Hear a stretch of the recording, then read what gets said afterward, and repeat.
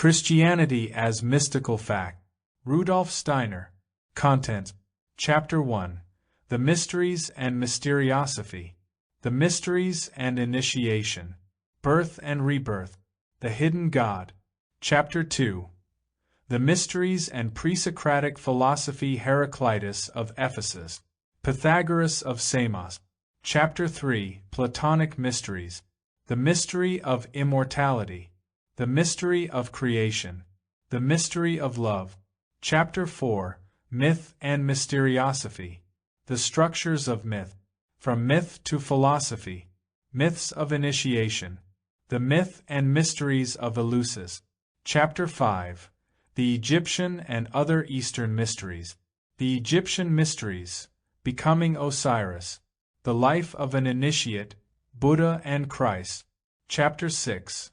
The Evidence of the Gospels. Parables and Signs. The Mysteries and the Jews. Jesus and the Preaching of the Kingdom. Chapter 7. The Miracle of Lazarus. Chapter 8. The Apocalypse of John. The Seven Letters. The Son of Man. The Book with Seven Seals. The Seven Trumpets. The Beast and the Abyss. The Mystery Temple. Chapter 9. Jesus in his historical setting. Chapter 10. The Essence of Christianity. From the Mysteries to Christianity.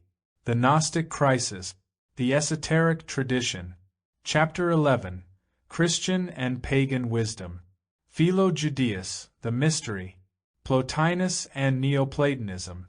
Mysticism and Fact. Chapter 12. Augustine and the Church. Chapter 1. The Mysteries and Mysteriosophy. The Mysteries and Initiation. It is as though a veil of secrecy is drawn over the way in which, in the civilizations of the ancient world, those who sought a deeper religious life and knowledge than could be found in the popular religions were able to satisfy their spiritual needs. An inquiry into how those needs were met leads us immediately into the obscurity of the secret cult. The individual seeker disappears there for the moment from our view. We see that the public forms of religion cannot give what the seeker's heart desires. He or she acknowledges the gods, but knows that the customary ideas about the gods do not resolve the great enigmas of life, and seeks a wisdom that is carefully guarded by a community of priest-sages. The struggling soul seeks a refuge in their community. If the sages find one who is ready, they will lead that individual stage by stage, in a manner concealed from the outsider's gaze, to a higher insight. But the process is not disclosed to the uninitiated. Such a seeker seems to be entirely removed for a time from earthly life, transported to some hidden world. Standing once more in the light of day, the seeker is utterly changed. We see one for whom no words can be sublime enough to express the meaning of what has been experienced. It seems that not just symbolically but in some existential sense, he or she has passed through death and awakened to a new and higher life. And there is a conviction that no one who has not undergone a similar experience can understand what such a one has to say. Such was the case of those who, in the mysteries, were initiated into the content of that secret wisdom which was withheld from the people, and which illuminated the profounder questions of life. Alongside the public religion, there existed a secret religion of the elect. Its historical beginnings are lost to sight in the obscurity of the beginnings of civilization. It is encountered everywhere among the peoples of antiquity so far discovered, and their sages spoke of the mysteries with the greatest reverence. What was it they concealed, and what were the secrets they laid bare to the initiated? The enigma is intensified still further by what we know of the dangers which are repeatedly asserted by ancient sources to be characteristic of the mysteries. The path conducting to the secret truths of life lay through a world of terrors. Woe to anyone unworthy to attain them! No transgression could be greater than the betrayal of the mysteries to the uninitiated. The betrayer would be punished not just with the confiscation of property but with death. We know that the poet Aeschylus was accused of representing certain contents of the mysteries on the stage. He escaped death only by taking refuge at the altar of Dionysus and legally proving that he was not an initiate. The ancient testimonies to the mysteries are at once revealing yet full of ambiguity. The initiates were convinced that to tell what they knew would be sinful, and indeed that it would be sinful for the uninitiated to hear it. Plutarch mentions the terror of the initiate, and compares his position to a preparation for death. A special mode of life was one of the requirements for a subsequent initiation. The senses were to be brought under the control of the spirit. Fasting, isolation, ordeals, and certain meditative techniques were employed to that end. The stable realities of ordinary life were to lose all their value, and the whole orientation of perception and feeling to be completely altered. The implication of such exercises and ordeals cannot be in doubt. The wisdom to be presented to the initiate could work upon the psyche in the proper way only if one had already worked transformingly upon the world of the lower senses. The initiate was to be conducted into the life of the spirit, and behold a higher world order. Without the preparatory exercises and ordeals, he or she would be able to form no connection with that world, and on that connection everything depended. Real understanding here is possible only if we have an awareness of the subtle phenomena of living knowledge. It requires us to notice two quite different attitudes toward knowledge and its ultimate significance. In the first, reality is taken to mean our immediate environment. Processes there are registered by our senses of touch, hearing, and sight, and it is because we perceive them with our senses that we call them real. Our thinking about them uncovers them further and clarifies the relations between them. From this point of view, what rises up in answer from within the soul is not real in the same sense, being only thoughts and ideas. At best these are regarded as afterimages of perceptible reality. They have no validity of their own, since we can neither touch, see, nor hear them. But there is another way of relating to the world, incomprehensible though it must remain for those who cling to the reality we have just described. Comes to certain people at some moment in their lives, overturning their whole way of looking at the world. What they call real are the images that surface from the spiritual life of the psyche, and they ascribe a lesser degree of actuality to the sense impressions of hearing, touching, and seeing. They are aware that their assertions cannot be proved. All they can do is to tell of their new experiences, knowing that they are then in the position of someone with eyesight addressing the blind. If they nevertheless try to communicate their inner experiences, it is in the conviction that around them may be others who, though their spiritual eyes are yet unopened, may be able to understand through the very power of what they have to convey. For they have a faith in humanity and wish to open the eyes of others. They can only offer the fruits that their own spirit has gathered. As to whether the visions of the spiritual eye are understood by others, that depends upon the degree of their understanding. In the beginning there is resistance on the human side to seeing with the spiritual eye. Human beings have as yet nothing in their own nature that enables them to do so. The human being is at the outset a product of sense experiences, and the mind is as yet nothing more than the interpreter and judge of the senses. The senses would be poor instruments if they did not insist upon their own truth and credibility. An eye would be a bad eye if it did not impress upon us the unconditional reality of what it sees. That is right for the eye. Nor is it deprived of its due by the spiritual eye. It is only that the spiritual eye permits us to see the things of sense in a higher light. Nothing perceived by the physical eye is thereby denied, and yet a new glory radiates from what is seen, showing that the former perception was only of a lower reality. What is seen remains exactly the same as before, but now it is merged into something higher, into the spirit. The question then is how to realize and feel the truth of what is seen. Those who deny living response and feeling to everything except what the senses tell them will dismiss the higher vision as a fata morgana, mere fantasy. When such people try to grasp the spiritual images, they are left groping in the void, since they have feeling only for the outwardly perceptible. Spiritual images shrink from their touch. They remain mere ideas that pass through the mind.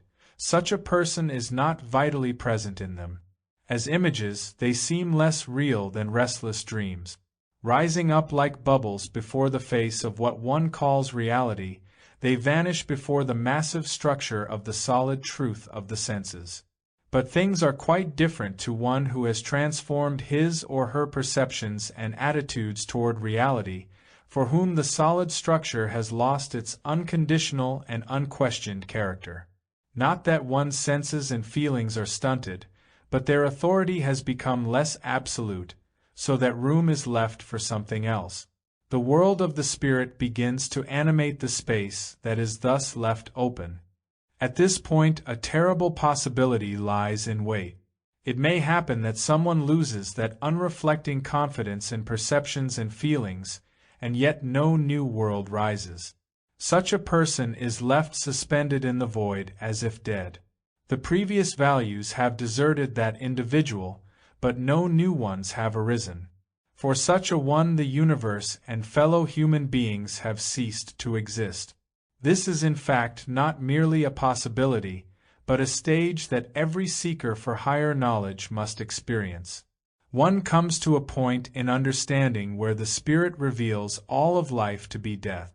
One is then no longer in the world, but under it in the underworld. One has descended into Hades. It will be well for such a person not to go under, and if a new world comes into being, either the seeker vanishes from sight or emerges once more, transfigured, and looks out upon a new sun and a new earth. Out of the fire of the Spirit the universe has been reborn. Birth and rebirth. In testimony of what happened to them in the mysteries, we have the accounts of the initiates themselves. Menippus relates how he traveled to Babylon in order to be taken to Hades and brought back again by the followers of Zoroaster.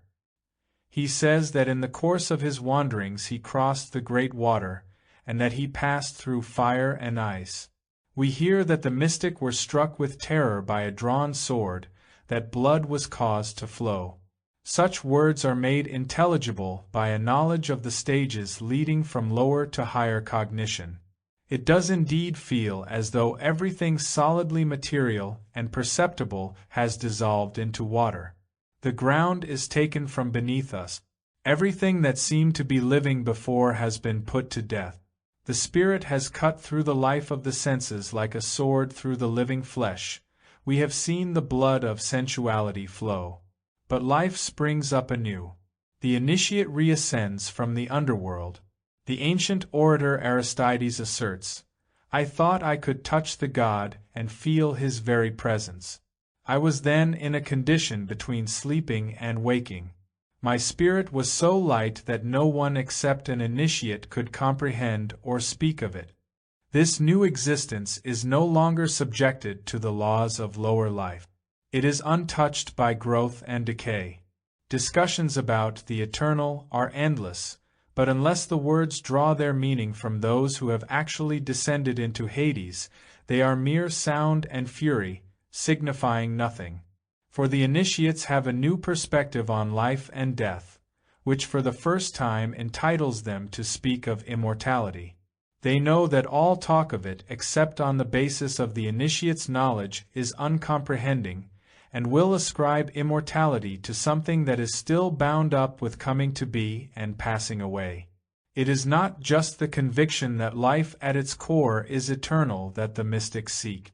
Such a conviction would be quite valueless from the standpoint of the mysteries.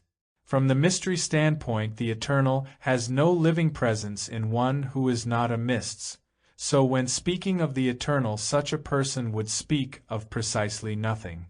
Rather, it is the eternal itself that the mystics seek to possess. They have first to awaken the eternal to existence within them, and then they can speak of it. Plato's hard saying is absolutely true for them, that the uninitiated sink into the mire, and only those who have passed through the mysteries enter into eternity. That is the meaning too of Sophocles' fragment. Thrice blessed when they come to the realm of shades who have seen these rites. They alone have life, for the rest there is only pain and toil. That is why to speak of the mysteries is at the same time to tell of dangers. For is not to lead someone to the door of the underworld to rob that person of happiness, of the very meaning of life? A terrible responsibility is incurred by such an act.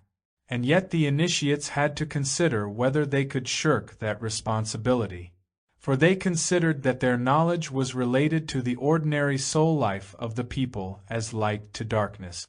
An innocent happiness is contained in that darkness, with which the mystic would not wantonly interfere. For indeed, what could be the result if the mystic betrayed their secret? Their words would have been just that, empty words. The experiences and emotions needed to evoke the shock of the spirit out of the words would have been lacking without the preparation, the exercises and ordeals, the total transformation of perceptual life. Lacking this, anyone who heard would be thrown into emptiness, nothingness, deprived of happiness but receiving nothing in return. In reality, of course, nothing could be taken away. After all, empty words have no power to alter our experience of life. Actual experience would still be limited to feeling, mediated by the senses.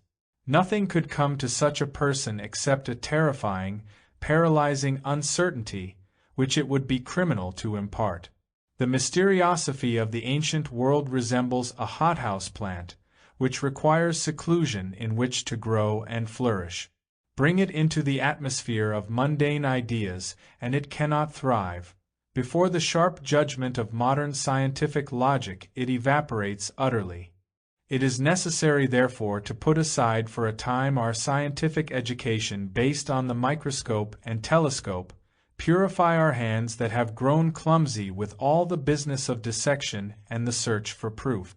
Then, free of all presuppositions, we may enter the pure temple of the mysteries. Of primary importance is the frame of mind in which the mystic approach what they consider to be the highest truth, the answer to all the riddles of life. Our own age is one that trusts only to hard physical facts as the source of knowledge, and finds it difficult that in the most exalted concerns we should be dependent upon a mood that makes of knowledge something personal and intimate. For the mysts it is such. Go and give someone the answer to the enigma of the world. Present the conclusion ready-made. The mysts would find that utterly hollow. A person must reach the answer in the right way, otherwise it will be nothing. Without the feeling which kindles the essential fire, it will mean little. A God comes to meet you, either it is everything or nothing. Nothing, if you make the encounter in the spirit of the humdrum tasks of life. Everything if you are duly prepared and attuned to the experience. As to what it may be in itself, that does not concern you. What matters is whether it leaves you as it found you or makes you a different human being. And that depends entirely on you. A training and development both intimate and intensive must have prepared the personality in order that the encounter with the God may kindle and release the powers within. What you receive in the encounter depends upon what you bring to meet it. Plutarch has described the intensive preparation and recounted the greeting addressed by the mist to the God when he approaches him. The God, as it were, addresses each of us as he enters with his "Know thyself," which is at least as good as "Hail." We answer the God in return with "Ei, thou art," rendering him that designation which is true and has no lie in it, and alone belongs to him and to no other, that of being. For we really have no part in real being. All mortal nature is in a middle state between becoming and passing away, and presents but an appearance, a faint, unstable image of itself. If you strain the intellect and wish to grasp this, it is as with water, compress it too much and force it violently into one space as it tries to flow through, and you destroy the enveloping substance. Even so, when the reason tries to follow too closely the clear truth about each particular thing in the world of phase and change, it is foiled and rests either on the becoming of that thing or on its passing away. It cannot apprehend anything that abides or really is. It is impossible to go into the same river twice, said Heraclitus. No more can you hold mortal being twice, so as to grasp it. So sharp and so swift is change, it scatters and brings together again, nay, not again, no, nor afterward. Even while it is being formed it fails, it approaches, and it is gone. Hence becoming never ends in being, for the process never leaves off, or is stayed. From seed it produces, in its constant changes, an embryo, then an infant, then a child. In due order a boy, a young man. Then a man, an elderly man, and an old man. It undoes former becomings and that age which has been to make those which come after. Yet we fear, how absurdly! A single death, we who have died so many deaths, and yet are dying. For it is not only that, as Heraclitus would say, death of fire is the birth of air, and death of air is the birth of water. The thing is much clearer in our own selves. The man in his strength is destroyed when the old man comes into being, the young man was destroyed for the man in his strength to be, so the boy for the young man, the babe for the boy. He of yesterday has died into him of today. He of today is dying into him of tomorrow. No one abides, no one is. We who come into being are many, while matter is driven around, and then glides away about some one appearance and a common mold. Else how is it, if we remain the same, that the things in which we find pleasure now are different from those of a former time? That we love, hate, admire, and censure different things? How is it that our look, our bodily form, our intellect are not the same as then? If a man does not change, these various conditions are unnatural. If he does change, he is not the same man. But if he is not the same man, he is not at all. His so-called being is simply change and new birth of man out of man. In our ignorance of what being is, sense falsely tells us that what appears is. Plutarch repeatedly characterizes himself as an initiate, and what he describes here is an absolute requirement for the life of the mists, the attainment of a wisdom in which the spirit sees through the delusions of the senses. In the flux of becoming lies everything which the senses take for real being, and that applies not only to the things round about, but to oneself. Before the spiritual gaze one's own being dissolves into unreality, one's inner unity is dissipated, and one becomes a play of transient appearances. Birth and death lose their distinctive meanings, and refer to moments of becoming and passing away that are like all the other events in nature. The highest cannot be found, however, in becoming and passing away, but only in the truly enduring that looks both back to the past and forward into the future. To gaze at once into the past and future is a stage of higher knowledge. It is the discovery of the spirit. The spirit lies behind the manifestations of the senses, but has nothing to do with becoming and passing away, which characterizes all appearances to the senses. Everyone who lives only in the world of the senses bears this spirit occultly, deep within. Everyone who has pierced through the illusion of the sense world bears the spirit within as a manifest truth. To attain insight is to unfold a new organ, an event comparable to a plant unfolding the color of its blossom out of its former green and leafy state. The ability to produce flowers was always there in the plant, but it was hidden, and became manifest only with the blooming of the flower. Even so, the divine spiritual forces lie hidden within sense-dominated human beings, and become manifest truth for the first time in the mist. That is the nature of the mystery transformation. Through inner development, the mystic bring to the world, as it formerly existed, something radically new. The world order known to the senses had formed them as natural human beings, and then abandoned them. Nature's role is then fulfilled, and her deployment of creative forces in humanity comes to an end. But the forces in humanity are not themselves exhausted. They lie as though spellbound in the natural human being and await their release. Unable to release themselves, they ebb away unless human beings take hold of them and transform them, unless they awaken to real existence their hidden potentiality. Nature brings forms from the rudimentary to the completed state in a long series of stages, from the inanimate, the variety of living forms, to physical humanity. Looking around them, human beings perceive themselves to be subject to change. But they detect also within their own being the powers that brought the natural human being into existence. These powers are not subject to the law of change. Rather, they are the source from which everything changeable has sprung. They are assigned to them that the human being is greater than can be known by means of the senses. These powers constitute as yet a nothing, a sheer possibility. Yet people are illuminated from within by the power that fashioned all things, including themselves. They also feel something urging them on to higher creative life. There lies within them something that pre-existed their natural being and will outlive it. It brought them into existence. Nevertheless, they can seize hold of it and share in its creative force. Such feelings pervaded the life of the ancient mystic as a result of their initiation.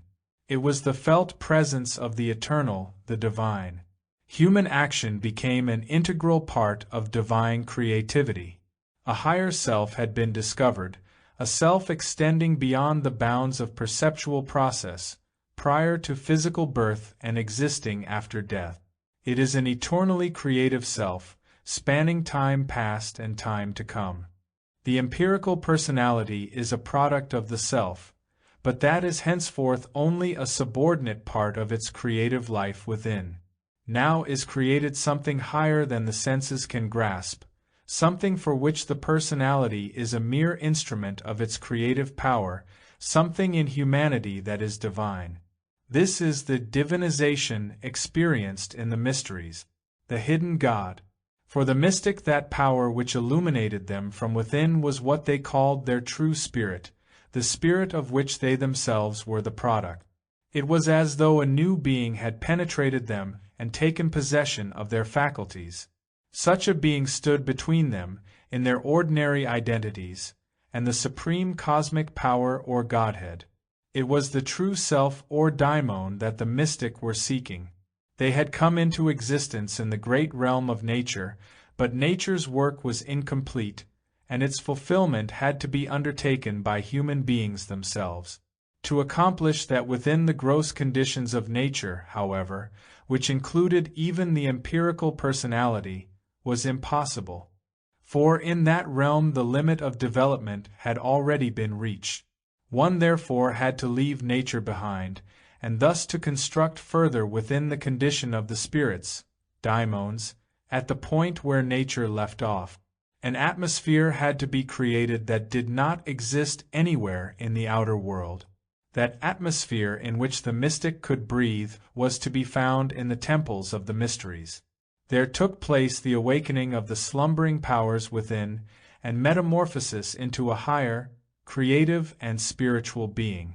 Their transformation was a delicate process, unfitted to the harsh light of common day. But if they stood the test, they became a rock founded on the eternal, defying all life's storms. They had simply to accept, however, that they could not communicate directly to others what they had been through on the way.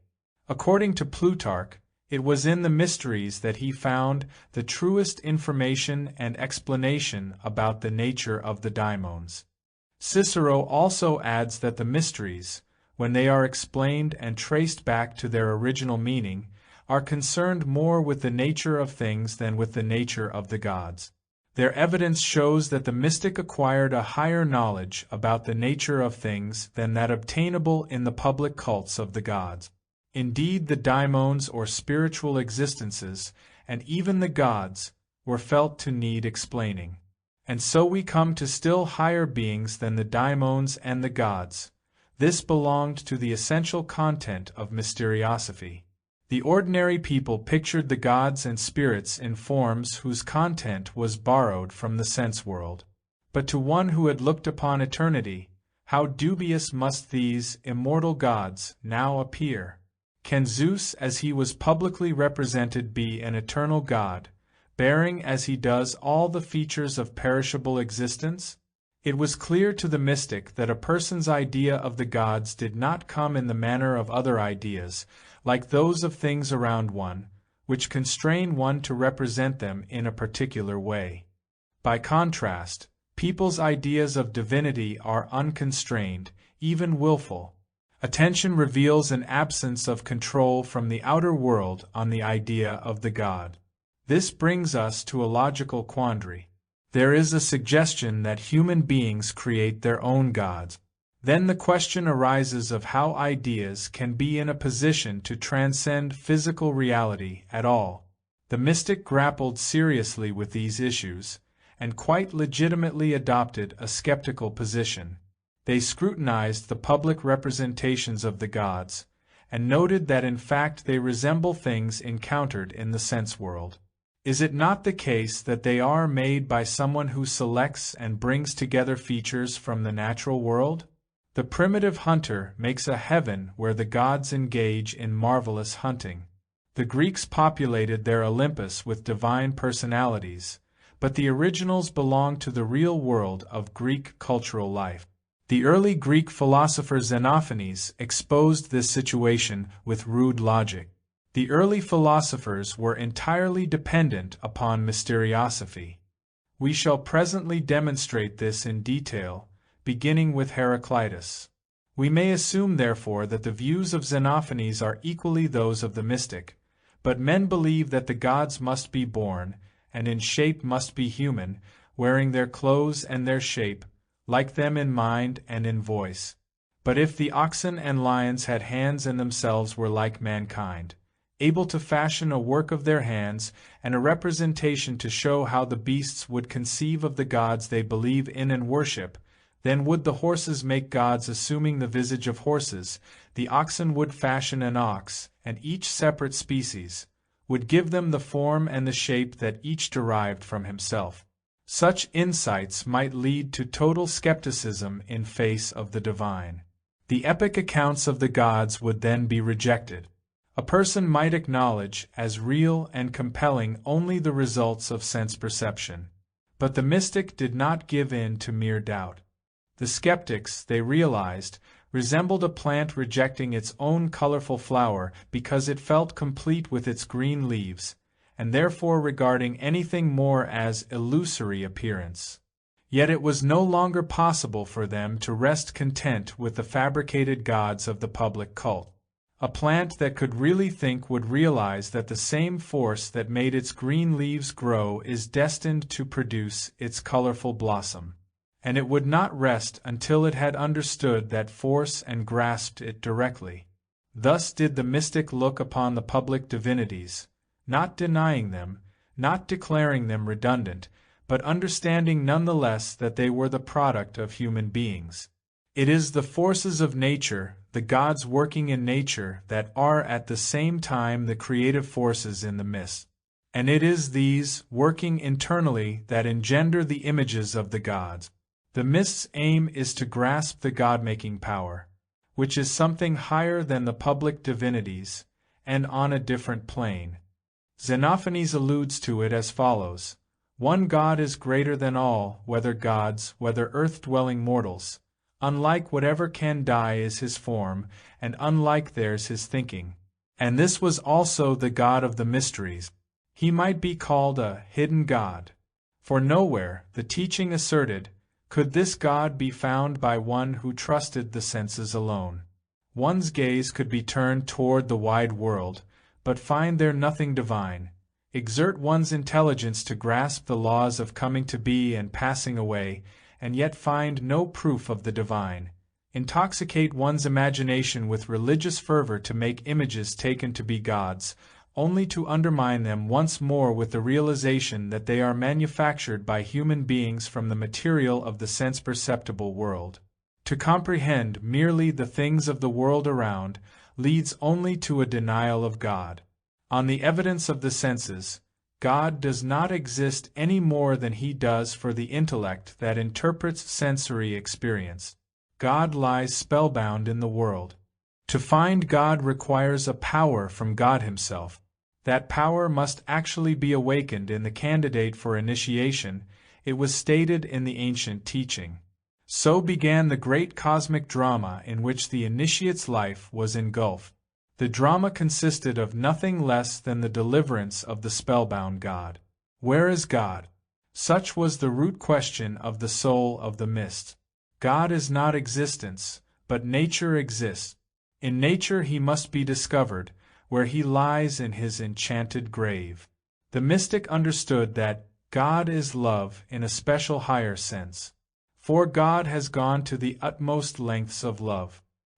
He has sacrificed himself in infinite love, poured himself out, dismembered himself into the manifold things of nature. They live, but he is not alive in them.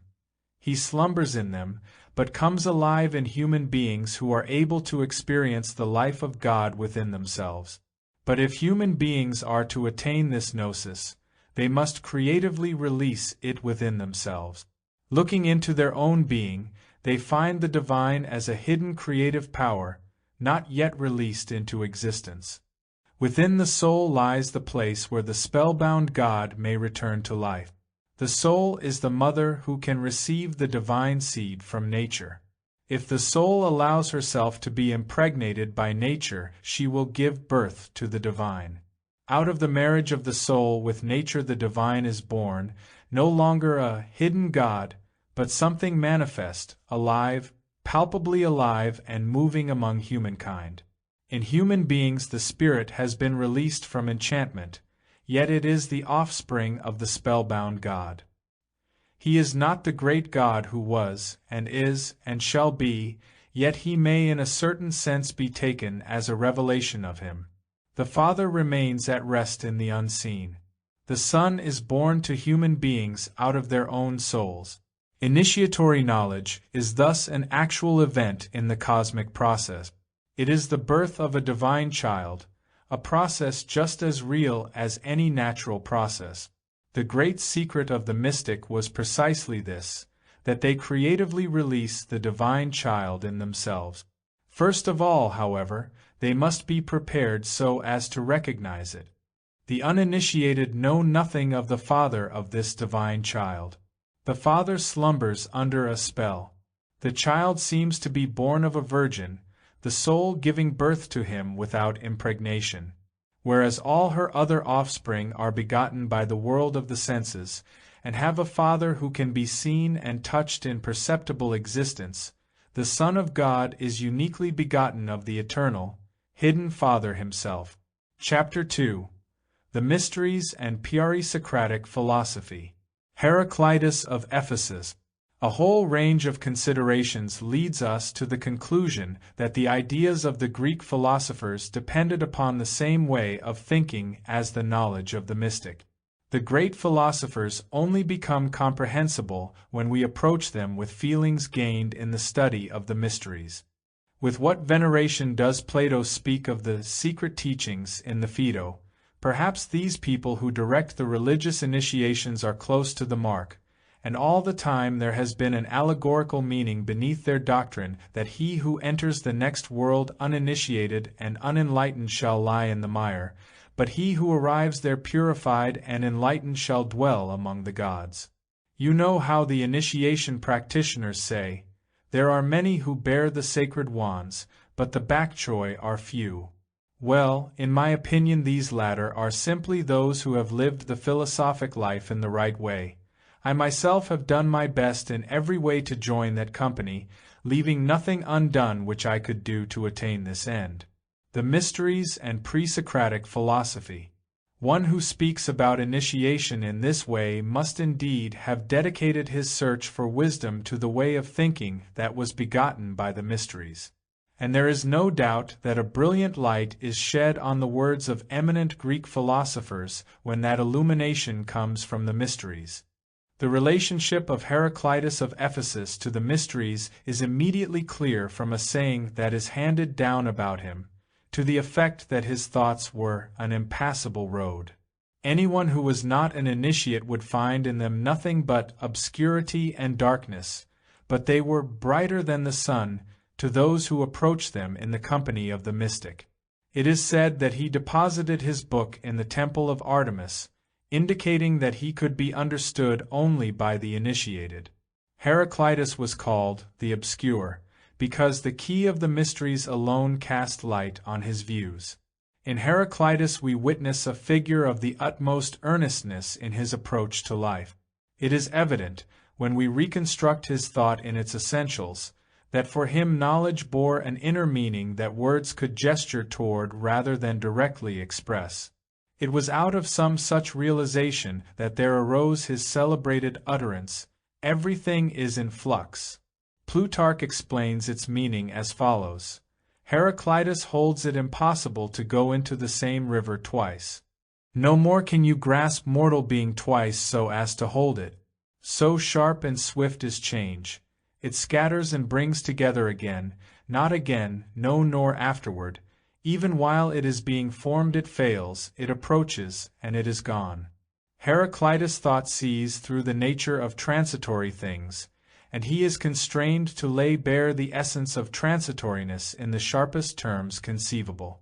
Such a characterization can only have come about because he was contrasting the transitory with the eternal. Nor could the characterization have been extended to include human beings unless Heraclitus had seen into their inner nature. Yet he does include humanity under this characterization. Life and death, waking and sleeping, youth and age are the same. This changes into that, and that into this. The saying connotes full cognition of the illusory nature of the lower personality. Still more radical is his saying, both life and death are to be found in our living and in our dying. What does this signify, if not that a preference for life over death shows that we are only judging from the standpoint of the transitory? Death is a passing away in order to make way for new life. The eternal lives in the new life, however, just as it did in the old. Whether in the passing life or in death, it is the same eternal reality. The knowledge of this enables people to face death or life with the same emotion. It is only when they have not been able to awaken the eternal within them that they attribute to life any special significance. The saying, "all is in flux," can be repeated 1,000 times, but it is vacuous unless it evokes this content of feeling. The acknowledgement of eternal becoming is worthless if it does not lift us above our attachment to transitoriness. Heraclitus indicates a renunciation of the sensual urge toward transitory enjoyments when he says, "How can we claim that in ordinary life we are? We know that from the vantage point of the eternal, we are yet we are not." Or according to another fragment, Hades and Dionysus are one. Dionysus, god of the joy of life, of sprouting and growing, celebrated in the Dionysiac festivals, is for Heraclitus the same as Hades, god of death and destruction. The right perspective on the deficiencies and excellences of existence is granted only to those who see death in life and life in death, and in both the eternal that transcends both life and death. The deficiencies then become justified, since in them too the eternal is present. What they are from the standpoint of the limited, lower life turns out to be mere illusion. What people want is not always what is best for them. It is illness that makes health sweet and good, hunger that makes food satisfying, toil that brings rest. The sea is the purest and impurest water. For fish it is drinkable and salutary, but for men it is undrinkable and harmful. The primary thrust of Heraclitus' thought here is not the perishability of earthly things, but rather the splendor and sublimity of the eternal. Heraclitus denounces Homer, Hesiod, and the learned men of his time. His aim was to demonstrate the dependence of their thought on transitory things. He wanted nothing to do with gods whose qualities derived from the perishable world. Nor could he exalt a form of knowledge that sought for laws in the flux of becoming and passing away. For him, there is something eternal that announces itself from the midst of the perishable. For this eternal he has a profound metaphor. The connectedness of things is a tension between opposites, just as in a bow or a lyre. How much lies concealed in this metaphor? Tension in one direction is exactly balanced by that in the other, resulting in a unity and harmonization of forces. There are high and low notes, yet their contradictions are resolved in the musical scale. Heraclitus' thought extends the analogy to the spiritual world. Immortals are mortal, mortals immortal, living the one's death, dying the other's life. The primal fault of human beings was to fix their thought on changeable things, and so become estranged from the eternal. Life became a danger to human beings, for all that happens to them comes from life. The sting of this danger is removed, however, once people cease to set an uncritical value on life. They regain their innocence. It is as though they abandon their serious attitude toward life and regain their childhood. The child plays with many things taken seriously by the adult. The Heraclitean thinker resembles the child. Serious issues lose their value when viewed from the eternal standpoint. Life seems like play. Eternity, says Heraclitus, is a child at play. It is the reign of a child. The beginning of error lies in taking too seriously a great deal that does not deserve it. God has poured himself out into the world of things. To treat things seriously, apart from God, is to make them into tombs of the divine. To disport ourselves with them like a child is to turn our serious intent toward rediscovering the underlying divinity, the God who sleeps spellbound in things. There is a burning process, a consuming fire, in the vision of the eternal when it acts upon our customary notions about the world. The Spirit dissolves thoughts that derive from the senses, evaporates them, as a destructive fire. It is in this higher sense that Heraclitus considers fire to be the first principle of all things. Of course, it is primarily a straightforward explanation of physical phenomena. But it is easy to misunderstand Heraclitus if we debate his concept of fire, asking whether he meant by it sense-perceptible fire or whether it was not rather a metaphor for that eternal spirit which dissolves and reconstitutes all things. For that is to misconstrue his thought. He meant both, yet neither of these things. For him, the spirit was vitally active in ordinary fire. The energy of physical fire works in a higher mode in the human soul, and in its crucible melts sense-perceptions down to draw forth from them the vision of the eternal. It is all too easy to misunderstand Heraclitus, for example when he makes war the father of things, but only of things, not of the eternal. If there were not contradictions in the world, if there were not the most diverse conflicting tendencies, there would indeed be no becoming, no transitory things. Yet diffused through this contradictoriness and revealing itself there is not war, but connectedness. For though there is war in all things, for that very reason the mind of the wise should flame up over things and bring them into connectedness. Here we come upon one of Heraclitus' great insight. It is from such a viewpoint that he develops his answer to the question of individual identity. For the human being is composed of the warring elements, into which the divinity is poured out. In that divided state human beings find themselves. In addition, they become aware of the spirit, the logos, which stems from the eternal. For such people, however, the spirit comes to birth out of the clash of the element. Indeed, it is the spirit that brings the elements into equilibrium. Thus, in human beings nature transcends herself. All things are one, and it is the same power that made conflict and opposition that now, in its wisdom, reconciles them once again. Humanity lives in an eternal duality, in the contradiction between the flux of time and eternity. Through the eternal logos human beings attain to individual existence, and must henceforward fashion their higher being. They live in a state of dependence, but also independence. They behold the logos, but they can only participate in it according to the proportion of the mixture that the eternal Logos brought about in their case.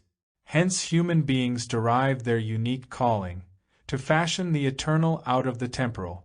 It is the Spirit, the Logos, that works in human beings, but it does so in a special way, out of the temporal. The uniqueness of the human soul consists in this.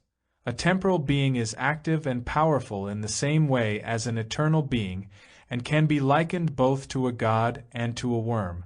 Human beings are placed between God and animal. The active, powerful component of them is their daimonic part. It is what reaches out beyond their own self. As Heraclitus strikingly puts it, a man's daimon is his destiny. Thus for Heraclitus something far more extensive than personality is to be found in humanity. Personality is the vehicle of the daimonic self, which is not limited by the bounds of individual existence, for which personal dying and being born have no significance. What has the daimonic self to do with the transient form of the personality? The personality is no more than a mode of appearance for the daimon. The one who attains this insight is able to look forward and backward, beyond the individual self.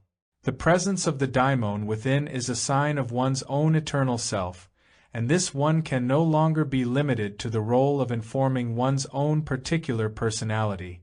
The personality as such is simply one mode of appearance for the daimon, which cannot in principle be confined to a single personal manifestation. It has the power to inhabit many personalities and may shift from personality to personality. The important idea of reincarnation arises self-evidently from the premises of Heraclitus' thought. Or rather, not just the idea but the experience of reincarnation. The idea merely goes before the experience. For when one becomes aware of the daimonic self within, one does not find something guiltless and simple. The daimon possesses particular characteristics. Where do they originate?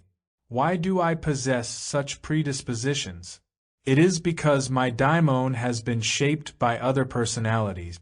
And unless I am to assume that the task I have to accomplish in the daimon is fulfilled with my own personality, I am preparing another, future personality. Thus there is something that intervenes between myself and the cosmic one and all, something that reaches out beyond myself, but which is not yet the Godhead as such. It is my daimon that occupies this intermediary position. Today is simply the outcome of yesterday, and likewise this life is the outcome of a previous one, and the foundation for the next. Earthly humanity looks back over numerous yesterdays and forward to many tomorrows, and the wise soul upon many former lives and lives to come. The ideas and abilities I developed in the past, I make use of now, and does not life show us that people rise over the horizon of existence already with the most varied capacities? Surely this diversity of gifts does not come from nowhere. Natural science currently congratulates itself on expelling from the domain of biology any notion of the miraculous. David Friedrich Strauss mentions it as one of the great achievements of the modern age that a whole living being is no longer regarded as springing into being out of nothing by an act of creation. Its wholeness and completeness is understood as a result of evolution from more primitive forms. The developed form of an ape no longer seems miraculous when we realize that it has arisen through the gradual modification of ancestral forms, going back originally to primeval fishes. Is it not reasonable to assume the same conditions of evolution for the spirit as we know to prevail in nature? Does a more highly developed spirit emerge from the same conditions as a primitive one, say Goethe and a Hottentot? It is no more possible for a fish to develop from the ancestors of an ape than for Goethe's spirit to issue from the same spiritual conditions as a savage. The spiritual ancestry is simply quite different. Spirit as well as a body are in a process of evolving. Goethe's spirit has more stages of development behind it than that of the savage. If we understand the idea of reincarnation in this evolutionary sense, it need no longer be pronounced unscientific. It is a matter of knowing how to interpret the content of the soul and of not leaping to the idea of the miraculous. I am able to write because I learned how to do so. No one is able to sit down, having never held a pen, and write. What then of those with the spark of genius? In some cases, talent seems to border on the miraculous. Even here, the spark of genius is something that has emerged, that has been learned. When it shows itself in a personality, we may call it something spiritual, with the proviso that we understand that this spiritual was also originally something learned, something acquired through former lives before it appears as a spontaneous ability in a later one. It was in this form alone that the concept of everlasting life hovered before the inner eye of Heraclitus and the early Greek philosophers. They never spoke of the survival of the empirical personality. Take, for example, the poem of Empedocles where he speaks of those who appeal to a miraculous creation. Childish and ignorant they do not reach far with their thinking who suppose that what has not existed can ever come into being, or that something may die away and wholly vanish forever. It never can happen that being should arise from what never existed, impossible also that being should ever fade into nothing. For wherever being is shifted, it still will continue to be. Never will any believe who are wise and interpret their thinking that only as long as they live what is called by the name here of living do men continue existing, receiving their joys and their sorrows, or that before they were born or when they are dead they are nothing. In the case of Empedocles, no question concerning the existence of an eternal part in human nature is raised, but only the question concerning its nature and how it can be cherished and cultivated. It is assumed from the outset that humanity occupies a mediating position between the earthly and the divine. Empedocles' thought knows nothing of a God outside and transcending the world. Divinity lives in human beings, though in a human way. It is the force in them which makes them strive to become more and more divine.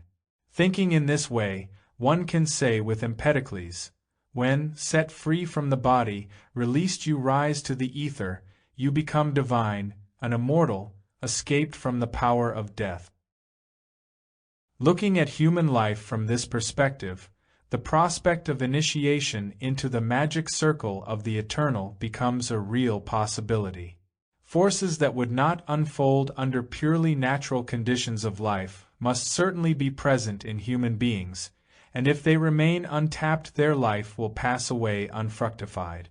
It was the role of the mysteries, as it was the task set for themselves by the Greek philosophers, to release those forces and thereby to make humanity akin to the divine. Thus we can understand Plato's assertion that those who enter the next world uninitiated and unenlightened shall lie in the mire, but those who arrive there purified and enlightened shall dwell among the gods. There is a concept of immortality here whose meaning lies within the cosmic order. Everything whereby one strives to rouse the eternal to life within oneself is done to increase the existential value of the world, and emphatically not to turn oneself into an inessential onlooker at things, one who merely images in cognitive life an objective order that is wholly independent of the mind.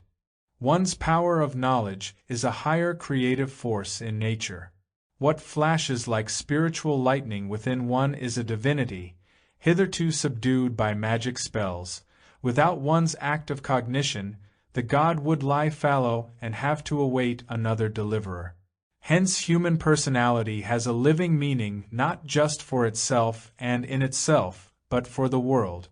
From the mystery point of view, life far transcends the limits of individual existence, making intelligible that glimpse of the eternal conveyed by the verses of Pindar. Blessed is he who has seen these things, and then is laid in the hollow earth. He knows life's end. He knows the beginning ordained by Zeus.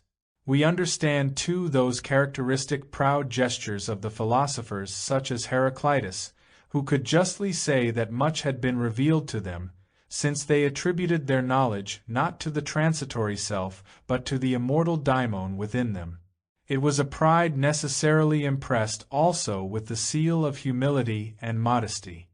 That is shown by the words, "All knowledge of transitory things is as changeable as those things themselves." For Heraclitus, eternity is a game. It could be called the most serious matter, were it not that the word serious has been worn out by its application to mundane experiences. Eternal play gives us a freedom from anxieties in life, which human beings could not have if they took transitory conditions seriously. Pythagoras of Samos. On the ground of the mysteries there also came into being an understanding of the world that was nevertheless different from that of Heraclitus. It sprang up in the communities founded in southern Italy by Pythagoras, 6th century BC.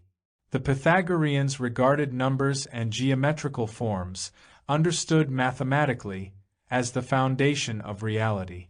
Aristotle says of the Pythagoreans, "The so-called Pythagoreans led the field in mathematics, and their studies convinced them that the principles of that science were of universal application.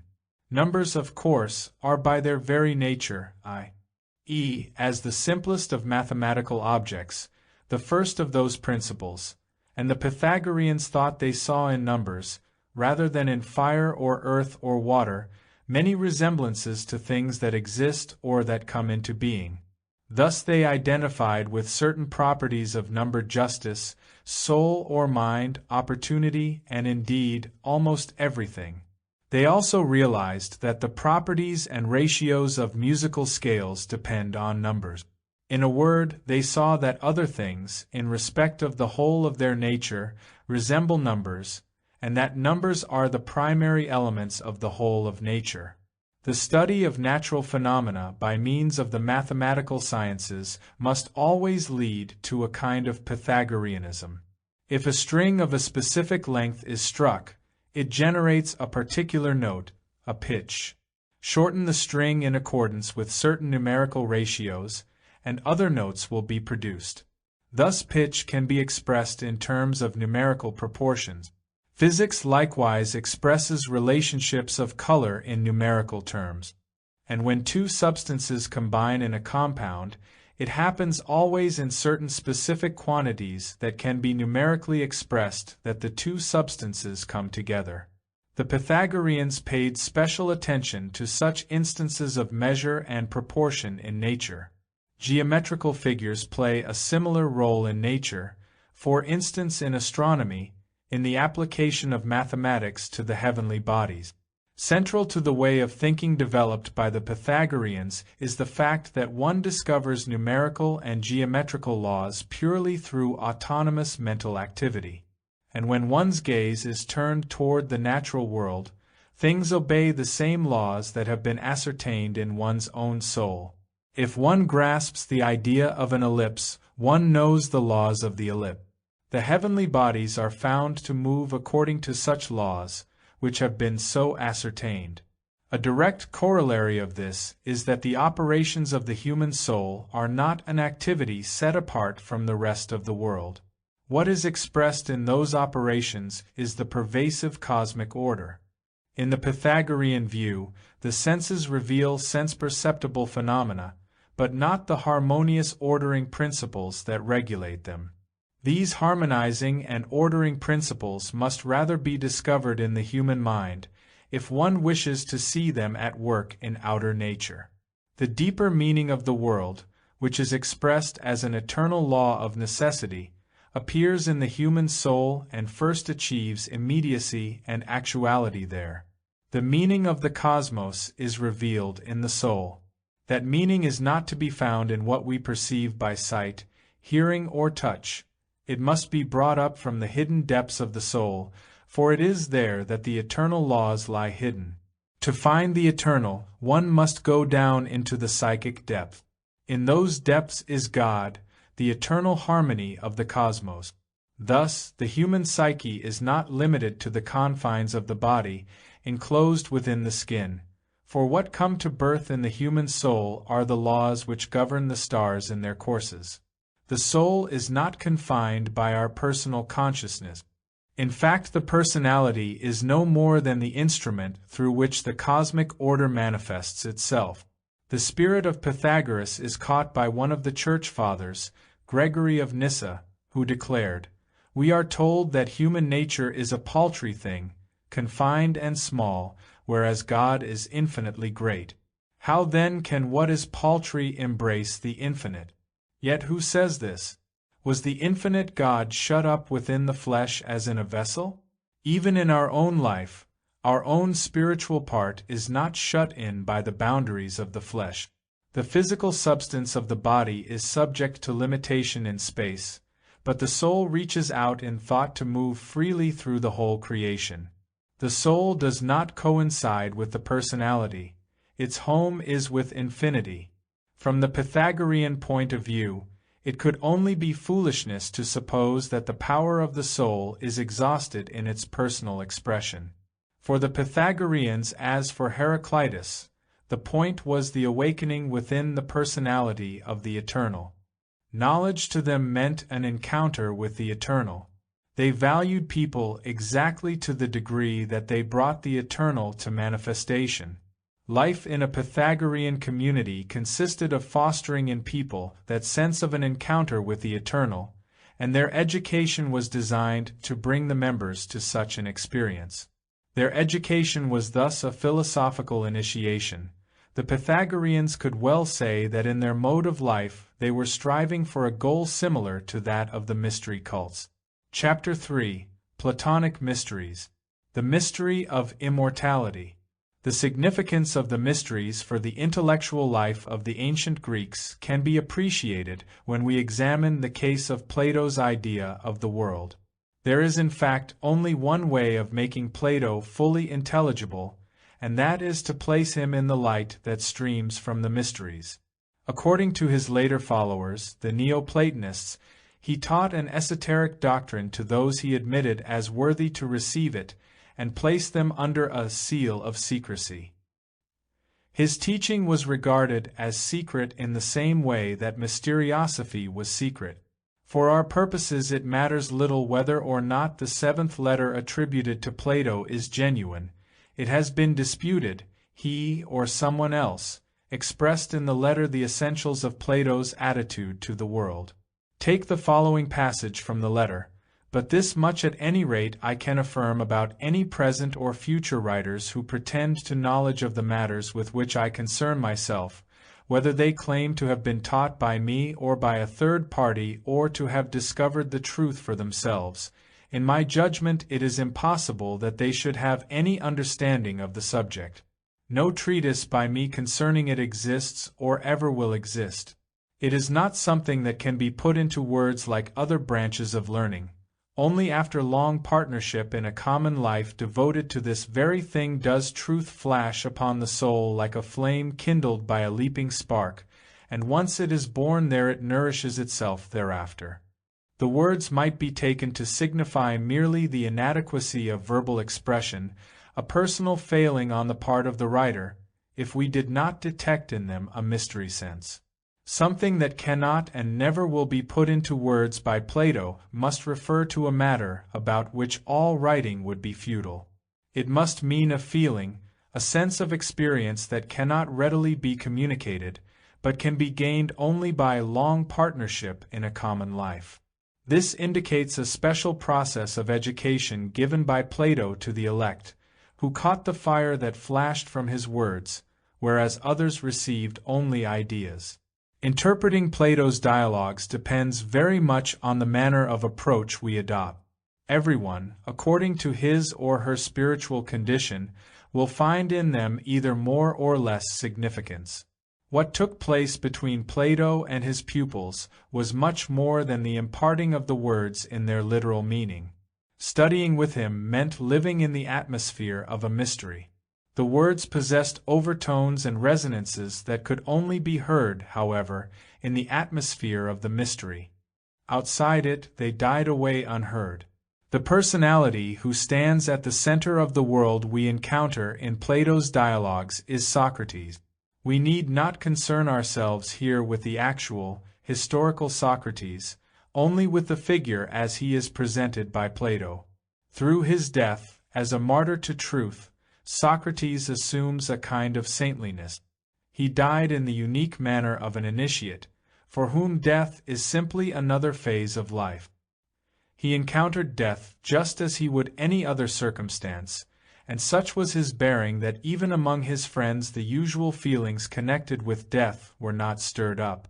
In the dialogue on the immortality of the soul, Phaedo says, "My own feelings at the time were quite extraordinary. It never occurred to me to feel sorry for him, as you might have expected me to feel at the deathbed of a very dear friend. The master seemed quite happy, Echecrates, both in his manner and in what he said. He met his death so fearlessly and nobly. I could not help feeling that even on his way to the other world he would be under the providence of God, and that when he arrived there all would be well with him, if it ever has been so with anybody. So I felt no sorrow at all, as you might have expected on such a solemn occasion. At the same time I felt no pleasure at being occupied in our usual philosophical discussions. That was the form our conversation took. I felt an absolutely incomprehensible emotion, a sort of curious blend of pleasure and pain combined, as my mind took it in that in a little while my friend was going to die." Platonic Mysteries. The dying Socrates discourses to his pupils on the theme of immortality. As one who has realized the worthlessness of life, he furnishes a kind of proof utterly distinct from any logical, rational arguments. It seems as if it were not a man speaking, the man who is passing away, but eternal truth itself which had taken up its abode in a transitory personality. The atmosphere where truth can resound seems to be found where temporal reality dissolves into nothingness. We hear nothing in the way of logical proofs of immortality. The entire discourse is designed to conduct his friends to a vision of the eternal. At that point they will require no proofs. What would be the point of proving that a rose is red to someone who can see it? What would be the point of proving the eternity of spirit to one whose eyes are open to the spirit? Socrates directs our attention to concrete events, actual experiences, above all to the experience of wisdom, and the fundamental quality of the struggle for wisdom, the struggle to free oneself from the superficial impressions of the senses, and to find the spirit within the world of the senses. Is that not in fact something equivalent to a kind of death? So at any rate thinks Socrates. Those who really apply themselves in the right way to philosophy are directly and of their own accord preparing themselves for dying and death, even if ordinary people seem not to realize it. If this is true, and they have actually been looking forward to death all their lives, it would of course be absurd to be troubled when the thing comes for which they have so long been preparing and looking forward.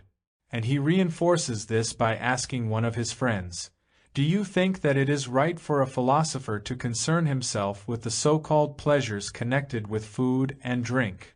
What about sexual pleasures? And what about the other attentions that we pay to our bodies? Do you think that a philosopher attaches any importance to them? I mean things like providing himself with smart clothes and shoes and other bodily ornaments. Do you think that he values them or despises them, insofar as there is no real necessity for him to go in for that sort of thing? Is it not your opinion in general that a man of this kind is not concerned with the body, but keeps his attention directed as much as he can away from it and toward the soul? In this, then, in despising the body and avoiding it, and endeavoring to become independent, the philosopher's soul is ahead of all the rest. In conclusion, says Socrates, the pursuit of wisdom has this much in common with dying, that it leads a person away from the body. But to what does it lead? To the spiritual. Socrates takes up the theme. Now take the acquisition of knowledge. Is the body a hindrance or not, if one takes it into partnership to share an investigation? What I mean is this. Is there any certainty in human sight and hearing, or is it true, as the poets are always dinning into our ears, that we neither hear nor see anything accurately. Then when is it that the soul attains to truth? When it tries to investigate anything with the help of the body, it is obviously led astray. Everything we perceive with the help of bodily organs is subject to generation and decay. That is the very reason we are deluded. It is only the deeper insight into things furnished by reason that enables us to participate in their timeless truth. Hence the senses do not show the eternal to us in its real form, and if we trust them uncritically they become delusive. They cease to be so when we confront them with the evidences of rational insight, and put their results to the test of insight derived from thought. Now, how would it be possible for reason to pass judgment on the things of sense if there were not within it something that transcended sense perception? If that is so, then, our faculty of distinguishing true things from false must be set in opposition to our bodily senses and is not subject to the conditions that bind them. In particular, it cannot be subject to the law of coming to be and passing away, for it contains in it the true, which has no yesterday or today, and unlike the things of sense cannot fluctuate from one day to another. The true must itself be eternal. And insofar as the philosopher turns away from the perishable objects of sense and turns toward the true, he or she enters the domain of the eternal. And if we immerse ourselves totally in the spirit, we are living totally in the true. The sense world is simply no longer there for us in its merely sensible form. Socrates says, "Don't you think that the person who is likely to succeed in this attempt most perfectly is the one who approaches each object, as far as possible, with the unaided intellect, without taking account of any sense of sight in his thinking, or dragging any other sense into his reckoning, the man who pursues truth by applying his pure and unadulterated thought to the pure and unadulterated object, cutting himself off as much as possible from his eyes and ears and virtually all the rest of his body, as an impediment which by its presence prevents the soul from attaining to truth and clear thinking." And a little later, "Is not what we call death a freeing and separation of soul from body? And the desire to free the soul is found chiefly, or rather only, in the true philosopher.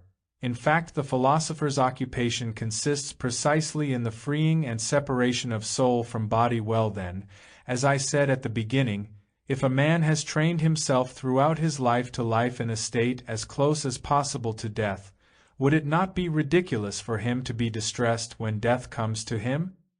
Then it is a fact, Simmias, that true philosophers make dying their profession, and that to them of all men, death is least alarming.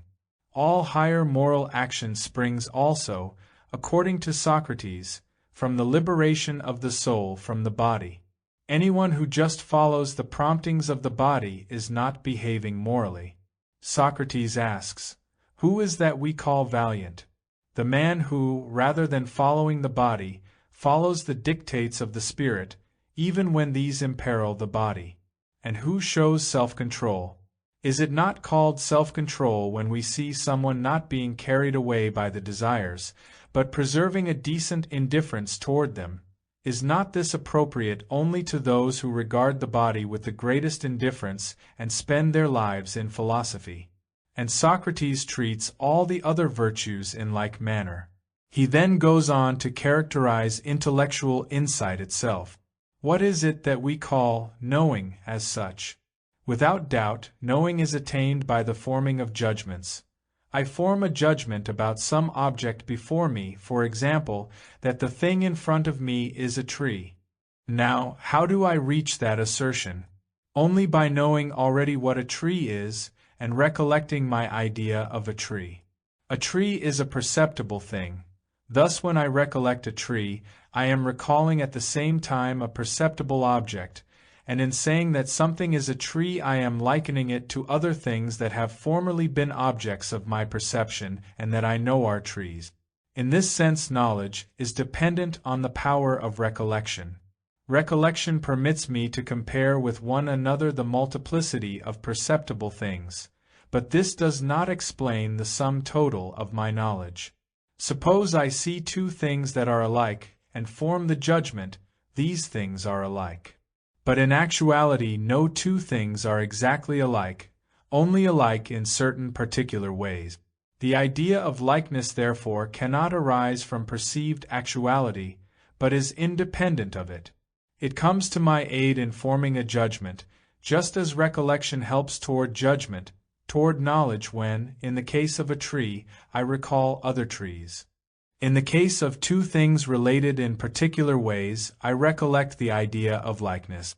Ideas thus come before me in the same way as recollections, but without being dependent on perceived actuality. All kinds of knowledge that are not derived from sense perception rely on such ideas. The field of mathematics consists entirely of such ideas. It would be a poor geometrician who could only deal mathematically with things one can see or touch. In this way we have thoughts that are not derived from transitory outer nature, but arise purely in a spiritual way.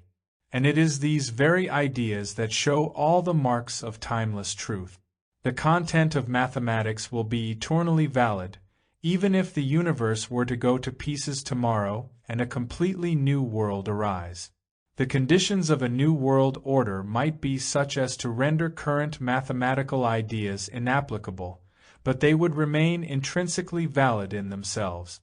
When the soul withdraws into itself, only then is it able to bring forth such eternal ideas. Therefore the soul is akin to the true, the eternal, not to the transitoriness and appearance of the sense world. Hence Socrates asserts, but when the soul investigates by itself, it passes into the realm of the pure and everlasting and immortal and changeless, and being of a kindred nature, when it is once independent and free from interference, consorts with it always and strays no longer, but remains in that realm of the absolute, constant and invariable, through contact with beings of the same nature. And this condition of the soul we call wisdom. Now, see whether this is our conclusion from all that we have said. The soul is most like that which is divine, immortal, intelligible, uniform, indissoluble, and ever self-consistent and invariable, whereas body is most like that which is human, mortal, multiform, unintelligible, dissoluble, and never self-consistent. Very well, if this is the soul's condition, then it departs at death to that place which is, like itself, invisible, divine, immortal, and wise, where, on its arrival, happiness awaits it, and release from uncertainty and folly, from fears and uncontrolled desires, and all other human evils, and where, as they say of the initiates in the mysteries, it really spends the rest of time with God. It is not the aim here to summarize all the ways in which Socrates leads his friends to the eternal, for the spirit of all of them is the same. All point to the difference between the path of the changeable impressions of the senses and that of the mind alone with itself. It is to the inherent character of the spiritual that Socrates points his hearers.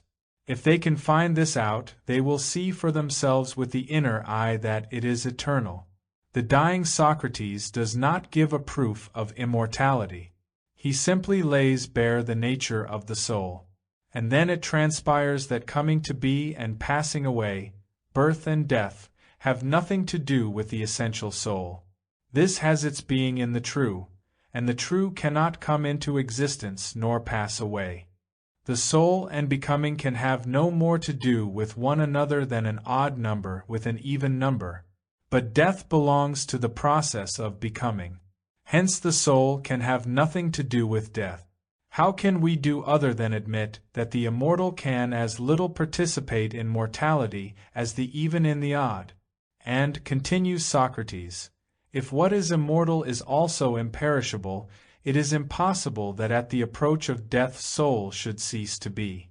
It follows from what we have already said that it cannot admit death, or be dead.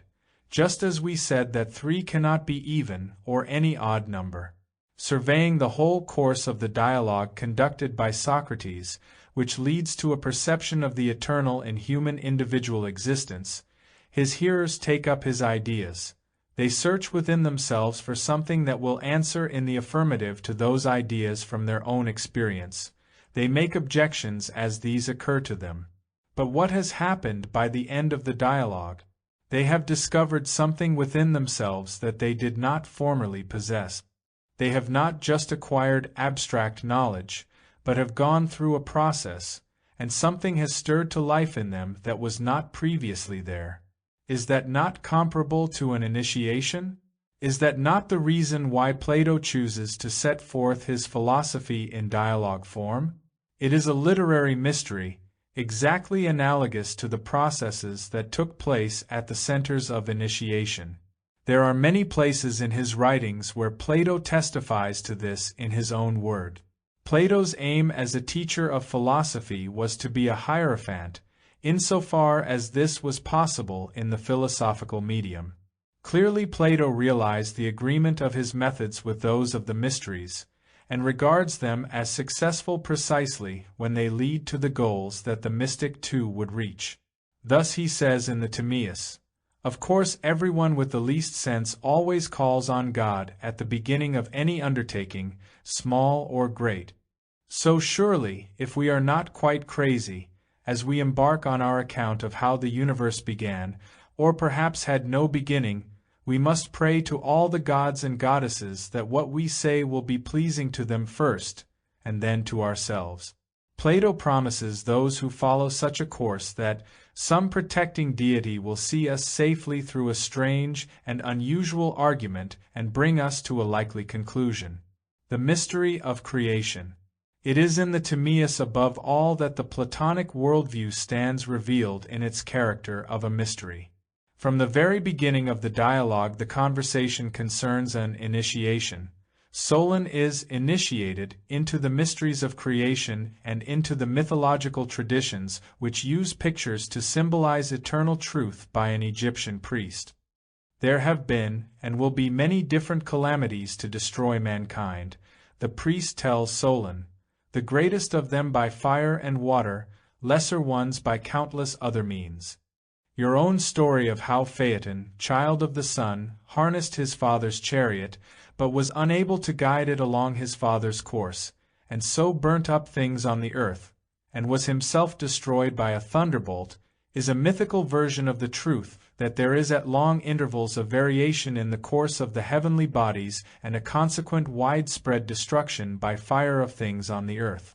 This passage in the Timaeus demonstrates the attitude of the initiates toward the well-known myth. They see through to the truth that is veiled behind their imagery.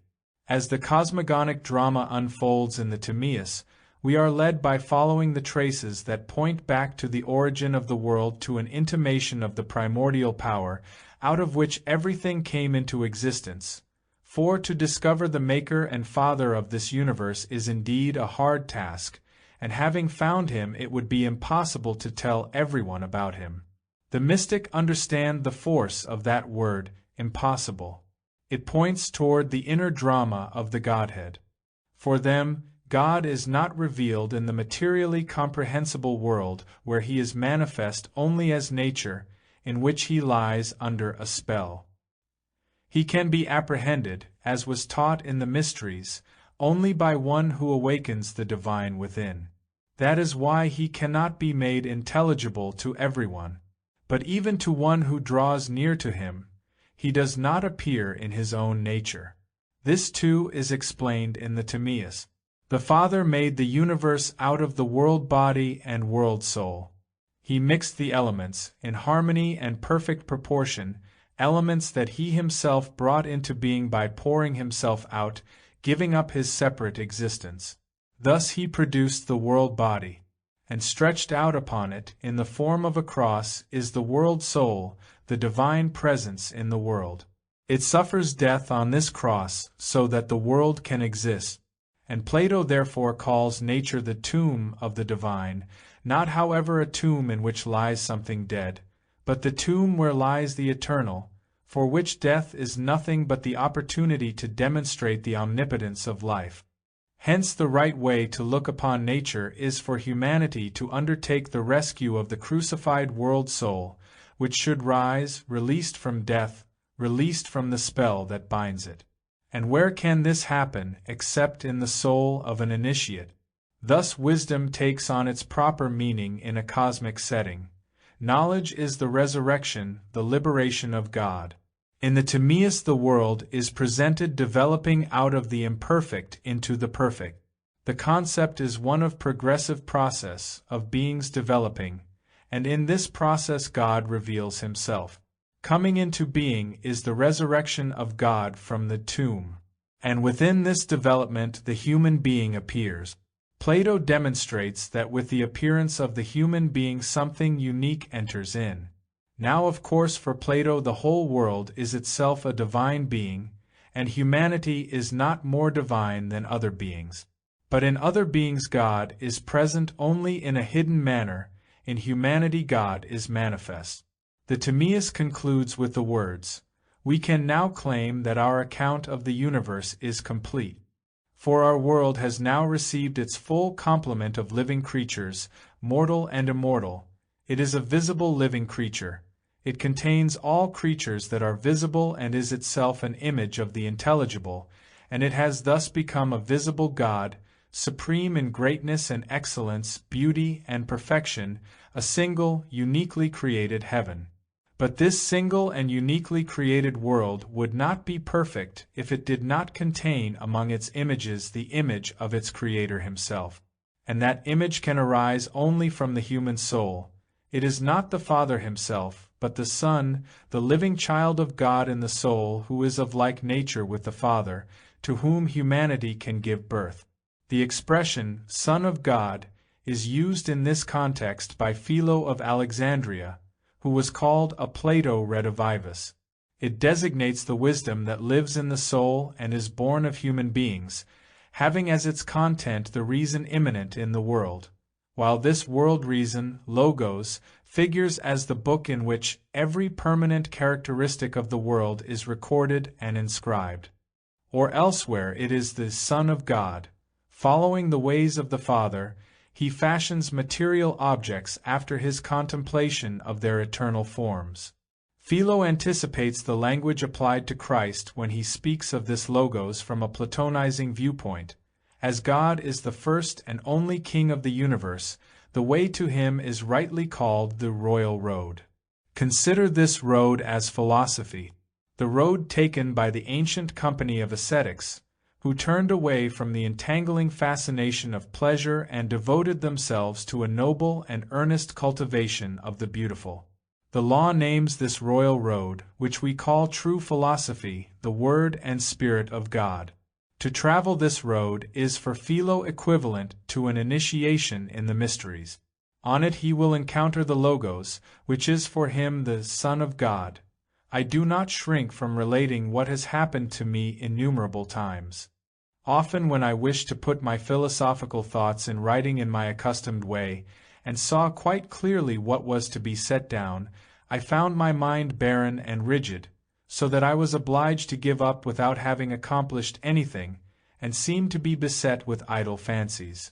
At the same time I marveled at the power of the reality of thought, with which it rests to open and close the womb of the human soul.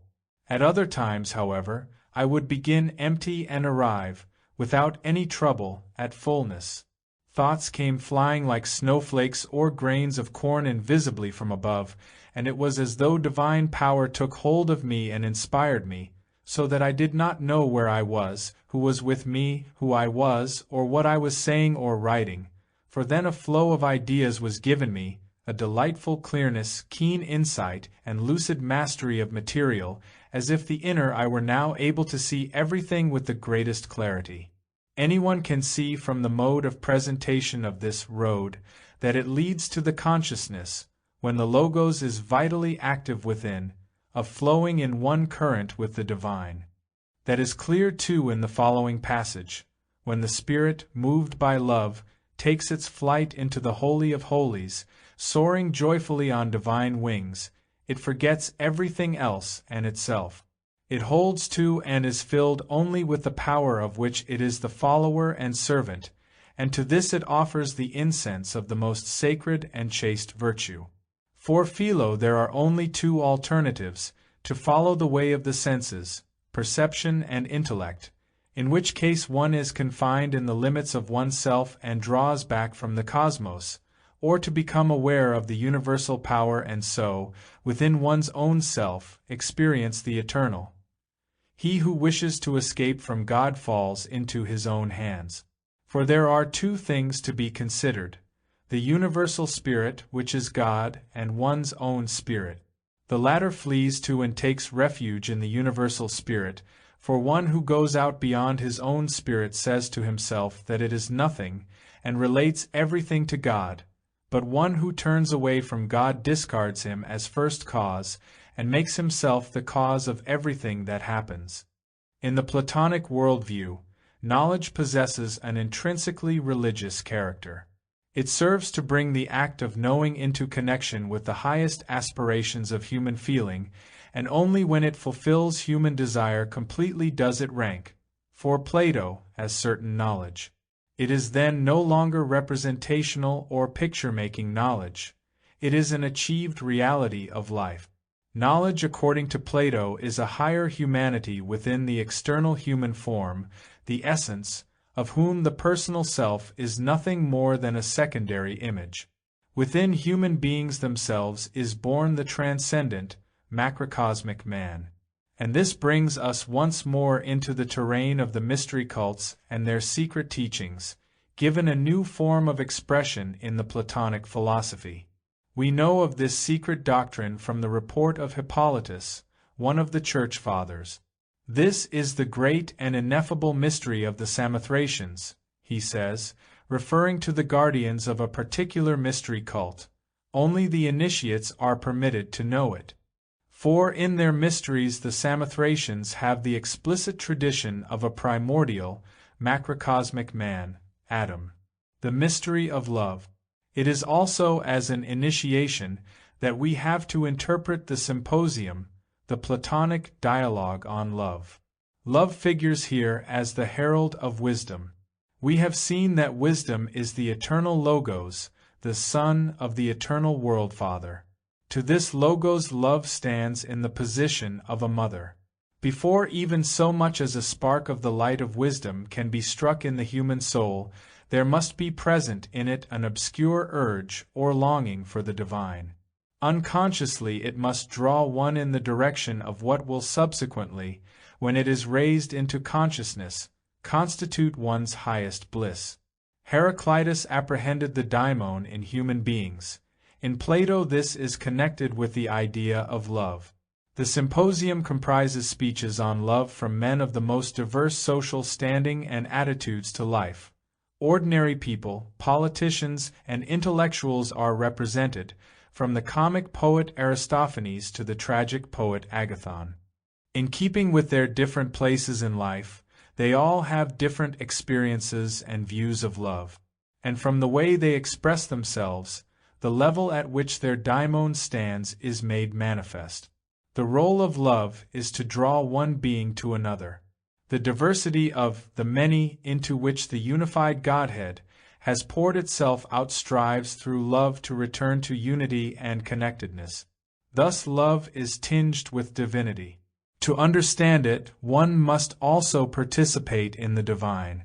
After people of several stages of maturity have expounded their notions of love, Socrates takes up the thread of the discourse and treats of love from the viewpoint of the knower. Love he denies to be a god, though it is something that leads humanity toward God. But love, eros, is not a divinity, for God is perfection and contains the idea of the beautiful and the good, whereas eros is only a longing for the beautiful and the good. It occupies an intermediate position between humanity and God. It is a daimon, a being whose nature stands between the earthly and the heavenly. It is a significant point that Socrates does not purport to give his own ideas on the subject of love, but only claims to recount what he received as a revelation from a woman. It is from the mantic art, divination, that he derives his conception of love. The priestess Diotima woke within Socrates the demonic power that will lead him to the world of the divine. It was she who initiated him, as we are told in a highly revealing passage of the Symposium. And now the question cannot be avoided. Who is this wise woman who woke the daimon in Socrates? She must certainly be more than a poetic fiction. No actual wise woman on the perceptible plane could have woken the daimon in his soul, however, since the power of awakening lies in the soul itself. It is in Socrates' own soul, in fact, that we must look for this wise woman. At the same time, there must be some reason why the one who raises the daimon in the soul into full reality should take on external, actual existence. It is because this power does not work as do the forces that are inherent in and native to the life of the soul itself. Evidently, it is the soul force that precedes the coming of wisdom that Socrates represents with the figure of a wise woman, the mother principle which gives birth to wisdom, the Son of God, the Logos. The woman stands for the power that is active unconsciously in the soul, that brings about the raising into consciousness of the divine element in humanity. The soul, which has not yet found wisdom, is the mother of that experience of divinization.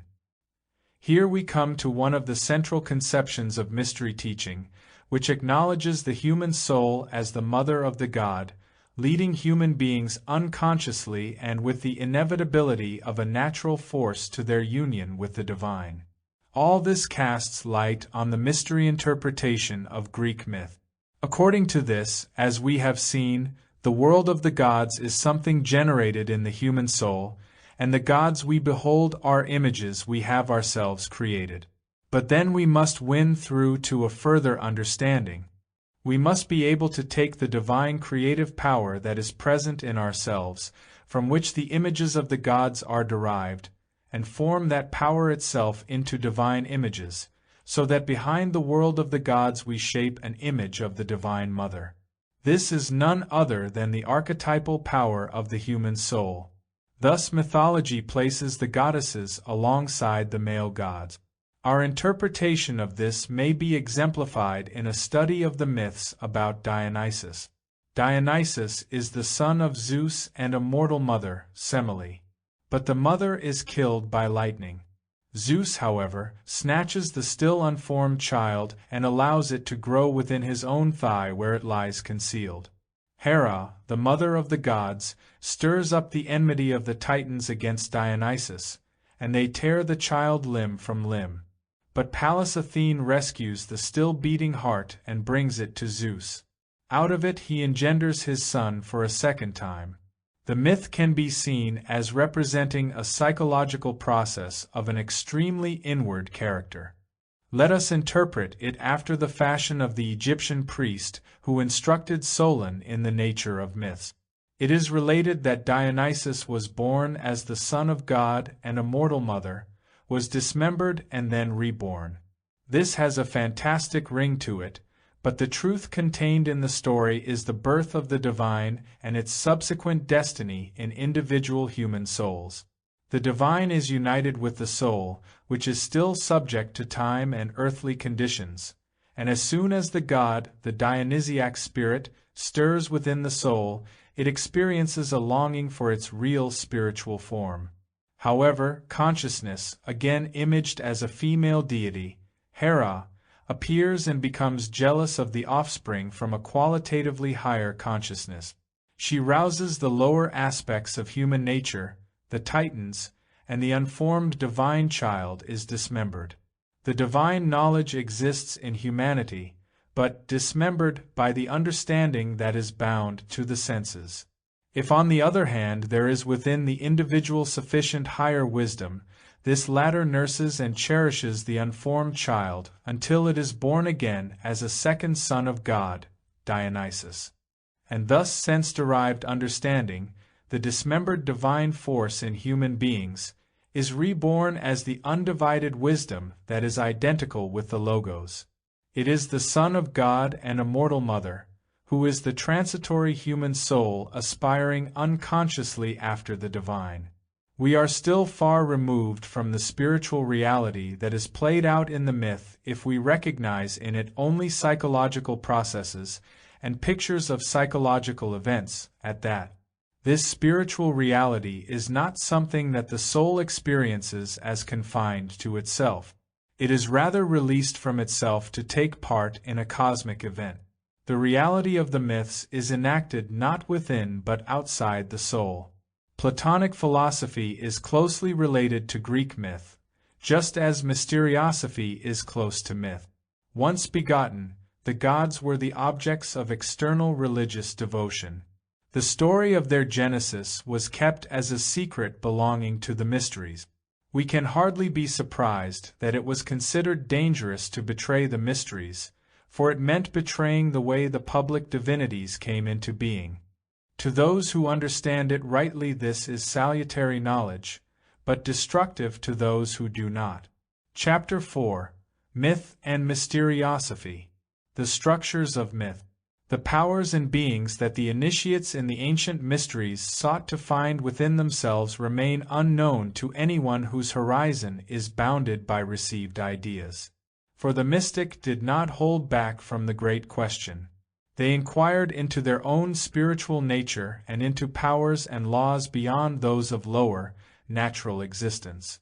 In our ordinary life of thought based on the senses and what may be inferred from them, we worship gods of our own making, or, when we find this out, are driven to disclaim them. The mystic, however, are aware of their god-making, and they understand the reasons why they do so. They have won through, as we should say, to the underlying laws that govern the process of making gods. It is rather as if a plant were suddenly to become aware of the laws that determine its own growth and development. Up to now it has developed in serene unconsciousness, but once it knows the laws of its own being, it necessarily changes fundamentally its whole relationship to itself. The poet's celebration of the plant world, the scientist's investigation of botanical principles would now come before it as a conscious ideal. Such is the case of the mystic in their own sphere with regard to the laws and the forces active within them. They have attained a gnosis and consciously create something divine, something beyond themselves. The initiates looked upon the well-known gods and myths, created by the people in an activity transcending the given world of nature, in the same way. They aspired to understand the laws governing the world of gods and myth. Where they found the figure of some divinity worshipped by the people, or a myth being told, they looked for a higher truth. Let us take an example. The Athenians had been forced by King Minos of Crete to deliver up to him every 8 years 7 boys and 7 maidens. These were thrown to the Minotaur, a horrible monster, to be devoured. When it came to the 3rd time for the mournful tribute to be paid, Theseus, the king's son, went with it to Crete. On his arrival in Crete, King Minos' daughter Ariadne came to his aid. The Minotaur was kept in the labyrinth, a maze from which no one who entered it could ever find the way out. Now Theseus wished to deliver his native city from such a shameful tribute, and so had to be cast into the labyrinth, as if to become the monster's prey, and then kill the Minotaur. This task he undertook, overcame the formidable enemy, and then regained the open air, for Ariadne had given him a ball of thread to help him. The mystic wanted to understand how the creative human mind came to invent such a story. They studied the creative spirit in order to understand it, rather as a botanist studies plants. They were looking for a truth, an implicit wisdom, in what the myth expressed in popular form. Sallust adopts the standpoint of the mysteries when he characterizes myth in such terms. The universe itself can be called a myth, since bodies and material objects are apparent in it, while souls and intellects are concealed. Furthermore, to wish to teach all men the truth about the gods causes the foolish to despise, because they cannot learn, and the good to be slothful, whereas to conceal the truth by myths prevents the former from despising philosophy and compels the latter to study it. The mystic were aware of adding something to the myth that did not exist in the consciousness of the ordinary people when they sought for its implicit truth. They placed themselves in the position of a scientist studying a plant. They were putting into words something totally foreign to the mythological consciousness, yet they looked upon it as the deeper truth, expressed in symbols through the myth. Thus we confront our own sensual nature as though it were a fierce monster. The fruits of our personal development fall as sacrifices to it, and it continues to devour us until the hero, the conqueror, Theseus, awakens in us. And it is through knowledge that we are able to slay the enemy, spinning the thread by means of which we find the way out of the labyrinth of our sensual nature. Human knowledge itself is the mystery expressed in this story of the conquering of sensuality. This is the secret known to the mystic. The mystery interpretation points to a psychological power in us. It is not a power of which we are normally aware. Nevertheless, it is active within us, generating the myth. And the myth has the same structure as the truth of the mysteries. It is in this way that the truth finds its symbol in the myth. What, then, do we find in myths? They are the expression of a creative spirit, of the unconscious activity of the soul. The soul's creative work is determined by specific laws. It must be active in a particular way if it is to create something with a meaning beyond itself. On the mythological level it works with images, but the way these images are structured follows psychological laws. Hence one could add that when the soul develops beyond the mythological stage of consciousness to deeper forms of truth, these nevertheless bear the imprint of the same power that generated the myths. The relationship between mythical imagery as a form of representation and higher, philosophical knowledge is thus stated by Plotinus from the standpoint of the Neoplatonic school, in connection with the guardians of priestly wisdom in Egypt, whether as a result of rigorous investigations or instinctively, in imparting their wisdom. The wise men of the Egyptians do not expound their teaching and precepts by means of written signs, which are imitations of voice and speech. Instead they draw pictures, and in their temple engravings they illustrate the thought that goes with each particular thing, so that every picture is an object which embodies knowledge and wisdom as a totality, without any analysis or discussion. Only afterwards is the content of the picture elicited verbally, and it is explained why it is so and not otherwise.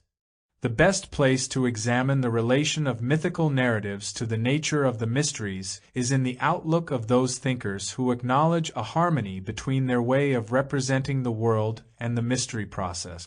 That harmony is most fully documented in the case of Plato.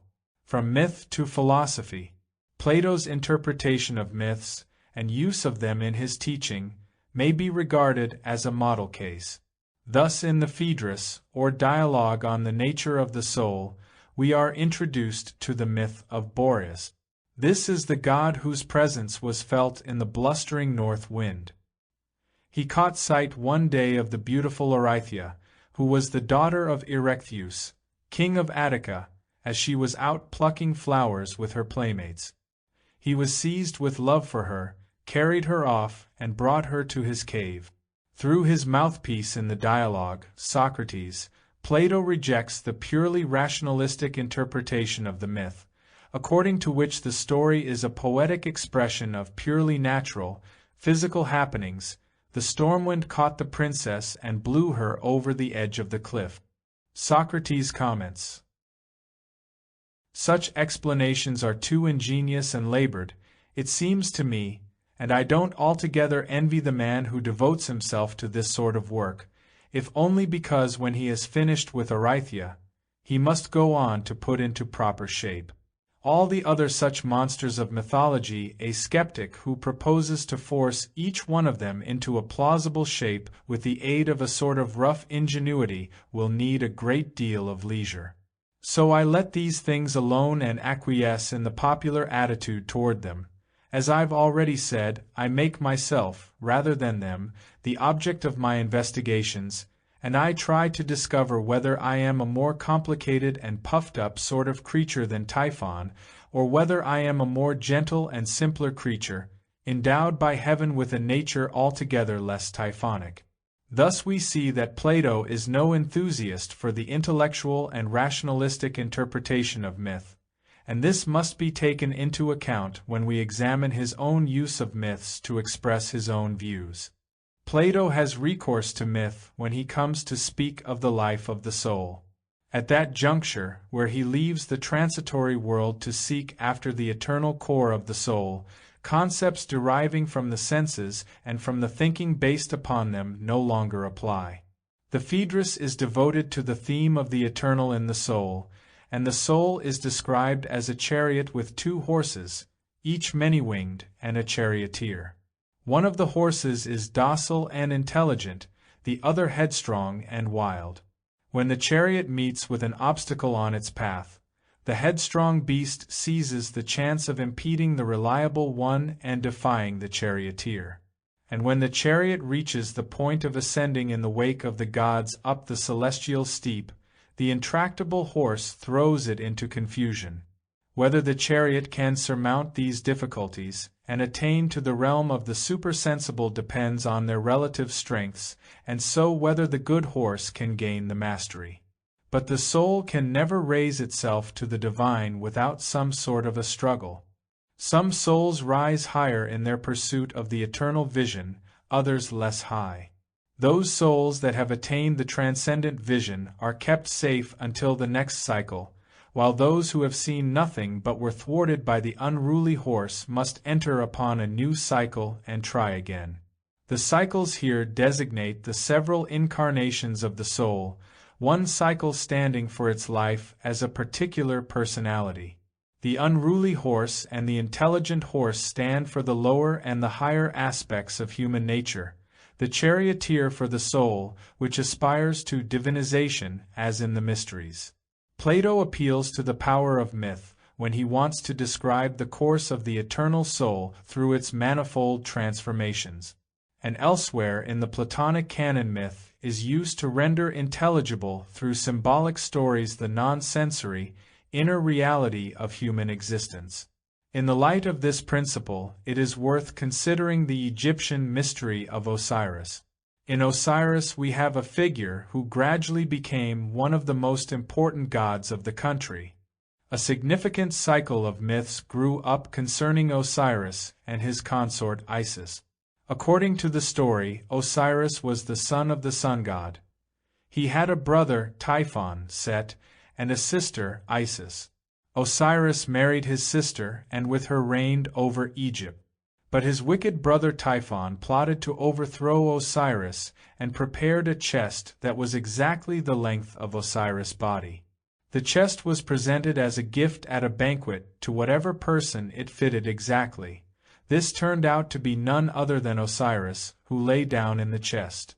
Immediately Typhon and his confederates seized upon Osiris, closed the chest, and threw it into the river. When Isis heard the terrible news, she wandered in despair searching for her husband's body. But when she found it, Typhon again managed to take possession of it. He tore it into 14 pieces, which were dispersed in different locations. Several tombs of Osiris were shown in Egypt. The limbs of the god were thus to be found scattered here and there in widely separated places. Osiris himself, however, came forth from the netherworld and vanquished Typhon. A ray from him fell upon Isis, who in consequence bore his son, Harpocrates, Horus. And now compare with the myth the worldview presented by the 5th century BC Greek philosopher Empedocles. He asserted that an original unity was torn apart into the 4 elements, fire, water, earth, and air, or into the multiplicity of existent beings. He posited 2 opposing powers, which bring about within the world of existing things the processes of becoming and passing away, namely love and strife. Empedocles says of the elements, "They remain forever the same, yet mingling each with the others become transformed into men and numberless creatures besides them. Now they are joined into one, love binding the many together, now they are scattered once more, dispersed through hatred and strife." From the Empedoclean standpoint, everything in the universe is simply the elements in different combinations. Things could only come into existence because the primal unity was torn apart into four natures, dispersed into the elements of the cosmos. Hence, if we encounter something, it is a constituent part of the scattered divinity. But the divinity is hidden in things as we see them. It had to perish in order for things to come into existence. For what are things but combinations of the members of God, organized into wholes by love and strife? In the words of Empedocles, see, for a clear demonstration, how the limbs of a man are constructed, all that the body possesses, in beauty and pride of existence, brought together by love, the elements forming a union. Then come hatred and strife, and fatally tear them asunder. Once more they wander alone, on the desolate confines of life. So is it with the bushes and trees and the water-inhabiting fishes, animals roaming the mountains, sea-birds borne by their wings. Empedocles clearly implies that the philosopher is one who rediscovers the divine original unity in things, hidden under a spell, whirled about by love and strife. But if we find the divinity who is hidden there, we must ourselves be divine beings. For Empedocles adheres to the view that like can only be known by like. These ideas about the nature of humanity and the cosmos transcend considerations of sense experience. They are ideas that the mystic found in their myth of Osiris. The god, the creative power, is poured out into the world. This appears in Empedocles' four element. God, Osiris, is slain. Human beings, with their knowledge, which is divine in nature, will restore him to life. We are to rediscover him in the form of Horus, son of God, Logos, wisdom, in the opposition between strife, Typhon, and love, Isis. In a Greek way, Empedocles expresses his basic ideas in terms that still have a mythical ring. His love is the goddess Aphrodite, his strife is Nikos, divine beings who bind and loose the elements. Myths of initiation. The style in which the content of myth has been described here should not be equated with a symbolic or allegorical approach to myth. Nothing of that kind is intended. The images that form the content of the myth are not invented symbols for abstract truth. They are actual experiences in the soul of the initiate. The initiates in the mysteries experienced these images with spiritual organs of perception, as ordinary people experienced the impressions of their eyes and ears. Just as such impressions are nothing in themselves but must be evoked in perception through contact with an external object, so are the mythological images nothing unless they are activated by spiritual facts. The difference is only that in sense perception a person is outside the objects, whereas the mythological images can only be a real experience when a person stands within the spiritual processes to which they correspond. And that means, as the ancient mystic knew, going through an initiation. The spiritual happenings that the initiate perceives are then given pictorial form by the images of the myth. It is impossible to understand the workings of myth unless we realize that it clothed in pictures actual spiritual experiences. The spiritual processes themselves are supersensible. The images, whose content is a reminiscence of the sense-perceptible world, are not themselves spiritual but only clothe the spiritual in pictures. To live merely in the images would be to dream. The spiritual experience is only accessible to those who are able to sense the reality behind the images, just as we sense the real rose through the impressions of our senses. This is the reason also why mythological images are never unambiguous. Their character as pictorial illustrations means that the same myths may give expression to a variety of spiritual events. Hence, it is not a contradiction when interpreters of myth relate a particular story now to one and now to another spiritual fact. From this point of view, we can follow a thread through the multiplicity of the Greek myth. To begin with, we may consider the saga of Heracles. A new light is thrown upon the 12 labors imposed on the hero, deepening their significance, when we notice that before the culminating, most difficult labor he has himself initiated in the mysteries of Eleusis. In the service of Eurystheus, king of Mycenae, he has to descend into the underworld and bring back with him the hellhound Cerberus. To enable him to descend into hell, Heracles has to be initiated. The role of the mysteries was to lead a person through the death of the perishable nature, that is, into the underworld. And through initiation, his eternal part was redeemed from the power of death. Thus it was that the mists overcame death, and it is as an initiate that Heracles overcomes the dangers of the underworld. The voyage of the Argonauts can be similarly interpreted. Phrixus and his sister Helle, children of a Boeotian king, suffered badly at the hands of their stepmother. The gods sent them a ram with a golden fleece, which carried them away through the air. As they flew over the strait between Europe and Asia, Helle fell in and was drowned, which gives the strait its name, Hellespont.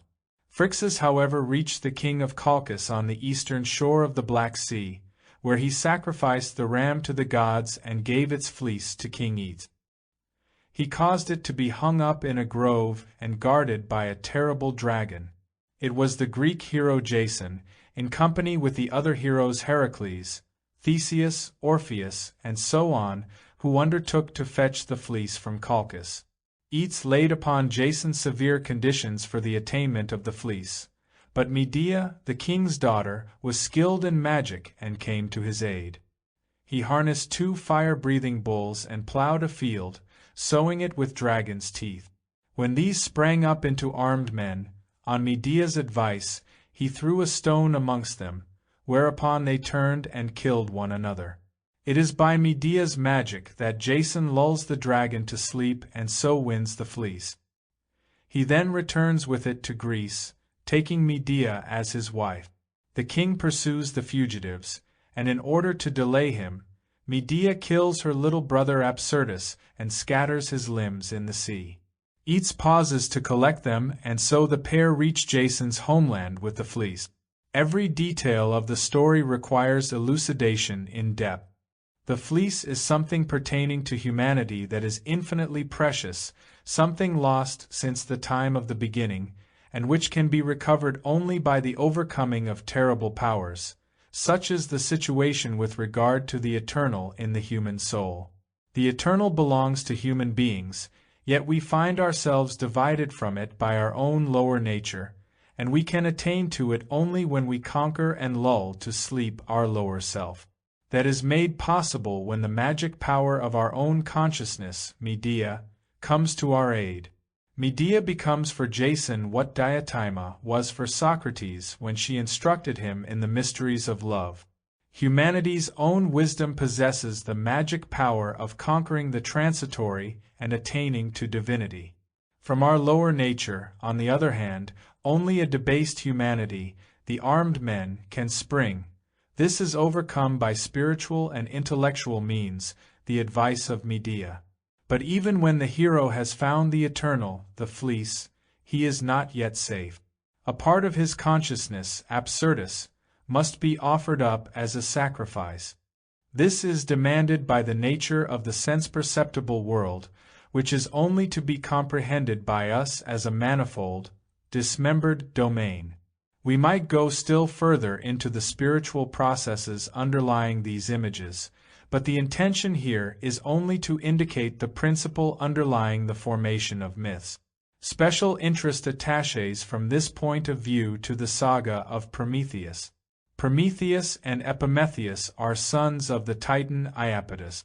The Titans are the children of the oldest generation of the gods, Uranus, heaven, and Gaia, earth.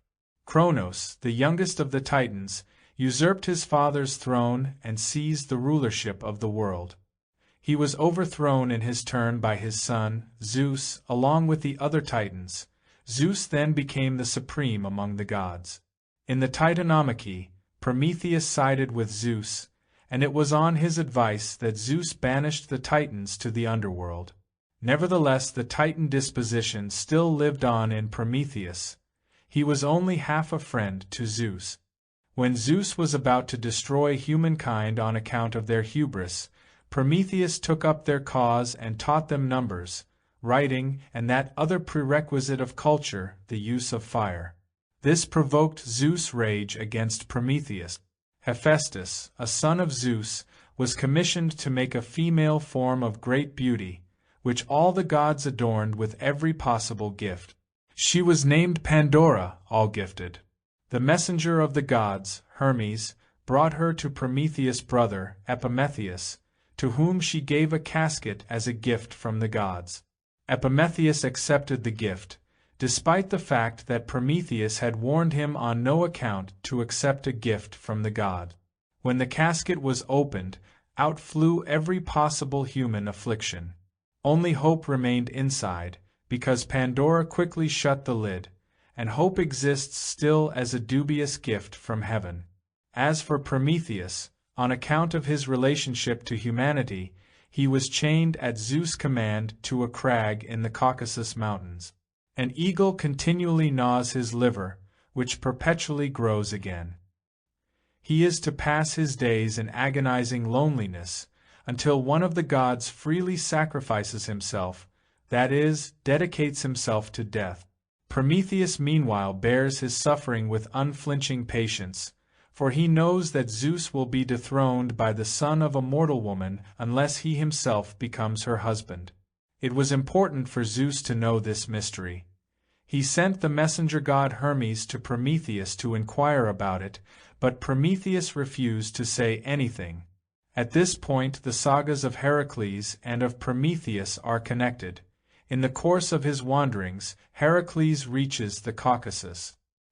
He slays the eagle that gnawed at Prometheus' liver, and the centaur Chiron, who cannot die, though he suffers from an incurable wound, sacrifices himself for Prometheus.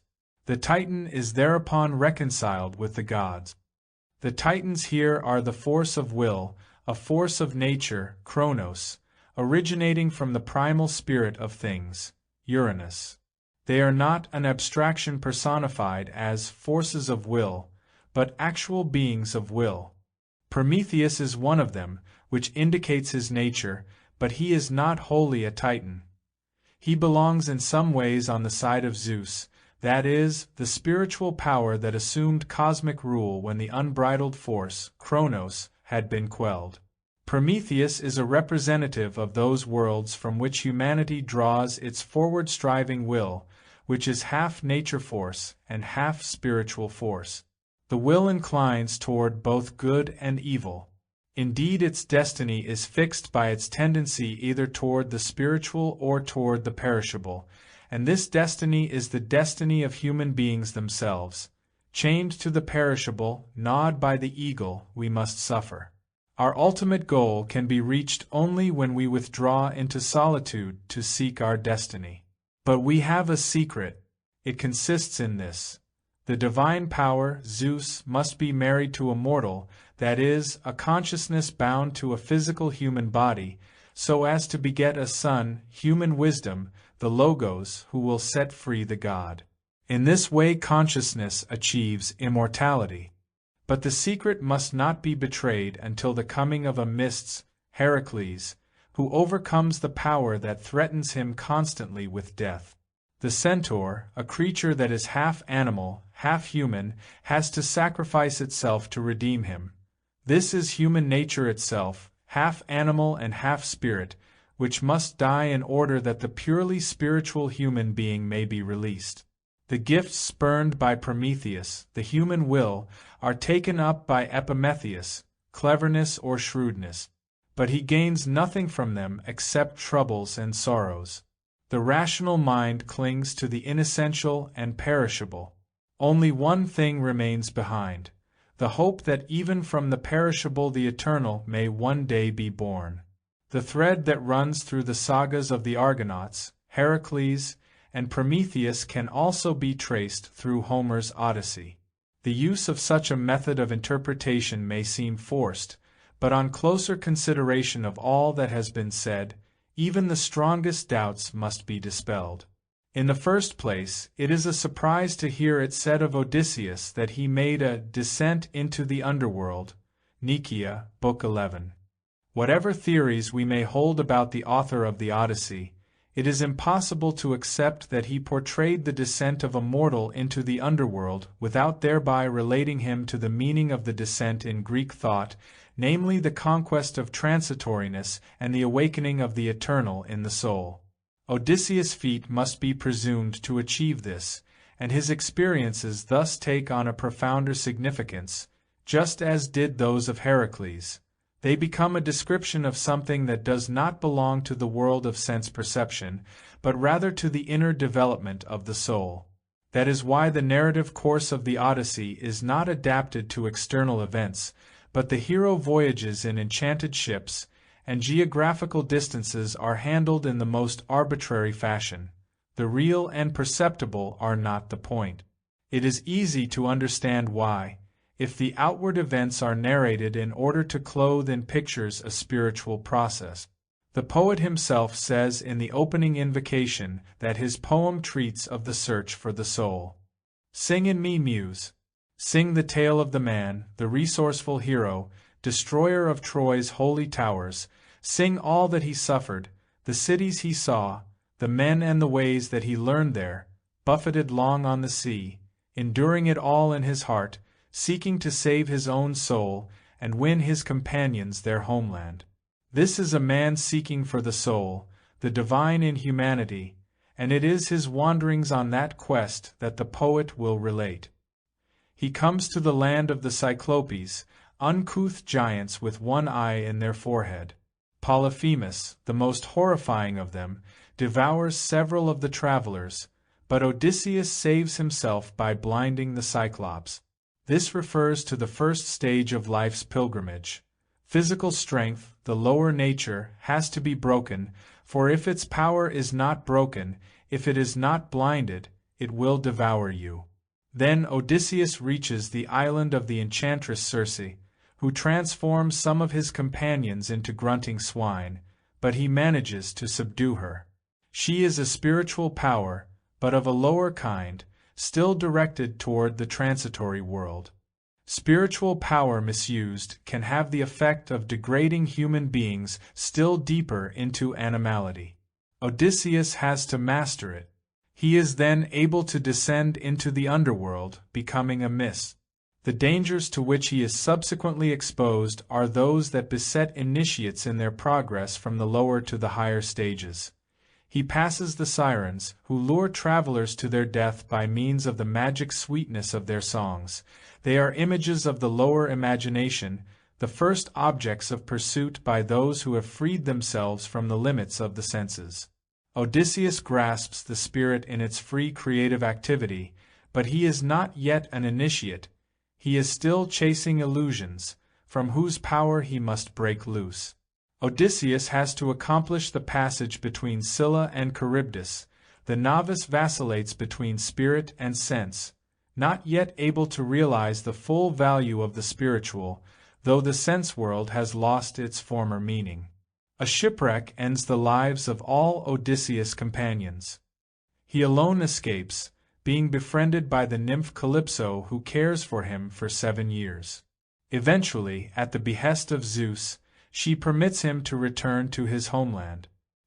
Here the mystic attain to a level where all their fellow aspirants fall short, and only one, Odysseus, is found worthy.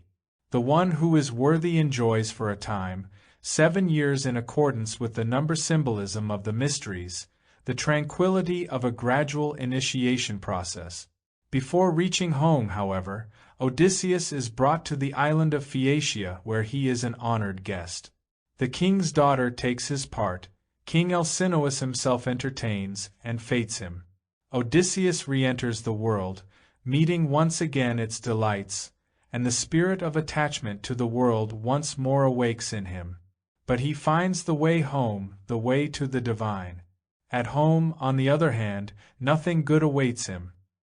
His wife Penelope is besieged by a crowd of suitors, and has promised them that she will choose a husband when she has completed a garment she is weaving.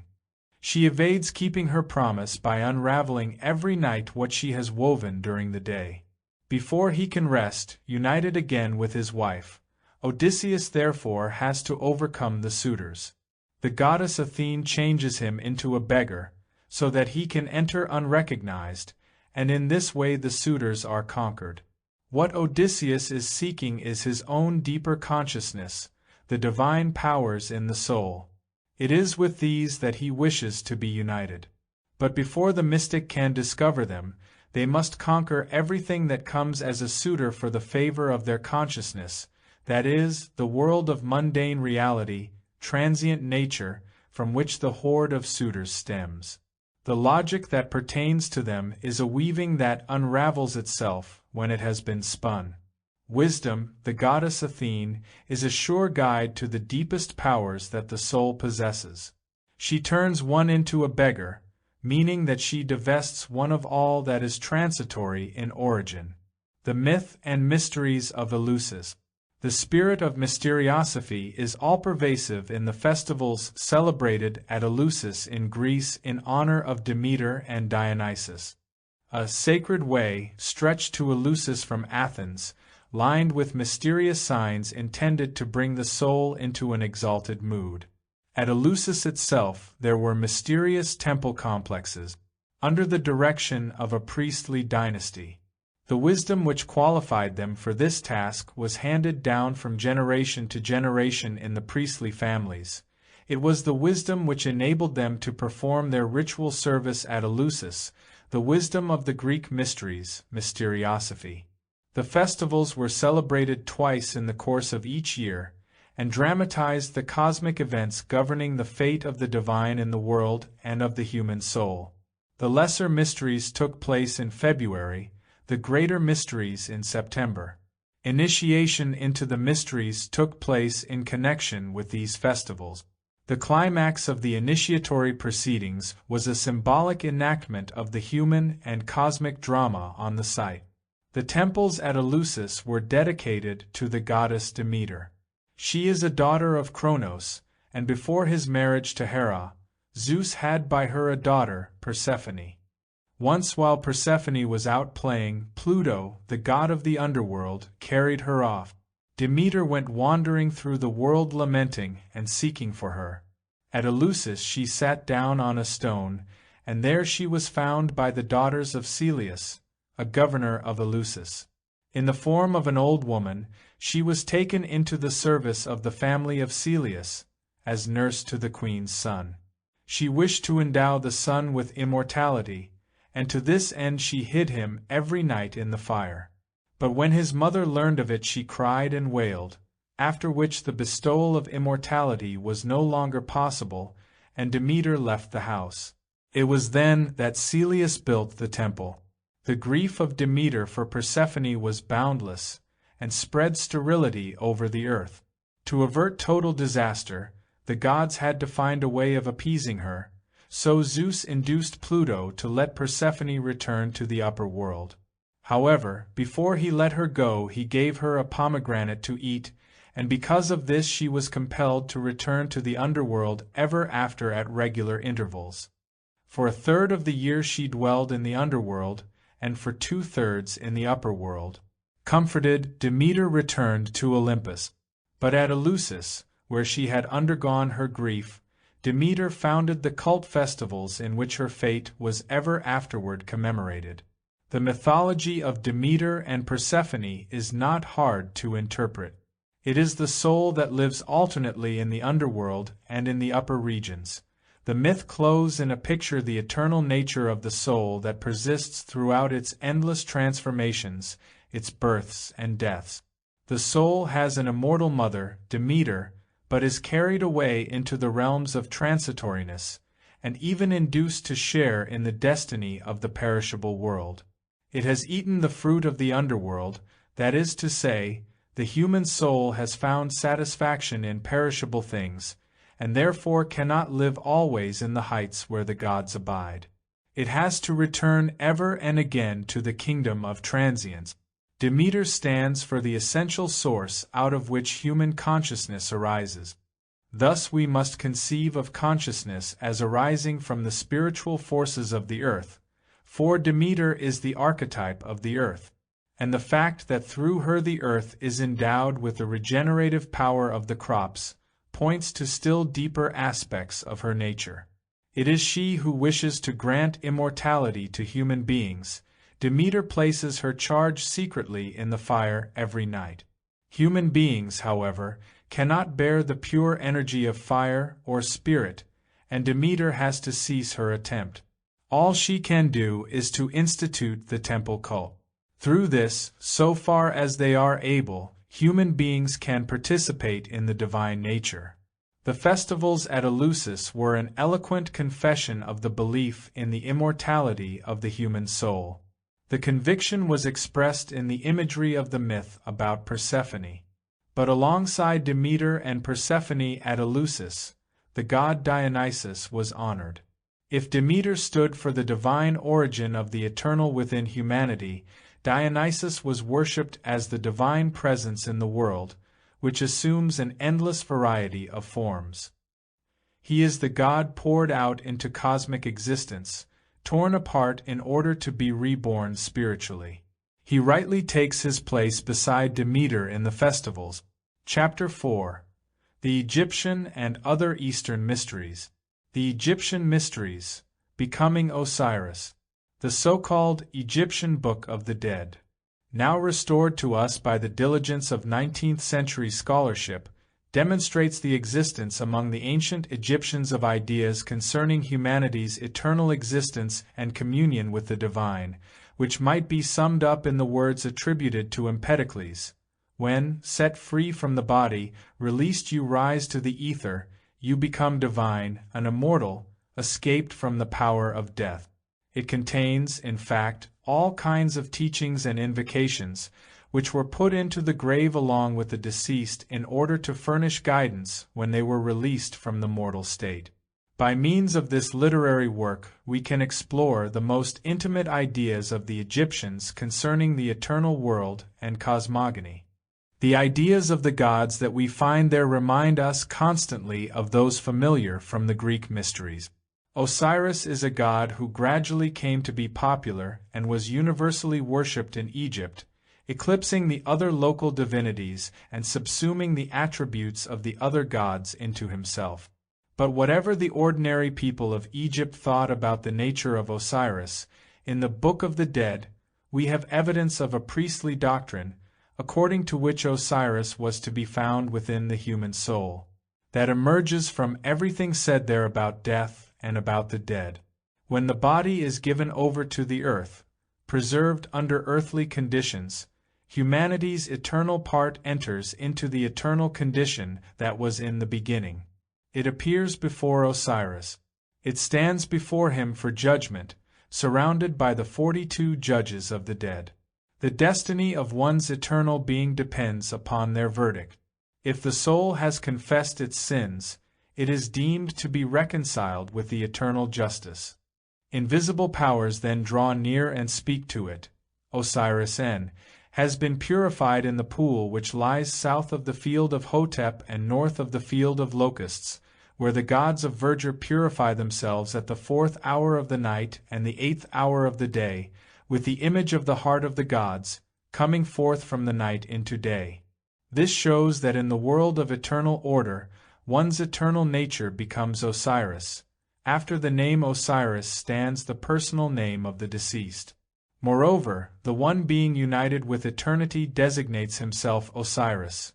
"I am the Osiris N, growing under the blossoms of the fig tree" is the name of Osiris N.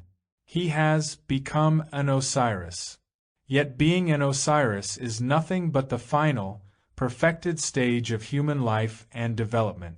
It is clear in this context that even Osiris in his cosmic role as a judge is no more than a man who has attained to the stage of perfected existence. The difference between human existence and divine existence is one of degree and also of number. Behind this mystery of the one and the many lies the framework of ideas that belongs to the mysteries. Osiris in his cosmic form is a unitary being.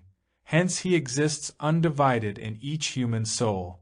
Everyone is an Osiris, yet the unitary Osiris has to be represented as a separate entity. Humanity is looked upon as a being still in process of development, and at the end of the process comes existence as a god. We should speak of a divinized condition of being, rather than of the independent existence of a godhead, in the framework of Egyptian thought. Now it can hardly be doubted that in that framework of ideas no one could be considered to attain Osirian existence after crossing the threshold of eternity, unless they had already evolved to that level of being.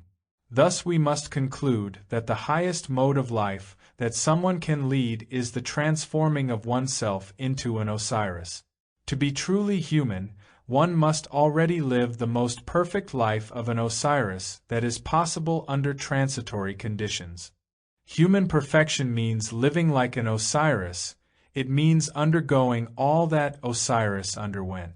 It is in this way that the Osiris myth takes on its deeper dimensions of meaning, becoming the paradigm of life for someone who wants to awaken eternal being within him or herself.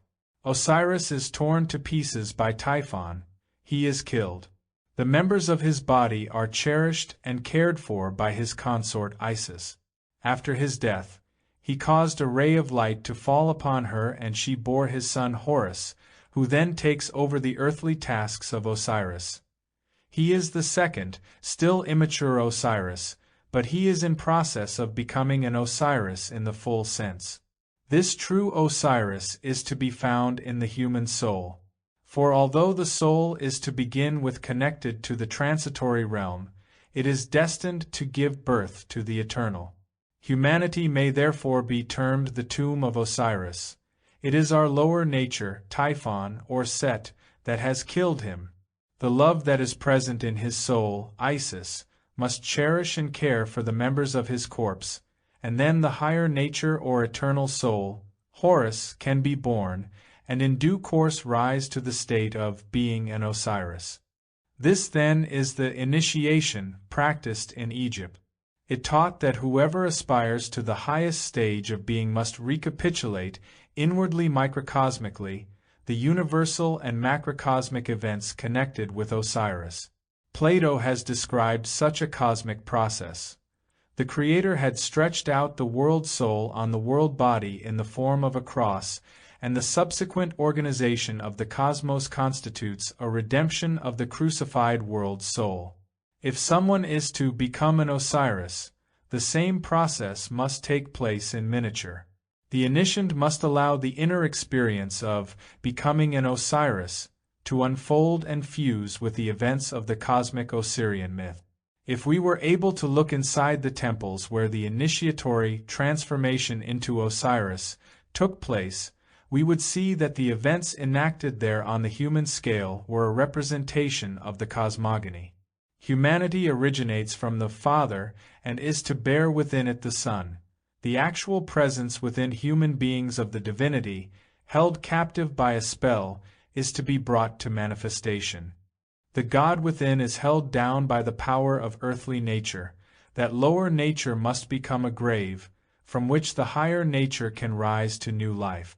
The information we possess about the scenarios of initiation makes sense when we understand this. People were subjected to procedures whose character was mysterious, but which were intended to kill the earthly and awaken something higher. Further detail is not needed here, for we comprehend the intention behind these procedures. The intention was that everyone who had undergone initiation would be able to make a confession. All the initiates could declare that they had seen hovering before them the prospect of infinity, reaching up to the divine, that they had felt within them also the power of the divine, and had laid to rest in the tomb all that held down that power. The initiate had died to earthly things, and was indeed dead, having died as a lower being and having been in the underworld among the dead, that is, with those who are already united with eternity. After a sojourn in the other world, the initiate had risen again from the dead, but as another, no longer as one belonging to transitory nature. All that is transitory was absorbed into the all-permeating Logos, and the initiate belonged henceforth among those who live forever at the right hand of Osiris. Such a person will become a true Osiris, united with eternal order, and the power of judgment over life and death will be put in his hand. The initiant had to undergo whatever experience was necessary in order to be able to make such a confession, an experience of a most exalted kind. If these experiences came to the attention of the uninitiated, however, it is easy to see that they would comprehend nothing of what actually took place in the soul of the neophyte. They would take the latter's death, burial, and resurrection as a physical occurrence, and the spiritual realities of a higher existential plane would take on the appearance of an event contradicting the whole natural order of things, a miracle. And in that sense, a miracle is what initiation was. The life of an initiate, Buddha and Christ. Those who wished to comprehend what initiation meant had to awaken in themselves the powers enabling them to adopt a higher stance, on a new existential plane. It required a premeditated course of life, leading to such a higher experience. And though in each individual case these experiences might come about in various ways, it always happens that we can point to specific, typical forms. The life of an initiate has a typical character, which can be described without reference to the particular personality concerned. To put it another way, an individual could be described as treading the path to divinization only after having undergone the particular typical experiences of an initiate. One example is the Buddha as seen by his disciples, and as such a one did Jesus first appear in his own society. We know today of the parallelism between the biographies of the Buddha and Jesus. One has only to observe the detailed correspondences between them to realize that any attempt at denial would be vain. There is an annunciation of Buddha's birth to Queen Maya by a white elephant, which overshadows her and tells her that she is to bring forth a divine man, and he will attune all beings to love and friendship, and will unite them in a bond of religious fervor. Compare with this the passage from the Gospel of Luke, where an angel is sent to a virgin pledged to be married to a man named Joseph, a descendant of David. The virgin's name was Mary. The angel went to her and said, "Greetings, you who are highly favored. You will be with child and give birth to a son, and you are to give him the name Jesus. He will be great and will be called the Son of the Most High." The Brahmins, Indian priests, understand the meaning of the birth of a Buddha. They interpret Maya's dream according to a totally schematic concept of what a Buddha is. The individual's life must correspond to this concept exactly. Similarly, we find in the Gospel of Matthew that Herod called together all the people's chief priests and teachers of the law and asked them where the Christ was to be born. One of the Brahmins, Asita, says of the Buddha, "This child is the one who will become a Buddha, the Savior, the leader to immortality, freedom, and the light." Compare with this what happens in the Gospel of Luke. Now there was a man in Jerusalem called Simeon, who was righteous and devout. He was waiting for the consolation of Israel, and the Holy Spirit was upon him. When the parents brought in the child Jesus to do for him what the custom of the law required, Simeon took him in his arms and praised God, saying, "Lord, as you have promised, you now dismiss your servant in peace. For my eyes have seen your salvation, which you have prepared in the sight of all people, a light for revelation to the Gentiles, and for glory to your people Israel." Tradition reports of the Buddha that when he was a child of 12 he went missing, and was found again under a tree, surrounded by the poets and sages of the time. Correspondingly, we find in the Gospel of Luke, every year his parents went up to Jerusalem for the feast of the Passover. When he was 12 years old, they went up to the feast, according to the custom. After the feast was over, while his parents were returning home, the boy Jesus stayed behind in Jerusalem, but they were unaware of it. Thinking he was in their company, they traveled on for a day. Then they began looking for him among their relatives and friends. When they did not find him, they went back to Jerusalem to look for him. After 3 days they found him in the temple, sitting among the teachers, listening to them and asking them questions. Everyone who heard him was amazed at his understanding and his answers. The Buddha withdrew into solitude, and when he returned, a virgin greeted him with words of benediction. "Blessed are the mother, the father, and the wife to whom you belong." But he answered, "Only those are blessed who have reached nirvana." The reference is to those who have entered the world of the eternal order of things. Compare in the Gospel of Luke. As Jesus was saying these things, a woman in the crowd called out, "Blessed is the mother who gave you birth and the breasts that fed you." He replied, "Blessed rather are those who hear the word of God and obey it." At one point in his life, the tempter, Mara, comes to the Buddha and promises him all the kingdoms of the earth. The Buddha rejects it all with the words, "I know well that I am destined to have a kingdom, but I do not desire an earthly one. I will achieve enlightenment and make all the world rejoice." Mara has to admit, "My power is at an end." Jesus responds to the same temptation, saying, "Away from me, Satan, for it is written, 'Worship the Lord your God and serve him only.'" Then the devil left him. The parallels could be documented at considerably greater length, all pointing in the same direction. The Buddha's life comes to a sublime ending. Whilst on a journey, he fell ill. He came to the river Hiranya, near Kusinagara, and there he lay down on a rug spread for him by his beloved disciple Ananda. His body began to shine from within. He died transfigured as a body of light, saying, "Nothing is permanent." This death of the Buddha corresponds to the transfiguration of Jesus. About 8 days after Jesus said this, he took Peter, John, and James with him and went up onto a mountain to pray. As he was praying, the appearance of his face changed, and his clothes became as bright as a flash of lightning. The Buddha's earthly life ends at this juncture. But in the life of Jesus, this is just the beginning of the most important part, his suffering, death, and resurrection. The difference between the Buddha and Christ is shown in the necessity for the life of Christ Jesus to continue beyond the furthest point of the Buddha's life. Buddha and Christ cannot be comprehended simply by lumping everything together. The correspondence between these two redemptive lives leads unambiguously to the conclusion, already indicated by the narratives themselves, that when the priests or sages hear what kind of birth has occurred, they know already what is involved. They have to do with a divine man, and they know what course of life the personality must adopt so that it shall correspond to what they know of such a divine man.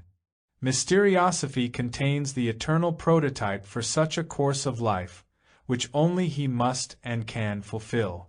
It is like a law of nature, and as the properties of a chemical are exactly determined, a Buddha or Christ must live a precisely determined life. Their lives are not narrated to reveal the accidents of biography, but rather to show the typical features, defined by mysteriosophy for all ages to come. The legend of the Buddha is no more a biography in the ordinary sense than the Gospels are supposed to be such a biography of Christ Jesus. Neither is concerned with contingent events, but rather with the prototypical life of a world redeemer. The model for both accounts is not external, physical happenings but the traditional teachings of the mysteries. For those who recognize their divine nature, the Buddha and Jesus are essentially initiates. Their lives are raised above everything transitory, and what is known about the nature of the initiated must be applicable to them. The contingencies of their lives are not narrated, but one says of them, "In the beginning was the Word, and the Word was with God, and the Word was a God. And the Word became flesh and dwelt among us." Yet the life of Jesus transcends the life of the Buddha. The Buddha's life ends with his transfiguration, whereas the most significant part of Jesus' life begins after the transfiguration. Translated into the terms of initiation, the Buddha reached the point at which the divine light begins to shine in human nature, standing on the verge of earthly life and becoming one with the light of the world. Jesus goes further. He does not physically die at the moment when the light of the world shines through him. At that moment he is a Buddha, but at that moment he enters upon a higher stage of initiation, that of suffering and death. And when his earthly part is lost to view, the spiritual light, the light of the world, does not go out but leads on to his resurrection. To his followers he is revealed to be the Christ. As soon as he achieves his transfiguration, the Buddha is lost in the all-pervading blissful life of the Spirit. Christ Jesus, however, rekindles the all-pervading Spirit once more to life in the form of present human existence. Something like this had been achieved by the initiates in the higher stages of the mysteries, but there it had a mythical image character. The initiates of Osiris experienced a resurrection on the level of image consciousness. In the life of Christ, initiation in the great mysteries was added to the stage of Buddha initiation, not however on the plane of mythological images but as a real event.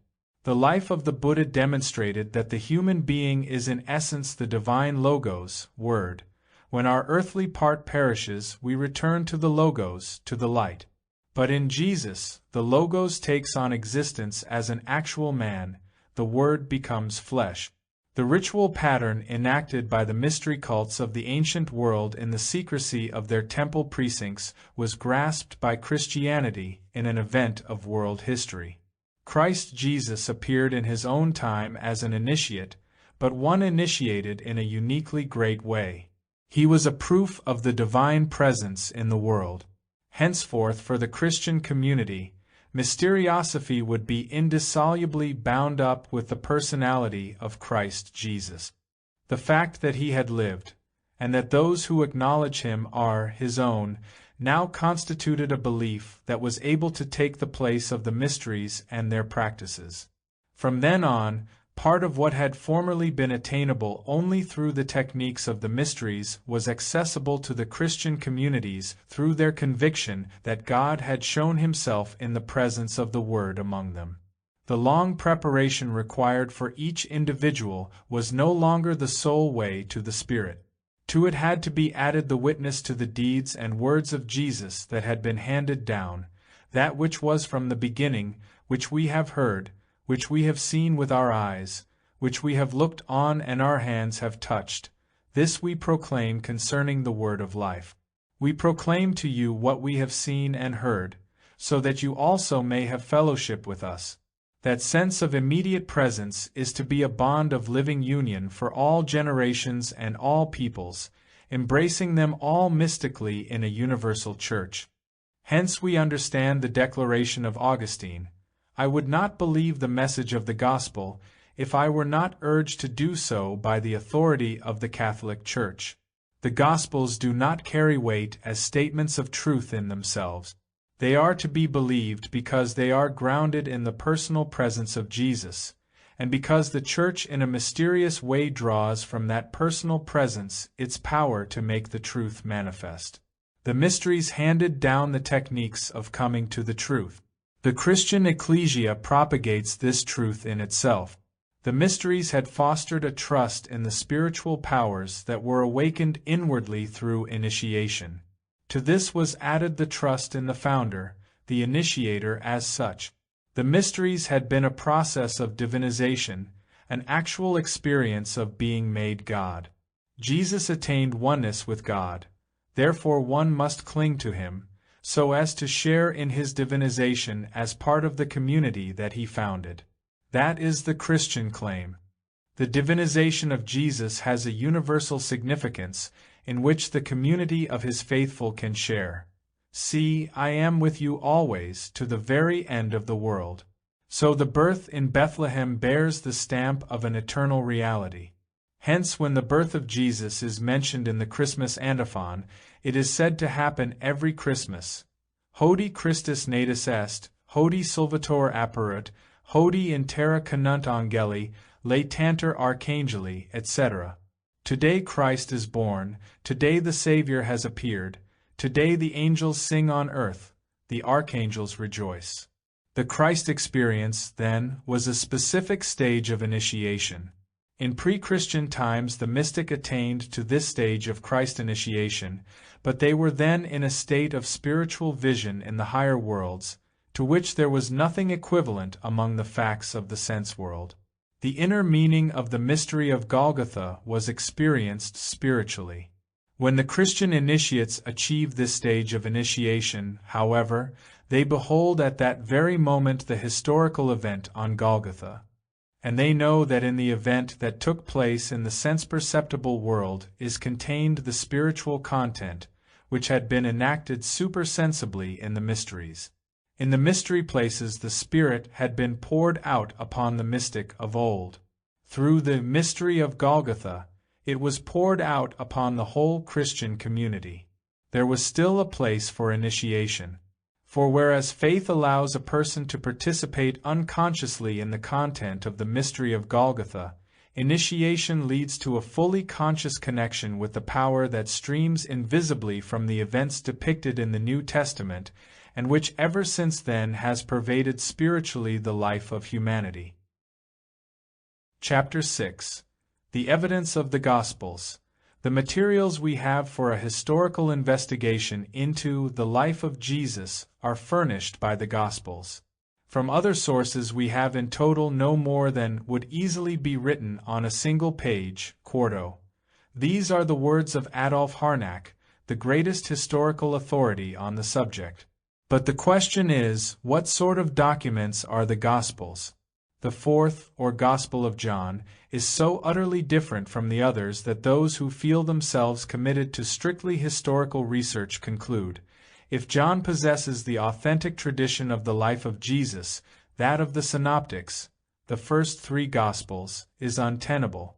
Or, if the Synoptics are right, the writer of the fourth Gospel must be dismissed as an historical authority.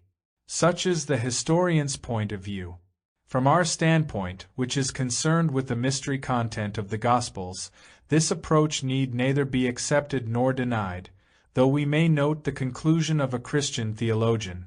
Measured by the criteria of consistency, inspiration, and completeness, these writings leave much to be desired. Even by ordinary human standards they suffer from manifold imperfections. But if our perspective is the mystery origin of the Gospels, much of the disagreement between the Gospels falls readily into place, and we can even find a harmony between the fourth Gospel and the first three. For none of these writings asks to be taken as a straightforward account of mere historical events, parables and signs. The Gospels are not put forward as historical biography. What they advance had always existed as the typical life of a Son of God in the traditions of the mysteries. They were not created out of historical events but out of mystery traditions. Now it is naturally the case that among the several distinct cults of the mysteries the traditions would not be in complete verbal agreement. Nevertheless, there was such close agreement that the Buddhists relate the life of their divine man in almost identical terms to those of the evangelists when they relate the life of Christ. There would naturally be discrepancies. It is clear that we must assume the Gospel writers base themselves upon four different mystery traditions. It is a sign of the personal greatness of Jesus that he could awaken among the writers who stemmed from four different traditions the belief that he was the one who so perfectly fulfilled their ideal of an initiate, that they could accept him as the one who lived the archetypal life ascribed in their mystery teachings to such a personality. When they described his life, it was in terms of their own particular mystery traditions. If the Synoptics, the first three Gospels, describe it in similar ways, that proves nothing except that they were working out of similar traditions from the mysteries. The writer of the fourth Gospel steeps his narrative with ideas that recall the thought of the philosopher of religion, Philo of Alexandria. Again, that proves nothing except the proximity of the tradition out of which he wrote to that of Philo. In the Gospels we meet with several sorts of material.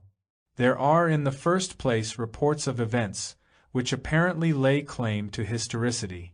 Secondly, there are the parables, where the story only serves to present a deeper truth in imaginative terms. And thirdly, there are teachings, intended to form the content of a Christian view of life. In the Gospel of John there is no parable as such. It came from a mystery school in which the use of parables was not considered necessary. Much light is shed on the role of actual historical events and imaginative parable in the Synoptic Gospels by the narrative of the cursing of the fig tree. This appears in Mark, where we read, "Jesus entered Jerusalem and went to the temple. He looked around at everything, but since it was already late, he went out to Bethany with the 12. The next day, as they were leaving Bethany, Jesus was hungry. Seeing in the distance a fig tree in leaf, he went to find out if it had any fruit. When he reached it, he found nothing but leaves, because it was not the season for figs. Then he said to the tree, 'May no one ever eat fruit from you again.'" Luke gives this same episode in the form of a parable. Then he told this parable: "A man had a fig tree planted in his vineyard, and he went to look for fruit on it, but did not find any.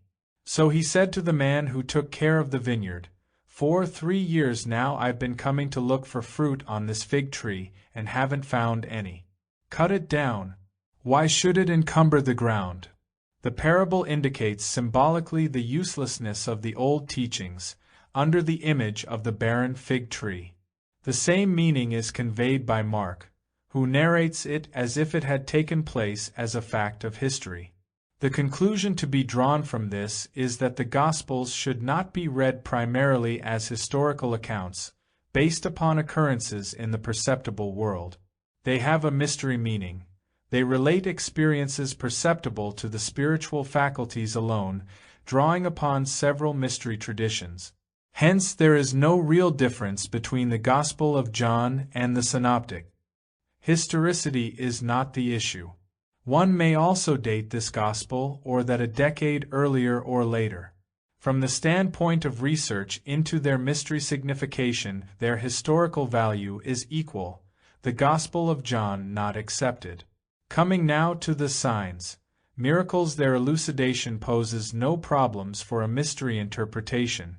They are supposed to overturn the laws of nature, but they only do so for as long as we consider them happenings in the physical, perishable world, which could have been apprehended by our unaided sense perception. However, they are really experiences that can only be grasped by perception of a higher, spiritual type. Their character makes it clear that they cannot be understood in terms of the natural, physical order. It is imperative, then, that we read the Gospels in the right way. We shall then understand what they have to tell us about the founder of Christianity. The style of the Gospels is that used to communicate a mystery, and they speak in the way the mystics spoke of an initiated one. The only difference is that they ascribe the initiation to a unique personality, a single being, and they make the salvation of humanity depend upon a connection with this uniquely initiated being. For the initiates, this was the coming of the kingdom of God. The unique one had brought this kingdom to all people who made a connection with him. The separate concern of each individual gave way to a shared concern of all those who were prepared to acknowledge Jesus as their Lord. To understand how this could be so, we need to see how mysteriosophy had found its way into the national religion of Israel. For it was out of Judaism that Christianity arose. The mysteries and the Jews. It need cause no astonishment that with Christianity we should find grafted onto the stock of Judaism those ideas from the mysteries that, as we have seen, were the common heritage of Greek and of Egyptian spiritual life. In the religions of the several peoples, conceptions of the spiritual assumed various forms. But at the heart of them all, when we go back to the more profound priestly wisdom, there is overriding agreement. Plato knew of his agreement with the Egyptian priestly authorities when he put the core of Greek wisdom into the form of a philosophical world picture. It was said of Pythagoras that he had traveled to Egypt and India and was instructed by the wise men there. At the period of Christian origins we know of people who found so much agreement between Platonic doctrines and the deeper meaning of the books of Moses, that they called Plato a Moses speaking the language of Athens. Mysteriosophy was a universal phenomenon. What it drew from Judaism was a form which it had to take in order to become an actual world religion. Judaism expected the coming of a Messiah. No wonder that the figure of the uniquely initiated one could only be identified by the Jews with their Messiah. And this connection helps explain the shift from concern with individual initiation in the mysteries to a concern for the whole people. Judaism had been from the beginning a national religion, through which the Jewish people defined its identity. Its Yahweh was the people's God. The birth of his Son must mean the redemption of the whole people. There was no question of an individual initiate being saved. Salvation must be brought to the entire people. It belongs to the basic idea of Jewish religion that one dies on behalf of all. The existence of mysteries within Judaism, which could be brought out of the obscurity of secret rites into the religion of the people, is also certain. A fully developed mysticism existed in Pharisaism, alongside the priestly wisdom that had there become outer formalism. A mystery wisdom is described here, just as it is elsewhere. It is said that an initiate discoursed on wisdom, and his hearers realized the hidden sense of his words. They cried, "Old man, what have you done? Would that you had been silent. You think that you can sail the boundless ocean without sail or mast. What are you attempting? To ascend upward? You cannot. To descend into the depths? An immeasurable abyss opens before you." This comes from the Kabbalah, mystical tradition. We also hear of the 4 rabbis who sought the way to the divine realm, paradise. The first died, the second went mad, the third caused great destruction. Only the 4th, Rabbi Akiba, entered in peace and returned. Jesus and the preaching of the kingdom. Thus we see that within Judaism there was a foundation for the emergence of a uniquely initiated figure. It was only necessary for such a one to say that salvation should not be limited to a few elect individuals, that all the people should share in the redemption. Someone had then to spread through the world what had formerly been the experience of the chosen ones in the temples of the mysteries. That would mean being willing to take upon himself the spiritual role as a personality that had been formerly played in the community by the mystery cult. Now it is true that the community was not able to enter into the actual experiences of the mysteries without more ado. Nor could that be his intention. But he did wish to impart the conviction of the truth contained in the visions of the mysteries. By a further step forward in the spiritual development of humanity, the life of the mysteries would flow out into the world. He would bring people to a higher existential plane. Blessed are those who believe and have not seen. The conviction that there is a divine reality would be rooted in human hearts in the form of faith. One who stands outside, yet has this faith, will certainly go further than one who does not have it. The thought that many were standing outside, uncertain of the way, must have weighed upon the mind of Jesus with nightmare heaviness. He had to close the gulf that separated the initiates from the ordinary people. Christianity presents itself as the means by which everyone can find the way. Even those who are not inwardly ripe do not need to forego the possibility of participating, albeit unconsciously, in the current of the mysteries. The Son of Man has come to seek out and save that which was lost. The fruits of spiritual development could be enjoyed henceforward also by those who had not been able to attain initiation in the mysteries. The kingdom of God would no longer depend upon externals at all. The kingdom of God does not come visibly, nor will people say, "Here it is," or "There it is," because the kingdom of God is within you.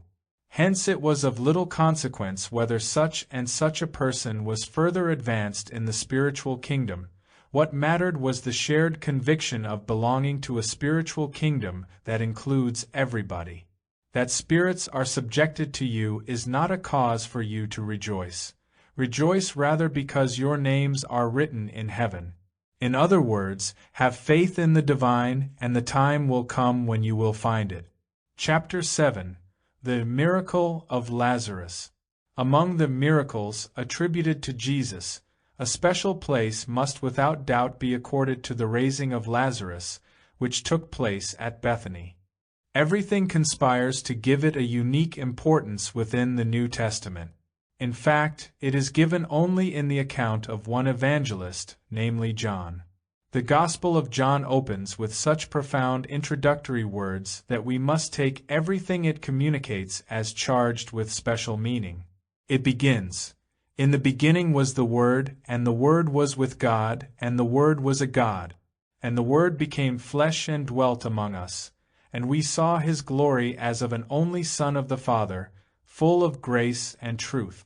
To begin a work in this way is quite obviously to claim that it has to be interpreted in a specially deep sense.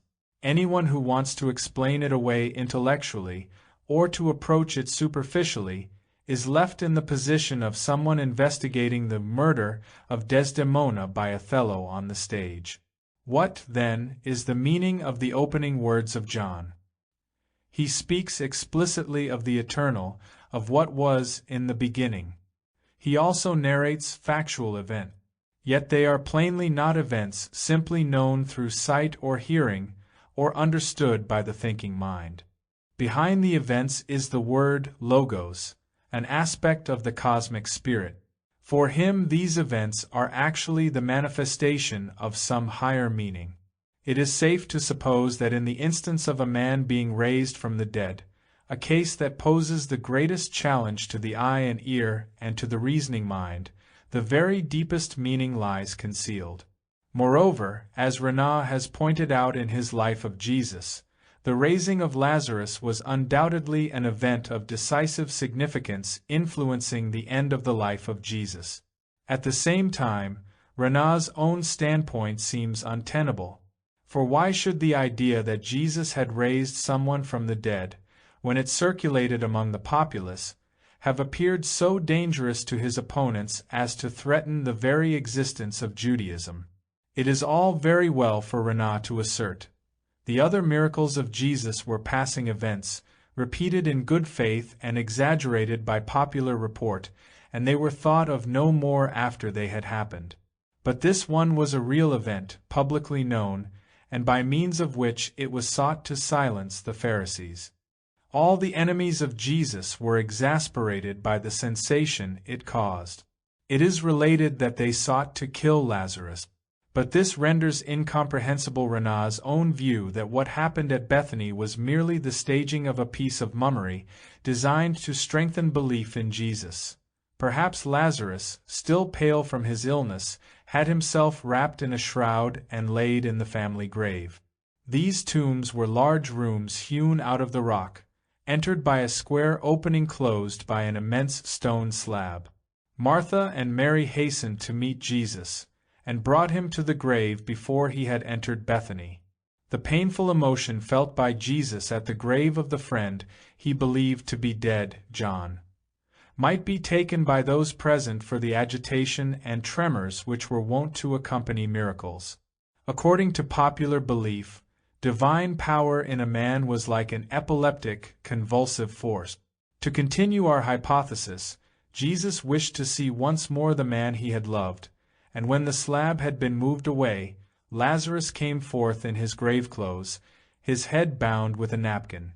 This apparition was naturally looked upon by everyone as a resurrection. Faith accepts whatever is true for it, and knows no other law. Renan's exegesis seems excessively naive, but he joins to it an additional comment. Everything seems to suggest that the miracle of Bethany contributed essentially to hasten the death of Jesus. Renan's perception here is undoubtedly acute, but with the means at his disposal, he is not able to explain or justify his opinion. Certainly Jesus must have performed something of significance at Bethany, as we gather from passages such as this. Then the chief priests and the Pharisees summoned a meeting of the Sanhedrin. "What are we to do?" they asked. "This man is performing many miraculous signs." Renan too grasps intuitively that something out of the ordinary had occurred. "It must be acknowledged," he says, "that John's narrative is of an essentially different kind from the accounts of miracles of which the synoptics are full, and which are the outcome of popular imagination. Let us add that John is the only evangelist with accurate knowledge of the relations of Jesus with the family at Bethany, and that it would be incomprehensible how a creation of the popular mind could have been inserted in the frame of such personal reminiscences. It is probable, therefore, that the miracle in question was not among the wholly legendary ones, for which no individual was responsible. In other words, I think that something took place at Bethany which was looked upon as a resurrection. This amounts to an admission from Renan that something took place in Bethany that he is not in a position to explain.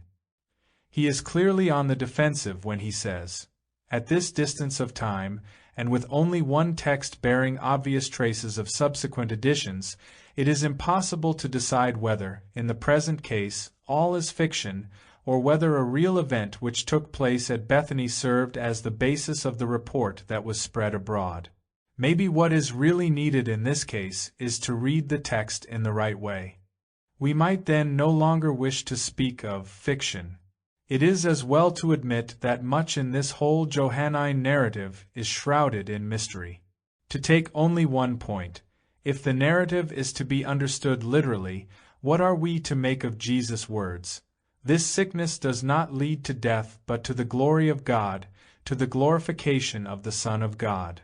Such is the usual rendering of the words, though we come closer to the content of the Greek if we understand it to mean revelation, manifestation of God, so that the Son of God may be revealed by means of it. And then what of the other words Jesus speaks? "I am the resurrection and the life. The one who believes in me will live even though he dies." It would be trivial to take Jesus to mean that Lazarus' sickness gives him the opportunity to show off his skill, still more so to assume that Jesus claimed that faith in him would literally revive the dead. Where would be the point in bringing someone back from the dead if after his resurrection he were just as he was before? It is inconceivable that such a life could be meant by the words, "I am the resurrection and the life." It is only when we understand them in reference to a real spiritual event that Jesus' words take on living significance. They can resume even the literal sense they have in the text. Jesus asserts that he is the resurrection that has occurred in the case of Lazarus. He is the life that Lazarus is now living. Let us take literally what Jesus is. According to the Gospel of John, he is the Word made flesh. He is the eternal, that which was in the beginning. Therefore, if he is actually the resurrection, it is the eternal and primordial being that has risen to new life in Lazarus. The underlying pattern is that of the bringing to life of the eternal Word, the Word that is the life to which Lazarus awakens. There is sickness, but a sickness that does not lead to death but to the glory of God, since it serves to bring about a divine revelation. It is the eternal Word that is raised in Lazarus. Thus the whole process serves to bring about the manifestation of God in Lazarus. Through the process Lazarus is completely transformed. Previously the Word, the Spirit, was not alive in him. Now it lives in him. The Spirit has been born within him. Every birth has an element of sickness, the birth pangs of the mother. It is a sickness, however, that does not lead to death but to new life. That part of Lazarus becomes ill that is to give birth to the new man, the one who is united with the eternal Word. How are we to understand the grave out of which the Word is born? We need only recall the expression of Plato, who calls the body the grave of the soul. We may remember, too, that Plato speaks of a sort of resurrection, in that the spiritual world stirs to life in the body. The spiritual reality of the soul, in Plato's terms, corresponds to the logos in the Gospel of John, the Word that for him is Christ. Whereas Plato asserts that to become a spiritual being is to raise the divine in human beings from the grave of the body, for John this actually took place through the life of Jesus.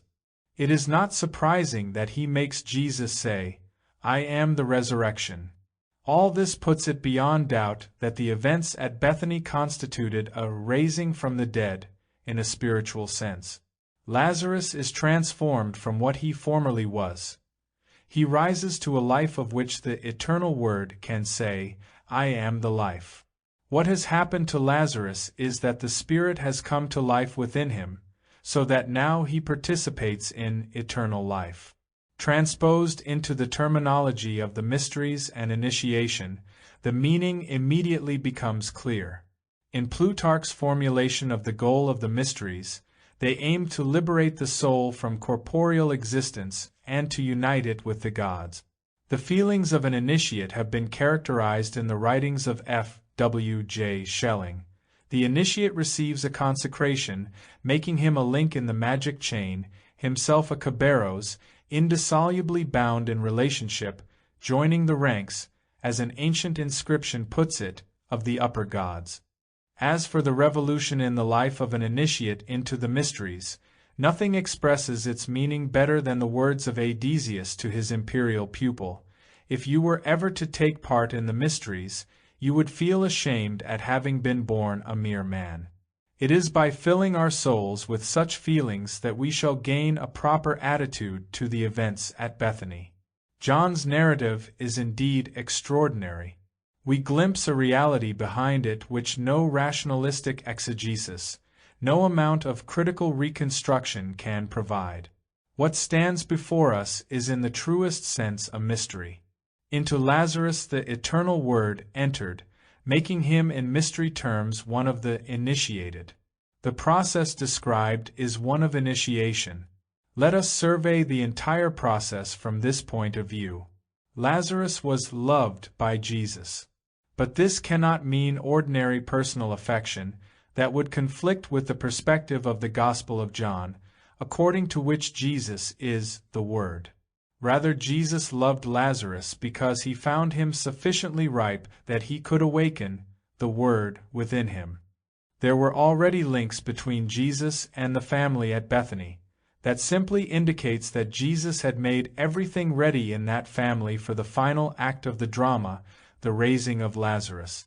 Lazarus was a pupil of Jesus. He was a pupil of whom Jesus could be absolutely confident that his raising from the dead could be achieved.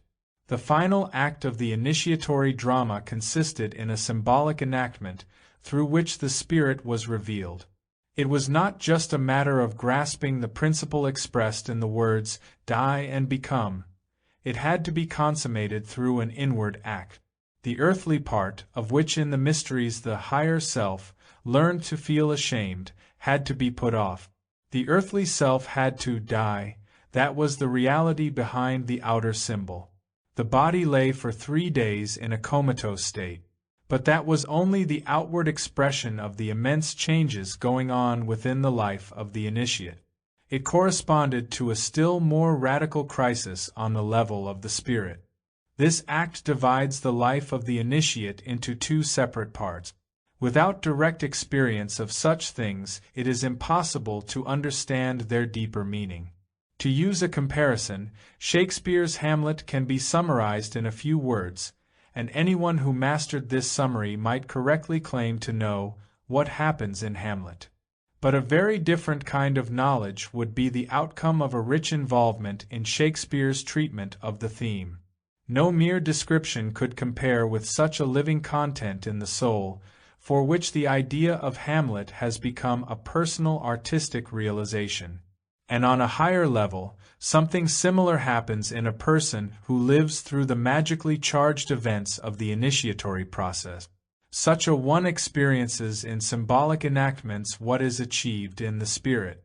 Symbol here denotes an outwardly perceptible act, which in itself, however, is only an image, not an unreal image, but one behind which stands a real event. The earthly body, then, has lain dead for 3 days. New life rises out of death. Life has overcome death, and there can be henceforth a sense of trust in the new life. Lazarus has experienced this, for Jesus prepared him to be raised from the dead. His illness was quite real, yet at the same time symbolic. His illness was in fact an initiation, and leads after 3 days to the reality of a new life. Lazarus had reached a stage of development suited to the fulfillment of these processes. He had put on the vesture of a mists, and lapsed into the condition of lifelessness, the image of death. By the time Jesus came, 3 days had passed. Then they took away the stone from where the dead man was lying. And Jesus looked up and said, "Father, I thank you that you have heard me." The Father had heard Jesus. Lazarus had reached the final act in the great drama of the achievement of knowledge. He had attained the knowledge of resurrection. His initiation into the mysteries was complete. Initiation of this kind was understood everywhere in the ancient world. Jesus here plays the role of initiator. The achievement of union with the divine had always been conceived of in this way. The great miracle of Lazarus, the transformation of his whole being, places Jesus within the line of traditions from archaic times. Here is the link between Christianity and the mysteries. Lazarus was made an initiate by Christ Jesus himself. Hence he could raise himself to higher world. But he was also the first Christian initiate, initiated by Christ Jesus. Hence he was in a position to recognize that the Word, which had risen to life in him, had taken on personal existence in Christ Jesus. The figure who stood visibly before him as his awakener was identical with the spiritual power that had manifested itself within him. Thus the further words of Jesus are important. "I knew that you always hear me, but I spoke for the benefit of the people standing here, that they may believe that you sent me."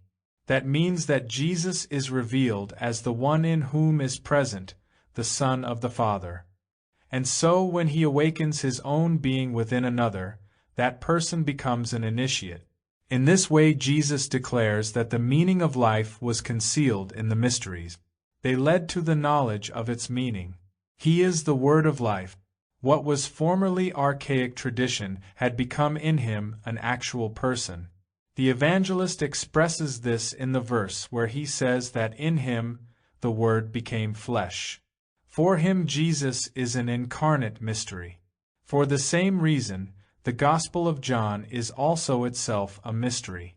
Read correctly, it tells of events with a totally spiritual meaning. If it had been written by a priest in former ages, it would have taken the form of ritual prescriptions. But for John the ritual has taken the form of a person. Hence it is written as a life of Jesus. A modern investigator and great expert on the mysteries pronounced that they will never be cleared up, the words of Jacob Burckhardt. But then, he failed to recognize the path toward understanding them. Let us take the Gospel of John.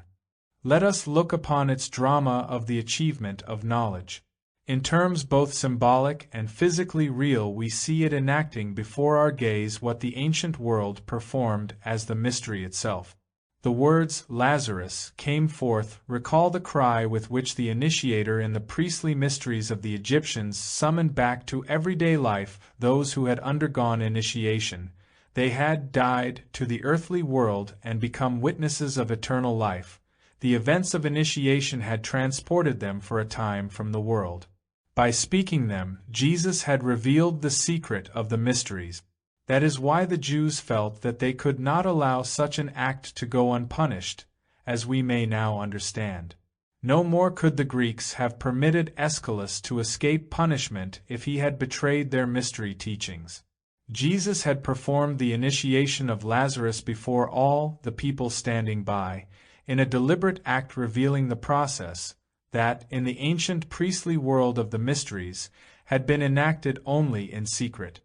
This initiation prepares us for an understanding of the mystery of Golgotha. Formerly only those who were seers, that is, who were initiated, could know something of the goal of the mysteries. From now on there could be witnesses to the secrets of a higher reality among those who have not seen and yet have believed. Chapter 8. The Apocalypse of John. The Seven Letters. At the end of the New Testament stands an extraordinary document. It is the Apocalypse, the secret revelation of St. John. The esoteric character of the work is apparent from the opening words, the revelation of Jesus the Christ, which God granted him in order to show to his servants how the necessary events will shortly run their course. This is communicated in signs sent by God's angel to his servant John. The revelation is imparted in signs. We must not therefore interpret the text literally, but look for a deeper meaning that is signified by the external sense. Nor is this all that points us to a hidden meaning. John addresses 7 churches in Asia Minor. This cannot mean actually existing communities. Rather, the number 7 is a sacred symbol and must have been chosen because of what it represents. There must in reality have been a number of other communities in Asia. Moreover, the way in which John receives the revelation equally suggests an esoteric significance. I was in the Spirit on the Lord's day, and I heard behind me a voice like a trumpet saying, "Write what you see in a book and send it to the 7 communities." He received the revelation when he was in the Spirit. Also, it is a revelation of Jesus the Christ, presenting in esoteric form the meaning of Christ Jesus' manifestation to the world. Therefore we are to look for the hidden meaning of the Apocalypse in the teaching of Christ, so that the revelation it contains stands in the same relation to mainstream Christianity as the mysteries in pre-Christian times stood to the public religion. This would seem to justify us in approaching the Apocalypse as a mystery. What then does the Apocalypse mean by addressing the 7 communities? To understand it, we must take a specific instance from the 7 messages, and we may begin with the first one. Write to the angel of the community in Ephesus. These are the words of him who holds the 7 stars in his right hand, and who walks among the 7 golden lights. I know your deeds, and what you have suffered, and also your patient endurance, and that you will not support those who are evil. Also, that you have called to account those who call themselves apostles and are not, and that you have recognized them as false. And you are enduring patiently and are building up your work upon my name, and you have not grown weary. But I demand of you that you should attain the highest love. Consider from what you have fallen, change your way of thinking, and achieve the highest deeds. Otherwise, I will come to you and remove your light from its place, unless you change your way of thinking. But this you have, that you despise the ways of the Nicolaitans, which I too despise. He who has ears to hear what the Spirit says to the communities, let him hear. To the victor the first will give food from the tree of life, which stands in the paradise of God. Such is the message to the angel of the first community. The angel is to be understood as the spirit of the community. The angel has entered in the direction indicated by Christianity, and is able to distinguish between the true and false professors of Christian belief. The angel wishes to work in a Christian way, founded upon the name of Christ. But the angel is urged not to fall short of the highest love through lapsing into any sort of error, and is shown the possibility of going astray through such errors. The way to the divine has been revealed through Christ Jesus. Perseverance is needed in order to press forward in the original spirit of the movement. Otherwise, it is possible to rest content with one's understanding of Christ too soon, as is the case if one is led a certain way but then abandons this guidance for erroneous fixed ideas about it. One then falls back upon the lower self in human nature. This is the failure to attain to one's highest love. The knowledge derived from the senses and the intellect is to be exalted, spiritualized and made divine by becoming wisdom, on a higher plane. If it is not, it remains on the level of the transitory. Christ Jesus has pointed out the path to the eternal. Knowledge must be tirelessly led along the path, which leads to its becoming divine knowledge. In the spirit of love it must pursue the traces that will lead to its becoming wisdom. The Nicolaitans were a sect that did not fully grasp the meaning of Christianity. They say only that Christ is the divine word, the eternal wisdom that comes to birth in human beings. They therefore identified human wisdom and divine word, supposing that the pursuit of human knowledge was the realization of the divine in the world. But Christian wisdom cannot be construed in this way. Knowledge, or human wisdom, is as perishable as everything else if it does not undergo that transformation into divine wisdom. You, however, says the Spirit to the angel at Ephesus, have not relied in this way upon mere human wisdom. You have persevered in the path of Christianity.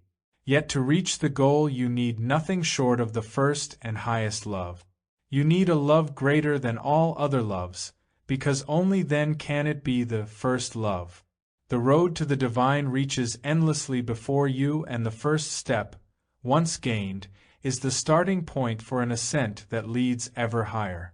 So must we understand the message to the first of the communities, and it must serve as an example for the rest. The Son of Man John turns round, and he sees 7 golden lights. And among the lights was one like a son of man, dressed in a robe reaching down to his feet, and with a golden sash round his chest. His head and his hair were white like wool, as white as snow, and his eyes were like blazing fire. Subsequently we are told that the 7 lights are the 7 communities. Hence we must understand them as 7 different ways to the divine, each in itself more or less imperfect. But the Son of Man also had in his right hand 7 stars. And the 7 stars are the angels of the 7 communities. The guiding spirits or daimons of mysteriosophy have here become the guiding angels of the 7 communities, which are thus presented as the bodies of spiritual entities of which the angels are the soul, on the analogy of the human soul as the guiding power over the body. Each community represents a way to the divine from a certain limited point of view, and the guides along these ways are the angels. They must therefore come to accept as their own leader the being who in his right hand holds the 7 stars. And out of his mouth issued a sharp 2-edged sword, and his countenance resembled the shining sun in its glory. This sword also figures in the mysteries. The initiate was terrified by a drawn sword. Such is the situation of John, who wants actual experience of the divine, who wants the countenance of wisdom to shine upon him like the sun, as does John. It is a testing of his inner strength. And when I saw him, I fell at his feet as if dead. He laid his right hand on me and said, "Do not be afraid." The experiences that must be undergone by the initiate are ones otherwise undergone only when someone dies. The one who guides John through them has to take him into realms where birth and death no longer have any meaning. The initiated one therefore enters on a new life. And I was dead, but see, I am alive throughout all the cycles of time. And I hold the keys of death and the underworld. Thus John is brought to the stage of beholding the mysteries of existence. And after this I looked, and saw the door of heaven open. And the first voice that was heard was like a trumpet sounding, and it said to me, "Ascend to this place, and I will reveal what must take place hereafter." The messages that were proclaimed to the 7 churches taught John what had to happen in the physical realm in order to prepare the way for Christianity. What he now sees in the Spirit leads him to a vision of the spiritual sources of reality. These are things still hidden behind the physical processes, but after further physical development they will be manifested in a future, spiritualized condition of the world. The initiate experiences spiritually in the present what will be realized in the course of time to come. And immediately I was in the Spirit, and I saw in heaven a throne, and there was one sitting upon the throne, whose appearance was like jasper and carnelian, and there was a rainbow like emerald encircling the throne. Also before the throne was what looked like a sea of glass, clear like crystal. The images in which the vision is clothed by the seer depict the sources or archetypes of perceptible reality. And in the sphere around the throne were 24 thrones, upon which were seated the 24 elders, clad in flowing white robes and with golden crowns upon their heads. Around the archetypal source of reality we thus find beings who have already advanced far along the path of wisdom, who look upon the infinite and bear witness to it. In the center and around the throne were the 4 living creatures, full of eyes before and behind. The first living creature was like a lion. The second was like a bull. The third looked like a man. The fourth was like a flying eagle. And each of the 4 living creatures had 6 wings and was full of eyes around and within. And they cry without ceasing both day and night, Holy, holy, holy is God the Almighty, who was and is to come. It is easy to understand the living creatures. They represent the supersensible life that underlies the forms of all living beings. Later they raise their voices in response to the sound of the trumpets, that is, when the life contained in physical forms is transformed and spiritualized. The book with 7 seals. The one who sits enthroned holds in his right hand a book, which marks out the path to the summit of wisdom. Only one person is worthy to open this book. Look, the Lion of the tribe of Judah, the Root of David, has triumphed. He is able to open the book and its 7 seals. The Apocalypse of John. The book has 7 seals, human wisdom is 7-fold. Once again we encounter the holiness of the number 7. Seals, in the mystical philosophy of Philo-Judaeus, are the eternal cosmic ideas that come to expression in things. Human wisdom is the quest for these creative ideas. Only in the book sealed by them can divine wisdom be found. The archetypal ideas behind the created world must be unveiled, the seals opened, and the contents of the book will be revealed. Jesus is the Lion who can break open the seals. He has given a meaning to the ideas of creation so as to point the way to wisdom. The Lamb that was slain, which God has dearly bought with the price of his own blood, is Jesus who, as the bearer of the Christ, has passed in the profoundest sense through the mystery of life and death.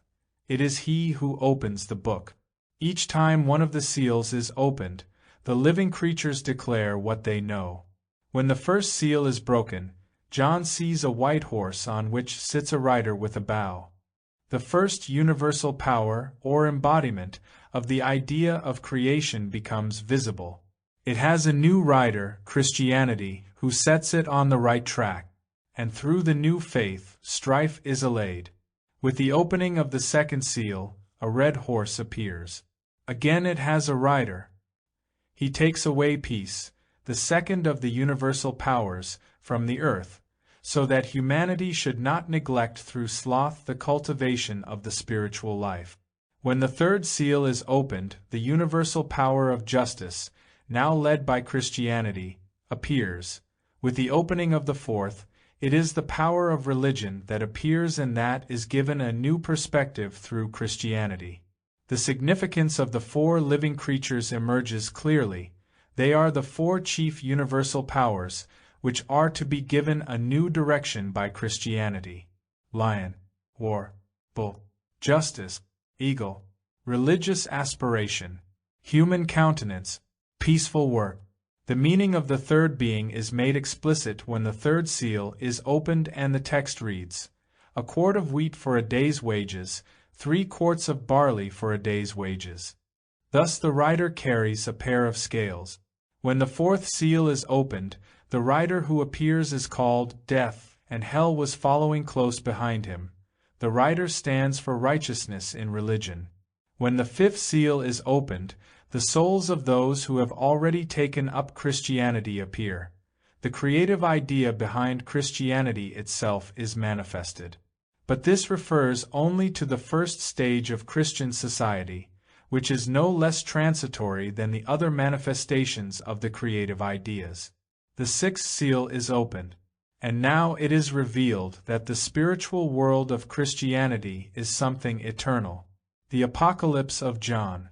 The people are pervaded by the spiritual reality that actually brought Christianity into existence. They are themselves made holy by what they have created. And I heard the number of those who were sealed. 144,000 out of all the tribes of the children of Israel were sealed. These are the ones who prepared the way for the eternal before it took the form of Christianity, and who have been transformed by the impetus given through Christ. Then comes the opening of the seventh seal. This reveals what true Christianity ought really to be for the world. The 7 angels, who stand before God, appear. These angels are once again spiritual beings known in the ancient mysteries translated into Christian terms. They stand for the true Christian path to the divine vision. The next stage is thus a leading into the presence of God. It is an initiation that John will undergo. The 7 trumpets, the proclamations of the angels, are accompanied by the necessary features of all initiation. When the first angel blew upon his trumpet, there followed hail and fire mingled with blood, and it was hurled down upon the earth. A third part of the earth was burned up, together with a third part of the trees and all of the green grass. Similar portents occur when the other angels blow upon their trumpet. However, we also notice that this is not simply an initiation of the kind known in ancient times, but a new form of initiation which is to replace the old. Unlike the ancient mysteries, Christianity does not exist only for the sake of a chosen few individuals. It is addressed to all humanity and aspires to the religion of all people. The truth of Christianity is accessible to everyone who has ears to hear. The mystic of the ancient world were singled out from the multitude, but the Christian trumpets sound for all who are willing to hear them. How to respond is matter for everyone to decide. That is the reason why the terrors in this initiation of all humanity are also so enormously enhanced. Through his initiation, John sees the condition of the earth and its inhabitants in the far future. The underlying idea behind this is that the seer in the higher worlds already beholds what still lies in the future for the world below. The 7 letters present the meaning of Christianity for the present age. The 7 seals show what is being prepared now for the future through Christianity. The future remains as yet unveiled, under seal, for the uninitiated. In the process of initiation, the seals are opened. At the end of the time covered by the 7 letters, the earthly age begins to pass over into a more spiritual condition. Life will no longer be limited as it is in its present physical forms, but will appear even externally as an imaging of the supersensible archetypes, represented by the 4 living creatures and the other pictures connected with the seals. Still further ahead in the future, the earth will take on the form intimated to the initiates by the sounding of the trumpets. In this way, the initiate has a prophetic experience of future conditions. The initiate into the Christian mystery experiences the impetus given to life on earth by the entering and onward working of the Christ. Meanwhile, everything that remains bound up with the transitory and falls short of true Christianity is shown as meeting death. Then a powerful angel appears, with a little book open in his hand which he gives to John. He said to me, "Take it and eat it. It will be bitter in your stomach, but sweet like honey in your mouth." John is instructed not just to peruse the little book, but to absorb it completely, to make its contents part of himself. Of what value is knowledge, if it not a living power in a person's life? Wisdom must be such a living power. The goal is not mere knowledge of the divine, it is actual divinization. But knowledge of the kind contained in the little book is painful to the transitory nature in human beings, and is bitter in the stomach. To the same extent, however, it is bliss to the eternal nature and so sweet in the mouth like honey. If Christianity is to become a real force upon earth, it can only be in this way, through an initiation of humanity. Thus it strikes dead all that still belongs to the human being's lower nature. Their corpses will lie in the street of the great city, which spiritually is called Sodom and Egypt, where their Lord was also crucified. By these are meant the adherents of Christ, who will be persecuted by the powers of this transitory world. However, it is only in their own transitory nature that they suffer, and for their true self it is an inner victory. Their destiny mirrors the archetypal destiny, which was that of Christ Jesus. The city, which spiritually is called Sodom and Egypt, is the symbol for the life that remains confined to externals and does not take into itself the transforming impetus of the Christ. Christ is crucified everywhere in the lower nature. Where the lower nature triumphs, everything remains dead. The streets of the city are strewn with corpses. But those who overcome their lower nature and awaken the crucified Christ to new life hear the proclamation of the angel with the seventh trumpet. The kingdoms of the world have become those of the Lord and of his anointed, who will reign from eternity to eternity. Upon which the temple of God in heaven was opened, and the ark of his covenant became visible there. The beast and the abyss.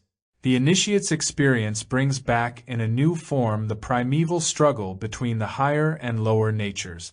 On the Christian path, everything that the initiates in the older mysteries had to undergo must be recapitulated. As Osiris was threatened by the evil Typhon, so now there is the great dragon, the ancient snake, to be defeated. From far back the wisdom of the mystic had used the snake as its symbol of knowledge. The snake, knowledge, may be a seductive force, however, unless human beings bring to life within themselves the Son of God. He it is who crushes the serpent's head. The great dragon was hurled down, that ancient snake who is called the devil and Satan and seduces all the world. He was hurled down upon the earth, together with his angels. The mystery temple. The Christian mystery was to replace the many mysteries of the ancient world with its unique, archetypal mystery event. In Jesus the Logos had become flesh, and he was to become the teacher of initiation to all humanity. His community of mystic was to be the human race. In place of the old principle of selecting individuals, there was to be the gathering together of all. Hence everyone was enabled to become amists, insofar they were sufficiently mature to do so. The gospel is proclaimed to all, and whoever has an ear to hear is eager to fathom its mysteries. The heart of each has the decisive voice. Thus it was no longer a case of introducing one person or another into the temples of the mysteries, but of the word spoken to all and heard now with more, now with less clarity and strength. And it will be left to the daimon, the angel in a person's own breast, to decide how far one's initiation can proceed. The mystery temple is the entire world.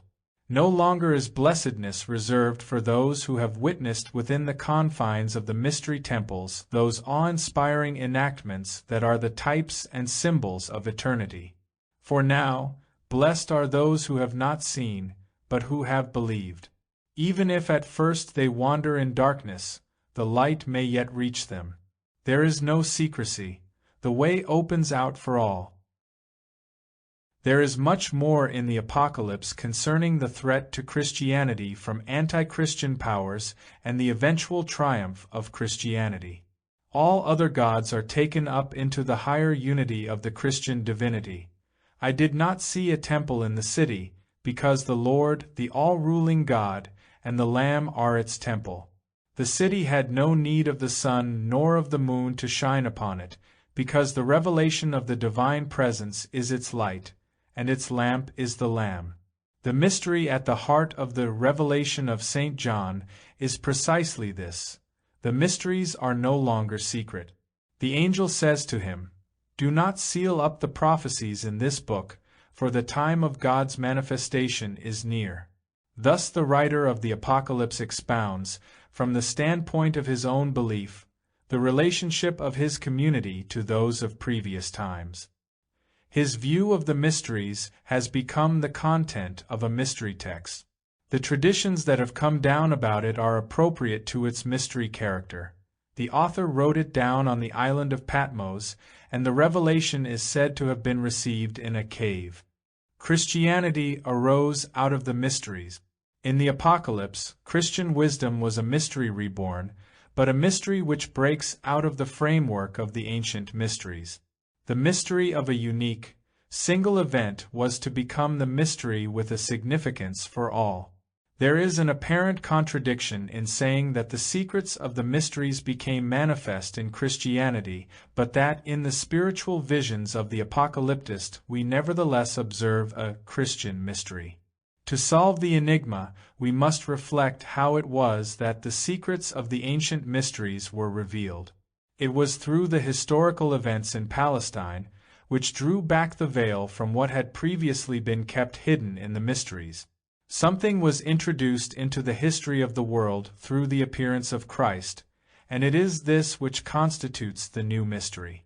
The initiates of former ages had seen in the Spirit how events were leading toward the manifestation of the hidden Christ, but with the Christian initiate it is a matter of the hidden effects which spring from the Christ who now has been revealed. Chapter 9. Jesus in his historical setting. The foundation on which Christianity sprang up is to be found in the mysteries. All that was further required was the conviction that their spirit should be extended into life in general more than had been the case with the mysteries themselves. Such a conviction was actually widespread, as we can gather from reports about the way of life practiced among the Essenes and the Therapeuti, groups that were in existence well before the time of Christian origins. The Essenes were one of the sects active in Palestine. They were of a closed nature and with an estimated membership at the time of Christ of around 4,000. They formed a community, whose members were directed to lead a life suited to the development of the higher self within their souls, and so to achieve rebirth. The aspirant was subjected to stringent tests in order to establish whether or not he was sufficiently mature to make himself ready for the higher life. On being accepted, he had to spend a period as a probationer and to swear a solemn oath not to reveal to outsiders the secrets of their discipline. Community life itself was devoted to the crushing of humanity's lower nature, so as to awaken more and more the spirit, which is there slumbering within him. Experience of the Spirit permitted members, after a certain stage had been reached, to be admitted into a higher order. This exercised authority, not by compulsion, but as a source of the community's fundamental convictions. A related group were the Therapeuti, who were to be found in Egypt. All our reliable information about their organization is contained in the work by the philosopher Philo on the contemplative life. A few passages from Philo's book will be sufficient to convey an idea of its contents. The houses of those thus banded together are quite simple, affording protection against the two things requiring it most, the blazing heat of the sun and the frostiness of the air.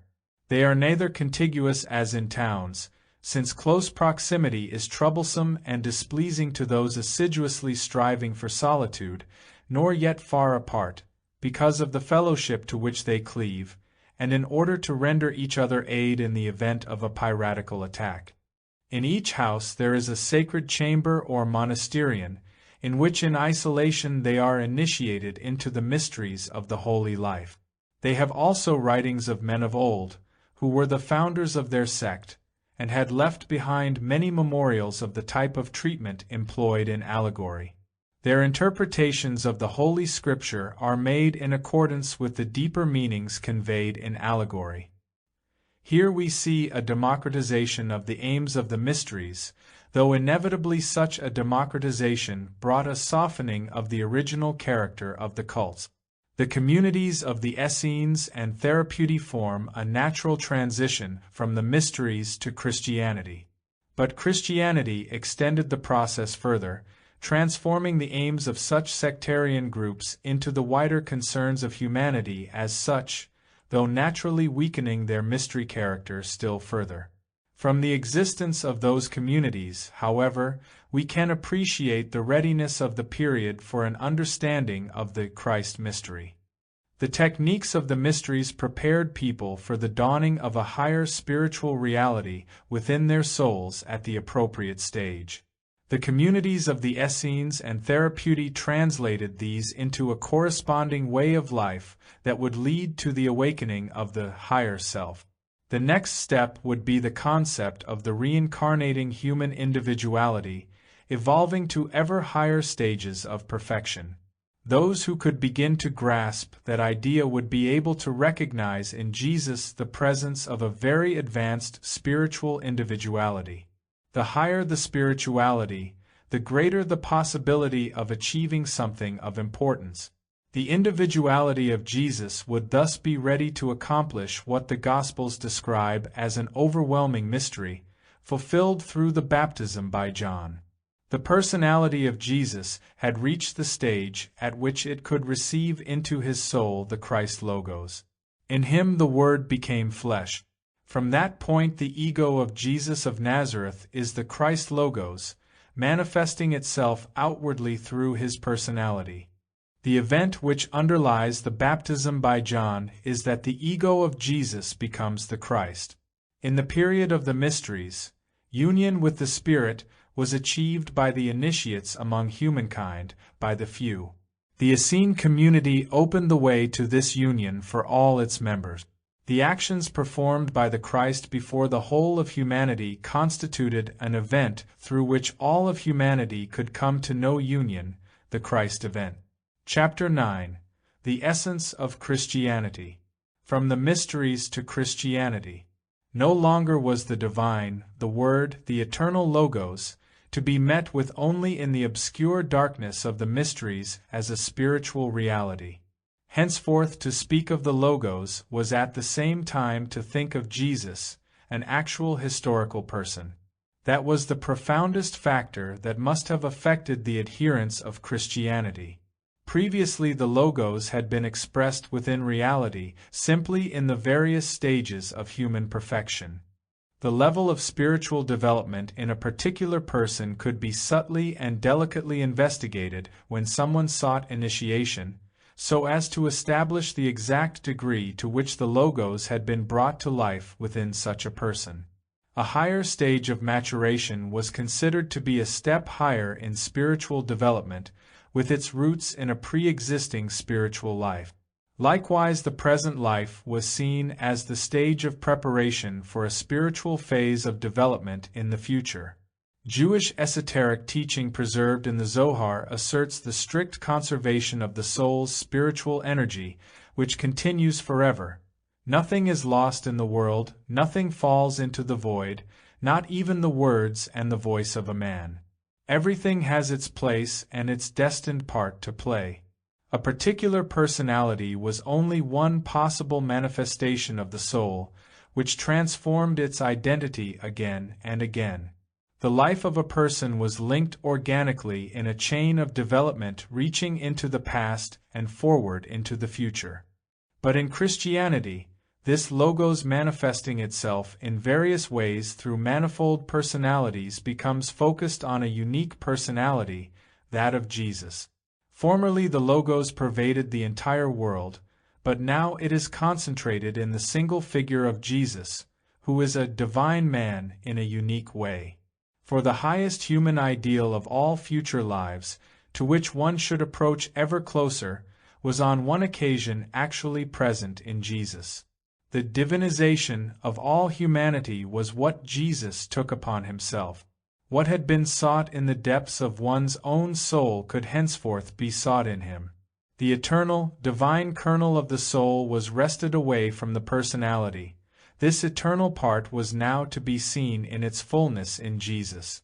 It was no longer a case of the eternal nature of the soul triumphing over death and awakening to divine life, but rather of the one God who was present in Jesus and who will appear in order to raise up human souls.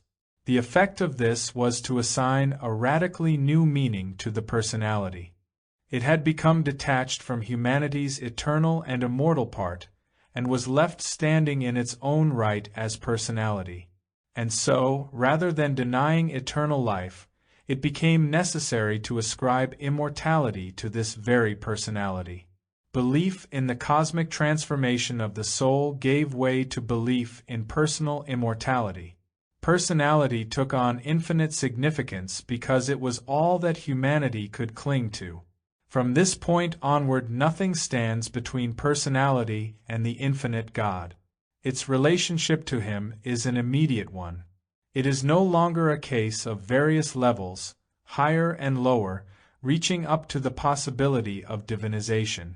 A human being is simply human and stands in a relationship to God that is direct, but at the same time external. This was felt by those who knew the perspective of the mysteries to be a new note in their attitude to the world. Many individuals found themselves in this situation during the first centuries of Christianity. They were aware of the character of the mysteries, and if they wished to become Christians, they had somehow to come to terms with their former outlook. That could lead to severe psychic struggles. In all sorts of ways they sought to find an accommodation between the two divergent ways of looking at the world. The writings of the first Christian centuries mirror this struggle, not least the writings of those pagans attracted by the exalted nature of Christianity, as well as those of Christians who nevertheless found it hard to relinquish the ways of the mysteries. Christianity emerged only slowly out of the mysteries. Christian convictions might be expressed in the form of mystery truth. Christian language might clothe the wisdom belonging to the mysteries. One example is Clement of Alexandria, a Christian author who had been educated as a pagan. He wrote, "Thus the Lord did not hinder from doing good on the Sabbath, but allowed us to communicate those divine mysteries and that holy light to those who are able to receive them." He certainly did not disclose to the many what did not belong to the many, but to the few to whom he knew that they belonged, and who were capable of receiving and being molded according to them. But secret things are entrusted to speech, not to writing, as is the case with God. God gave to the church some apostles, and some prophets, and some evangelists, and some pastors, and teachers for the perfecting of the saints, for the work of the ministry, for the building up of the body of Christ. Individuals sought by the most varied routes to find their way from the ancient ideas to Christian ones. The Gnostic crisis.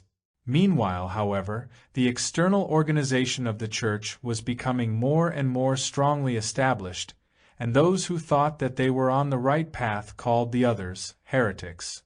As more power went to the institution of the Church, the decisions of the councils increasingly took the place of personal search for recognition of the right way. The concept of heresy became increasingly rigid. The Church took it upon herself to decide who had deviated too far from her carefully guarded sacred truth.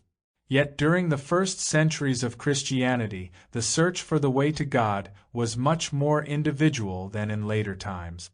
A long road had to be traveled before Augustine could declare, "I would not believe the message of the gospel if I were not urged to do so by the authority of the Catholic Church." It was, however, through the several Gnostic sects and writers that the struggle between the way of the mysteries and that of Christianity took on its specific coloring. The term Gnostics is applied to all those writers from the first centuries of Christianity who sought for a deeper, spiritual meaning in its teachings. They are to be understood as thinkers steeped in the ancient mysteriosophy and striving to comprehend Christianity from the viewpoint of the mysteries. From their perspective, Christ is above all a spiritual being, the Logos. In this his primal form, he cannot have an external relationship to humanity, but must be awakened to life in the soul. At the same time, there must be a connection between the spiritual Logos and the Jesus of history, and here we come to the crux of the Gnostic controversy. The issue could be resolved in various ways, but the decisive fact remained. The idea of the Christ, for them, could only be grasped on the basis of mysteriosophy and not of ordinary historical traditions. Some of them appealed to the Neoplatonic philosophy, which also had its roots in the mysteries. The Gnostics were confident that the wisdom of man could give birth to a Christ by whom the historical figure could be measured, in the light of which alone the historical figure could be given his rightful significance. The esoteric tradition. A special interest attaches to the teachings that we find in the books attributed to Dionysius the Areopagite. It is admittedly the case that these books are never mentioned prior to the 6th century AD. But the place and date of their composition is not the relevant question here. What interests us is that they present Christianity, through the medium of ideas of Neoplatonic philosophy, entirely as a spiritual vision of the supersensible world.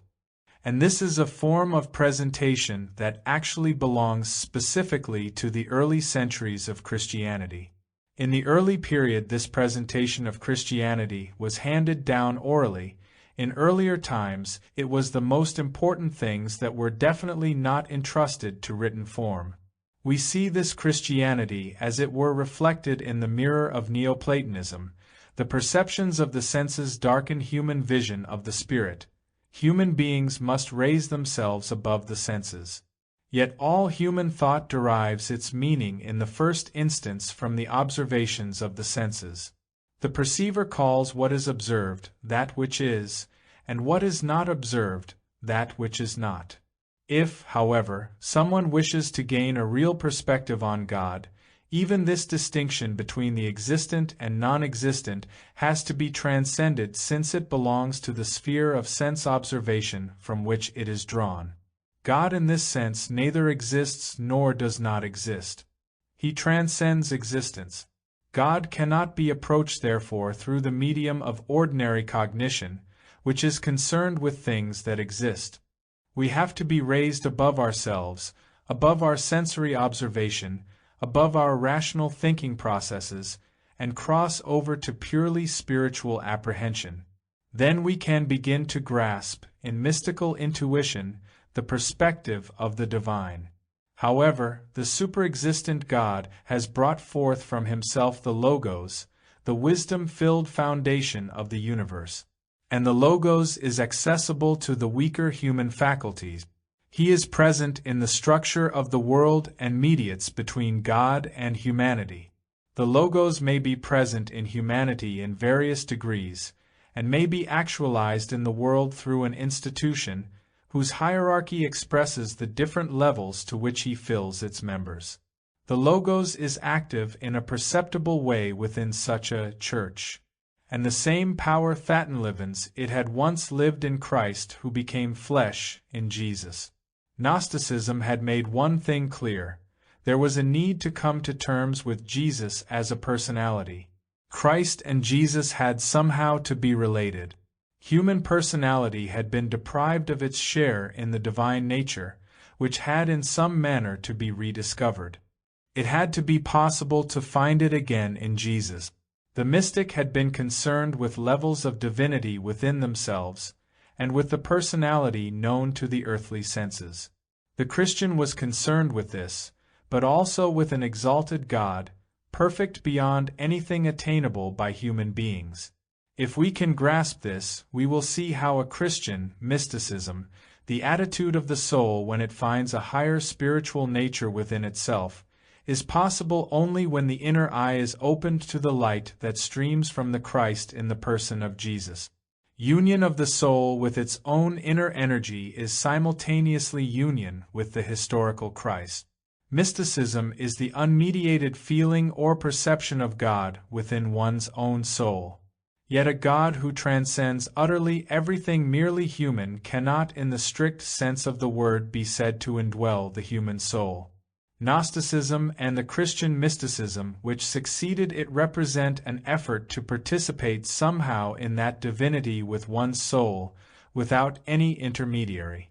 Conflict here was inevitable, for in reality it was possible to find only one's own divine nature, and that is of course the divine at a certain stage of development, while the God of the Christians is a being complete and perfect in himself.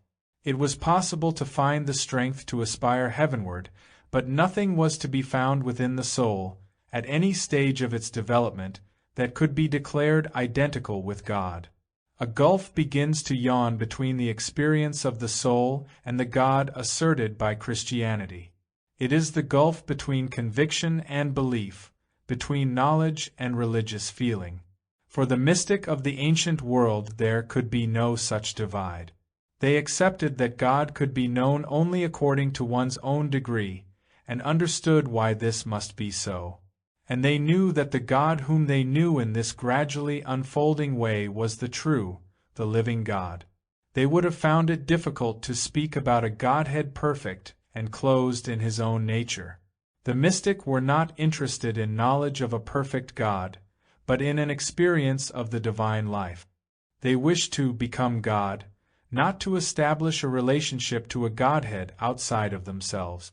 It is inherent in Christianity, then, that its mystical striving is not without presuppositions. The Christian mystic seeks the Godhead within, but to do so must look to the historical Christ as the physical eye looks to the sun. The physical eye tells us that what it can see, it sees by the light of the sun, and the Christian initiate tells us that one ascends in one's own inner nature to the vision of God, but the light by which one sees is the light of Christ made manifest. It is through him that the mystic ascends to the highest point within. So does the mysticism of medieval Christianity differ from the experiences of the mystic in the ancient mysteries. Chapter 10. Christian and Pagan Wisdom. Philo Judaeus, the mystery of the Logos. At the time of Christian origins we also find the development within the ancient pagan culture of certain world conceptions that constitute a continuation of Platonic thought, but which also have roots in a mysteriosophy that has been refined, made inward and spiritual. They appear first with Philo of Alexandria.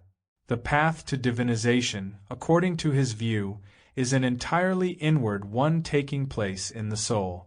One might aptly say that for Philo the temple of the mysteries, where he seeks initiation, is nothing other than his own inner being and the experiences that it undergoes. He translates the mystery rites used in their enactments into processes of a purely psychological and conceptual nature. He does not see any possibility of reaching the divine through the impressions of the senses or through rational understanding. These are concerned only with temporal things, but there is a path of the soul that enables it to transcend these modes of knowledge and to step outside its ordinary identity, abandoning in ecstatic trance all that it called I. It is then in a state of spiritual exaltation or illumination. It no longer has thought, ideas, or knowledge in the usual sense, but is merged into and united with God. The divine is an experience that cannot be put into the form of thoughts or ideas that express what it is like. It must be experienced, and anyone who has experienced the divine has to admit that it can be conveyed only indirectly, through the living quality of one's words. The cosmos is an image of this mystery being whose reality is experienced in the deepest strata of the soul. It originated from the invisible and inconceivable God, and the wise ordering of the cosmos directly reflects the divine nature, harmonizing the phenomena of sense perception. In its wisdom and harmony it mirrors spiritually the Godhead, the divine spirit or mind that has been poured out into the world. This is the cosmic reason or logos, the offspring or son of God. The logos mediates between the perceptible world and the imageless God. Human beings are united with the logos insofar as they really possess knowledge. In them the logos is embodied. A spiritually developed person is a representative of the logos. Above and beyond the logos is God. Beneath it is the transient world. Our human vocation is to link them in one. The spirit we encounter in our own inner nature is at the same time the spirit of the cosmos. Much in this way of thinking is reminiscent of the Pythagoreans, that the heart of reality must be looked for in the inner life. At the same time, the inner life includes an awareness of cosmic significance. Augustine speaks in essentially Philonic terms when he says, We therefore behold these things which you, O God, have created, because they are, but they are because you see them. And his further comment on what and how we see them is also striking, and we see externally that they are, but inwardly that they are good. All this has its origins in Plato. Like Plato, Philo interprets the destiny of the human soul as the denouement in a cosmic drama, when the hidden God awakens from the spell. He describes inner events in which the soul is active by saying that wisdom follows within human beings the ways of her Father, looking upon the archetypes and shaping forms in accordance with them. Thus, it is not of merely personal significance for someone to give expression to these forms. Rather, they are the eternal wisdom, the life of the world. His view accords with the mystery attitude toward the familiar myth. The mystic looked for the deeper reality behind the myths, and what they did in the case of the pagan mythology, Philo does with the tale of origins contained in the books attributed to Moses. The Old Testament narratives he treats as images of internal, psychic processes. Take the creation of the world recounted in the Bible. To read it as expressing things that happened in an external way is to grasp only one half of its meaning. It does indeed say, "In the beginning God created the heavens and the earth.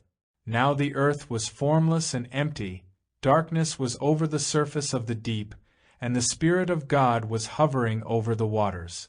But the inner truth that lies behind such words has to be experienced in one's own inner depth. God must first be found within, and then he will be recognized as the archetypal essence, sending forth myriads of rays, none of them visible to sense, but all grasped by the mind. That is how Philo describes God, and something almost identical can be recognized in Plato's Timaeus. When the Father who had begotten it perceived that the universe was alive and in motion, a shrine for the eternal gods, that is, the stars, he was well pleased. Compare the Bibles, and God saw everything, that it was good. In this Platonizing way, Philo assimilates the meaning of the Bible to the experiences of the mysteries, making the knowledge of the divine arise from the creation process, which takes place in one's own soul as the working out of its destiny. The story of creation and that of the soul's divinization are one and the same. Philo acts on the assumption that the narratives in the Mosaic primordial history can be used to tell the story of the soul in its search for God. Everything in the Bible thus becomes profoundly symbolic, and Philo is the interpreter of its symbolism, reading the Bible as the story of the soul. It may rightly be said that Philo's method of exegesis corresponds to contemporary techniques pioneered by mysteriosophy. He himself draws attention to the same approach to the ancient scriptures among the Therapeuti. They have also writings of men of old, who were the founders of their sect, and had left behind many memorials of the type of treatment employed in allegory. Their interpretations of the Holy Scriptures are made in accordance with the deeper meanings conveyed in allegory. Philo's aim was likewise to uncover the deeper meaning hidden in the Old Testament allegories. It is worth considering where such exegesis could lead. Reading the creation story, one comes upon something that refers not merely to outer events but furnishes an image for the path of the soul toward divinization. The soul, then, must undertake on the microcosmic level to follow in the footsteps of God. That is the only way of describing its mystery striving after wisdom. It is the cosmic drama itself that is played out in every soul. The primal image, expressed in the account of the creation, finds its fulfillment in the inner life of the mystery adept. Moses wrote, not just to recount historical occurrences, but to provide images of the course that will lead the soul to God. Philo's conception renders everything a spiritual reality within a person's own being. The human experience is a subjective echo of God's cosmic experience. God's word, the Logos, becomes a reality within the soul. God brought the Jews out of Egypt and led them to the Promised Land, subjecting them to trials and privations before giving them the land as their reward. These were outward events. But one has to go through them as an inner experience, departing from the land of Egypt, the perishable world, going through privations, the suppression of the sense nature, until the promised land of the soul, the eternal, is attained. Philo turns it all into a sequence of inner happenings. The mystery God who has poured himself out into the world celebrates his return to life in the soul, which has grasped his creative word, and in which it becomes reality once more. A person then has God within, having inwardly given birth to the divine Spirit, which has taken on human form, the Logos, Christ. Philo and those who took up his ideas were able to conceive of spiritual knowledge as the birth of Christ on the level of inner truth. Plotinus and Neoplatonism. Developing alongside Christianity, the Neoplatonic view of the world also constituted a continuation of the Phalonic mode of thought. Let us examine the way Plotinus describes his inner experience. It has happened often. Roused into myself from my body, outside everything else and inside myself, my gaze has met a beauty wondrous and great. At such moments I have been certain that mine was the better part, mine the best of lives lived to the fullest, mine identity with the divine. Fixed there firmly, poised above everything in the intellectual that is less than the highest, utter actuality was mine. But then there has come the descent, down from intellection to the discourse of reason. And it leaves me puzzled. Why this descent? Indeed, why did my soul ever enter my body, since even when in the body it remains what it has shown itself to be when by itself?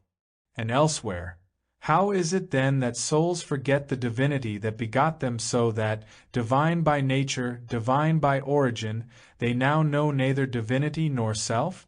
This evil has befallen them, having its source in willful self-assertion, in being born, in becoming different, in desiring to be independent. Once having tasted the pleasures of independence, they use their freedom to go in a direction that leads away from their origin.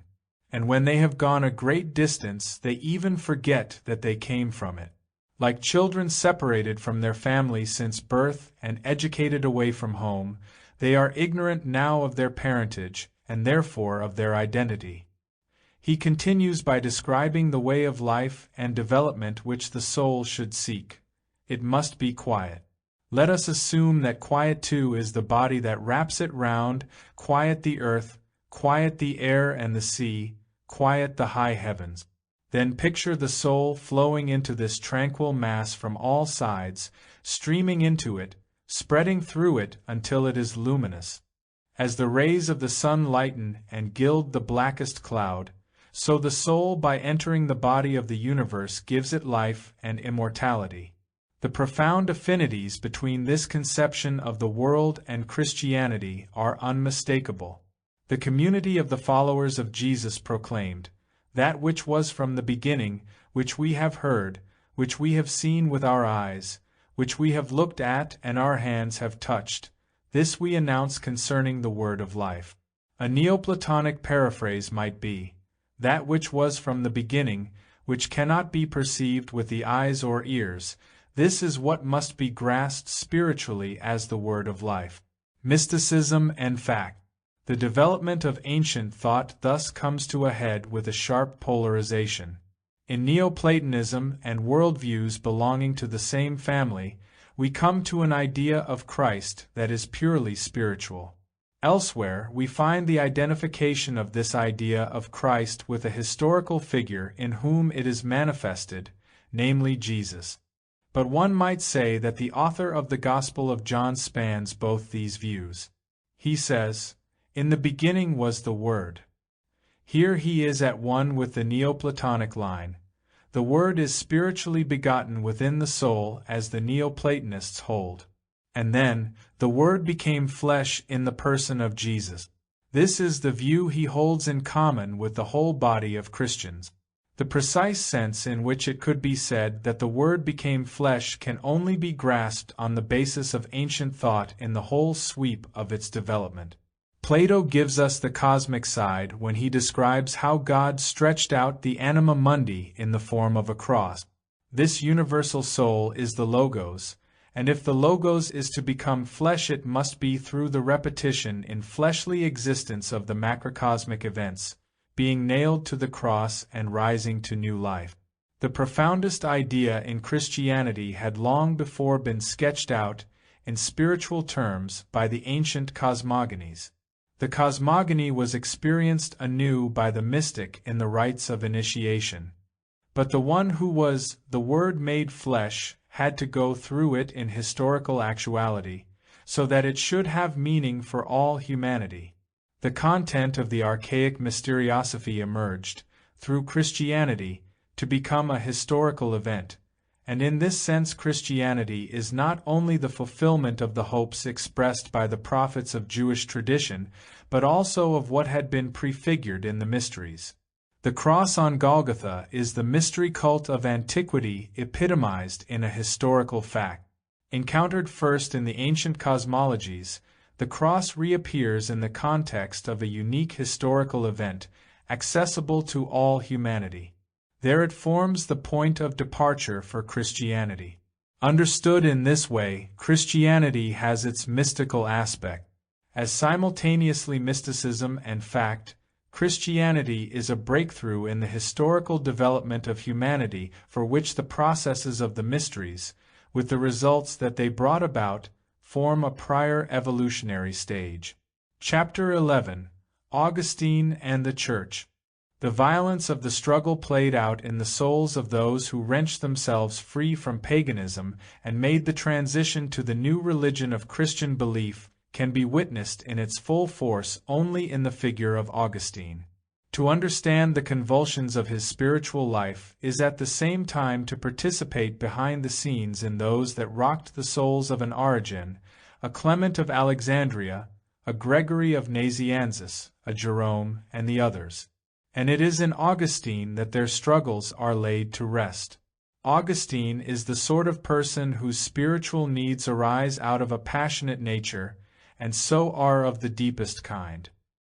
He passed through pagan and semi-Christian ideas, suffered intense doubts when his various ideas seemed impotent in the face of his spiritual crises, was laid low by the feeling of desperation, which asks, can anything really be known?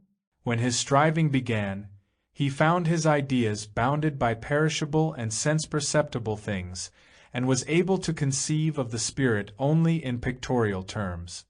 Getting above this stage was like being set free, as he records in his Confessions. When I tried to think of my God, I could think of him only as a bodily substance, because I could not conceive of the existence of anything else. This was the principal and almost the only cause of the error from which I could not escape. Every quest for the Spirit must pass through this stage if it is a living cert. Despite the fact that many thinkers, and not just a few, deny the possibility of reaching a thinking utterly purged of sense-perceptible content, they actually confuse their own limitations with what is possible in general.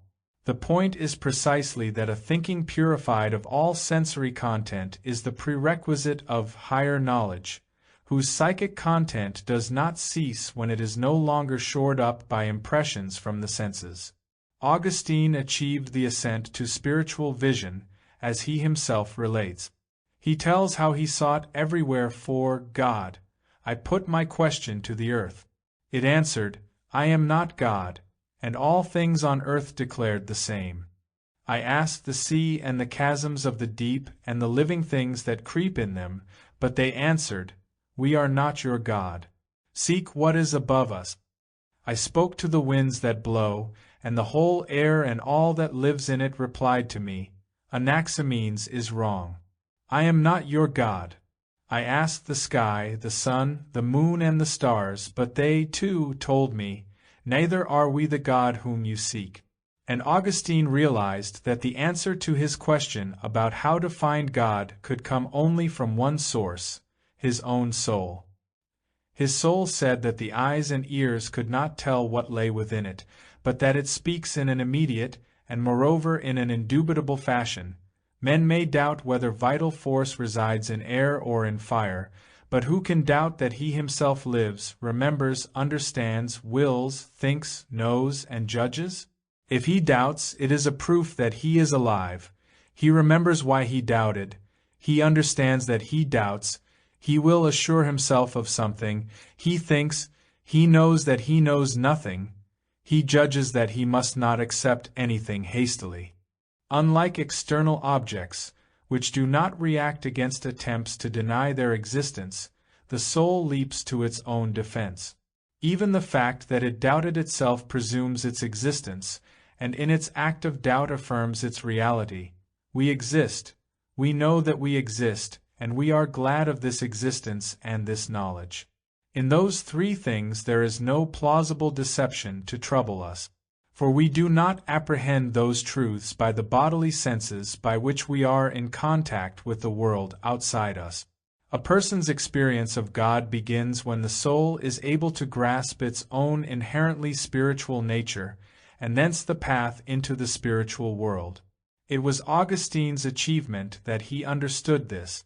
In pagan culture, a similar mood had given rise to the wish among those who sought for knowledge to approach the portals of the mysteries. In Augustine's time, one might instead become a convert to Christianity.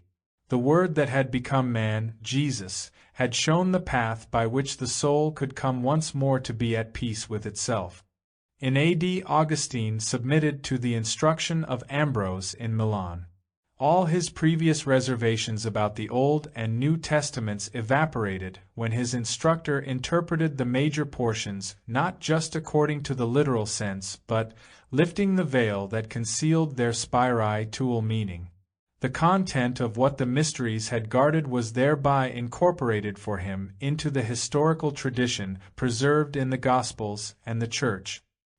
He came to accept it as a reasonable ordinance, that within the bounds of moderation and honesty things for which there was no proof should simply be believed.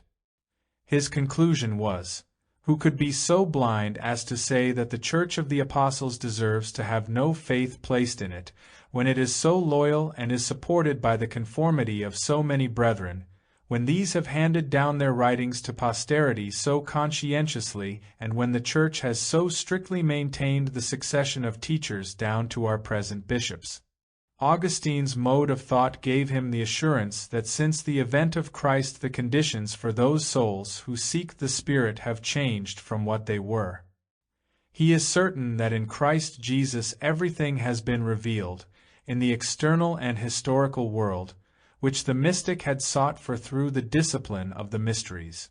Among his profoundest utterances is his declaration, what is now called the Christian religion existed already among the ancients, and was not lacking at the very beginnings of the human race. When Christ appeared in the flesh, the true religion already in existence received the name of Christian. Two courses lie open for one who thinks in such a way.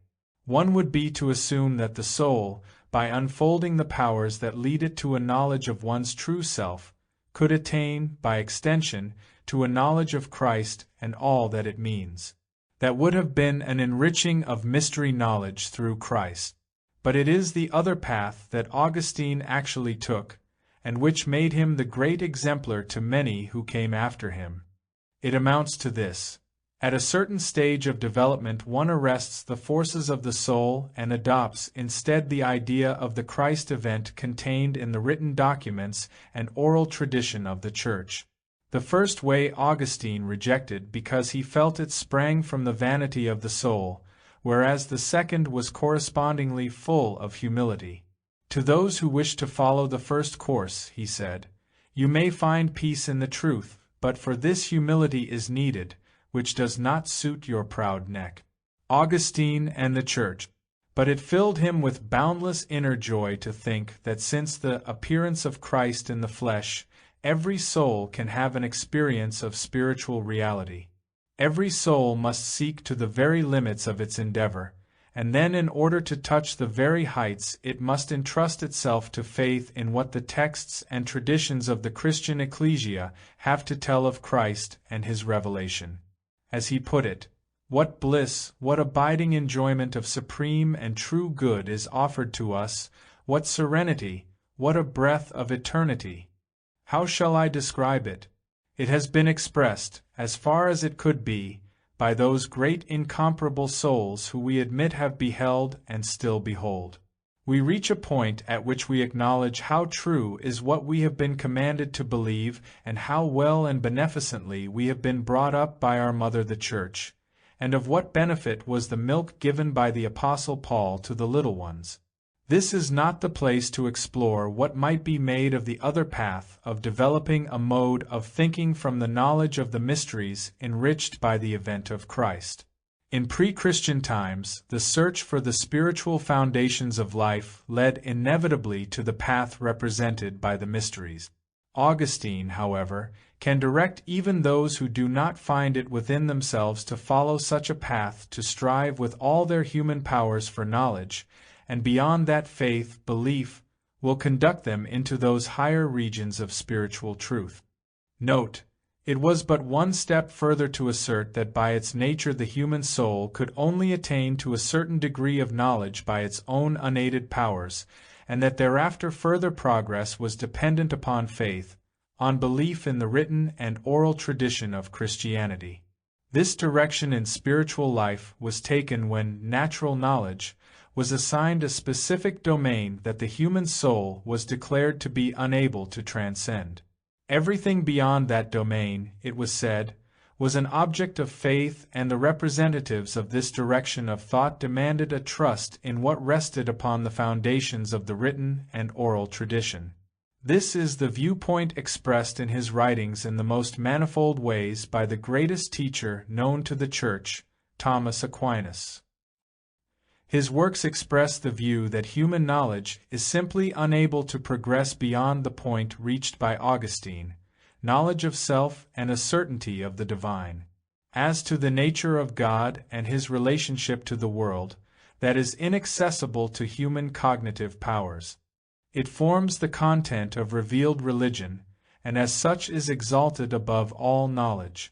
We witness these ideas crystallizing in the worldview of John Scotus Erigena, who lived in the 9th century at the court of Charles the Bald. There we find a natural transition from the perspective of primitive Christianity to that of Aquinas. He derives his conceptual language from Neoplatonic philosophy, and his work on the divisions of nature constitutes a further extension of the teachings in Dionysius the Areopagite. Those teachings were based upon the idea of an utterly transcendent God, from whom the sense-perceptible world nevertheless originated. Human beings are caught up in the process of the transmutation of all things back into this God, whose goal is to be what he was from the beginning. Everything is to be reintegrated into God, who has gone forth into the cosmic process and in due course arrives once more at perfection. For this to happen, however, humanity must find the way to the Logos that was made flesh. Erigena takes up and extends this idea, for it is in the Scriptures that we learn about the Logos, and therefore it is belief in what they contain that leads to salvation. Reason and scriptural authority, faith and knowledge, stand side by side. There is no contradiction between them, but faith is necessary to bring what knowledge, as such, can never attain. In the interpretation by the Christian tradition, that knowledge of the eternal that had formed the secret of the mysteries withheld from the profane multitude became a matter of faith. It became something intrinsically different from knowledge. In the pre-Christian mysteries there had been on the one hand the knowledge granted to the mystic, and on the other the faith of the ordinary people in the imagery that expressed it. Now in the Christian mystery, God had handed over his revelation to all humanity, and human knowledge became an image of that revelation. The mysteries had been a hothouse plant, and their wisdom was granted to the few who were ripe to receive it. Christian wisdom developed as a mystery whose content was vouchsafed in the form of knowledge to no one, but to everyone in the form of faith. Christianity was a continuation of the perspective of the mysteries. But there were also changes. A share in the truth was no longer to be reserved for the few but was open to all, in such a way, however, that one had to concede a point at which further knowledge became impossible, and further progress had to be based on faith. The secret of the mysteries was brought by Christianity from the darkness of the temples into the bright light of day. The revelation of the ancient temples lived on, however, within the inner sanctum of its content of faith. Forward to the first edition. The museum in Brussels devoted to the work of the fascinating artist Antoine Weert contains a picture entitled, "The Things of the Present Before the Man of the Future."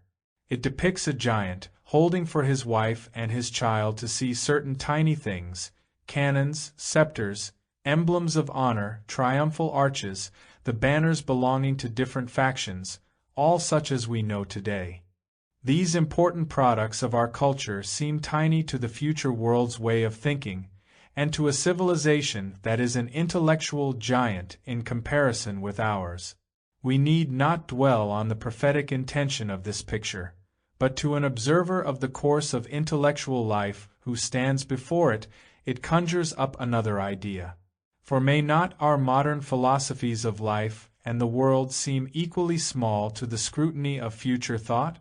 What an expiation it would then be for the superior tone adopted by certain of our contemporaries toward the childish conceptions that our predecessors held about humanity and the universe, notions that we, with our new confession of faith based on the stupendous progress of the natural sciences, have left far behind. This thought may well occur, even if one does not adhere to any of the established religious teachings, but takes one's stand unequivocally on the ground of natural science itself, indeed, particularly in that instance.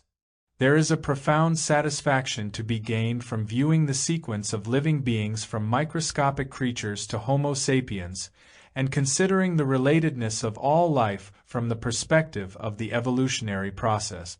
To many of us, Haeckel's natural history of creation means far more than any supernatural account of things. Yet those with deeper natures feel, with painful dissatisfaction, the contradiction between what Rosa Maerder calls, in illuminating words, the life of nature according to Darwinian theory, and the goal of the furtherance of human development. Anyone who looks beneath the surface of modern ideas cannot fail to see the gulf that yawns between two components in contemporary life.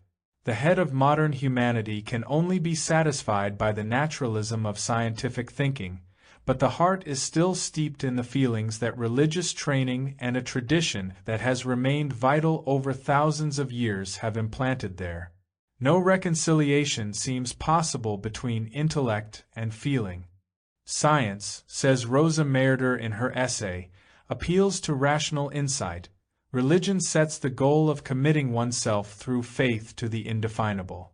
One has to ask whether such a contradiction is inevitable, or is it, perhaps, that the cultured people of today have not yet reached the point where they can affirm in their hearts as progressive and positive what the mind tells them to be true? To this the only possible answer seems to be, we may have learned how to understand our relationship to nature scientifically, but not how to live it. No, we do not actually live our scientific theories. See how many there are who are delighted when Harnack, for example, says in his The Essence of Christianity, "How doubtful would mankind's situation be if the deeper peace for which it longs, and the clarity, conviction and power for which it strives, were dependent upon the degree of its enlightenment and education. They may admit the truth of natural science with their heads, but with their hearts they long for quite different sources of satisfaction." For those with eyes to see, it is quite clear that even those who take their stand on the grounds of natural science cannot translate this knowledge into the reality of life. Not even the great scientists can do so. I would not be misunderstood, devout enthusiast for Ernst Haeckel's work as I am, when I say that the polemics Haeckel heaps against Christianity often betray the feelings that have been planted in the heart by distorted versions of Christianity. For how can a protagonist of evolutionary theory look upon Christianity otherwise than as itself the product of an evolution in accord with the laws of nature? Would such a proponent not have to understand that we now live in the presence of a truth that is related to prior conceptions of the world in exactly the same way as, within the order of nature, human beings are related to their animal predecessors? It is one thing for a Christian to lay claim to the unique, the only truth, but it reflects badly upon a representative of scientific thinking. It seems too much like Christian intolerance when he will not give to prior forms of thought, which are the stages of development leading to his own truth, proper recognition for their evolutionary role, choosing rather to represent them as worn-out, childish systems of belief. One who does not simply accept the truth with the mind but lives with it, lives in it, will see it as part of an ongoing flux of ideas, in continuous evolution like everything else in nature. If we can learn to know the truth that our minds acknowledge as an evolutionary development from its predecessors, from its ancestral forms of truth, then our hearts will follow where our heads lead. Those who accept the arguments of natural science, however, but in their hearts, without knowing how strongly, hold to the traditional ideas of religion, are like creatures descended far back from fishes that even now refuse to come out of the water.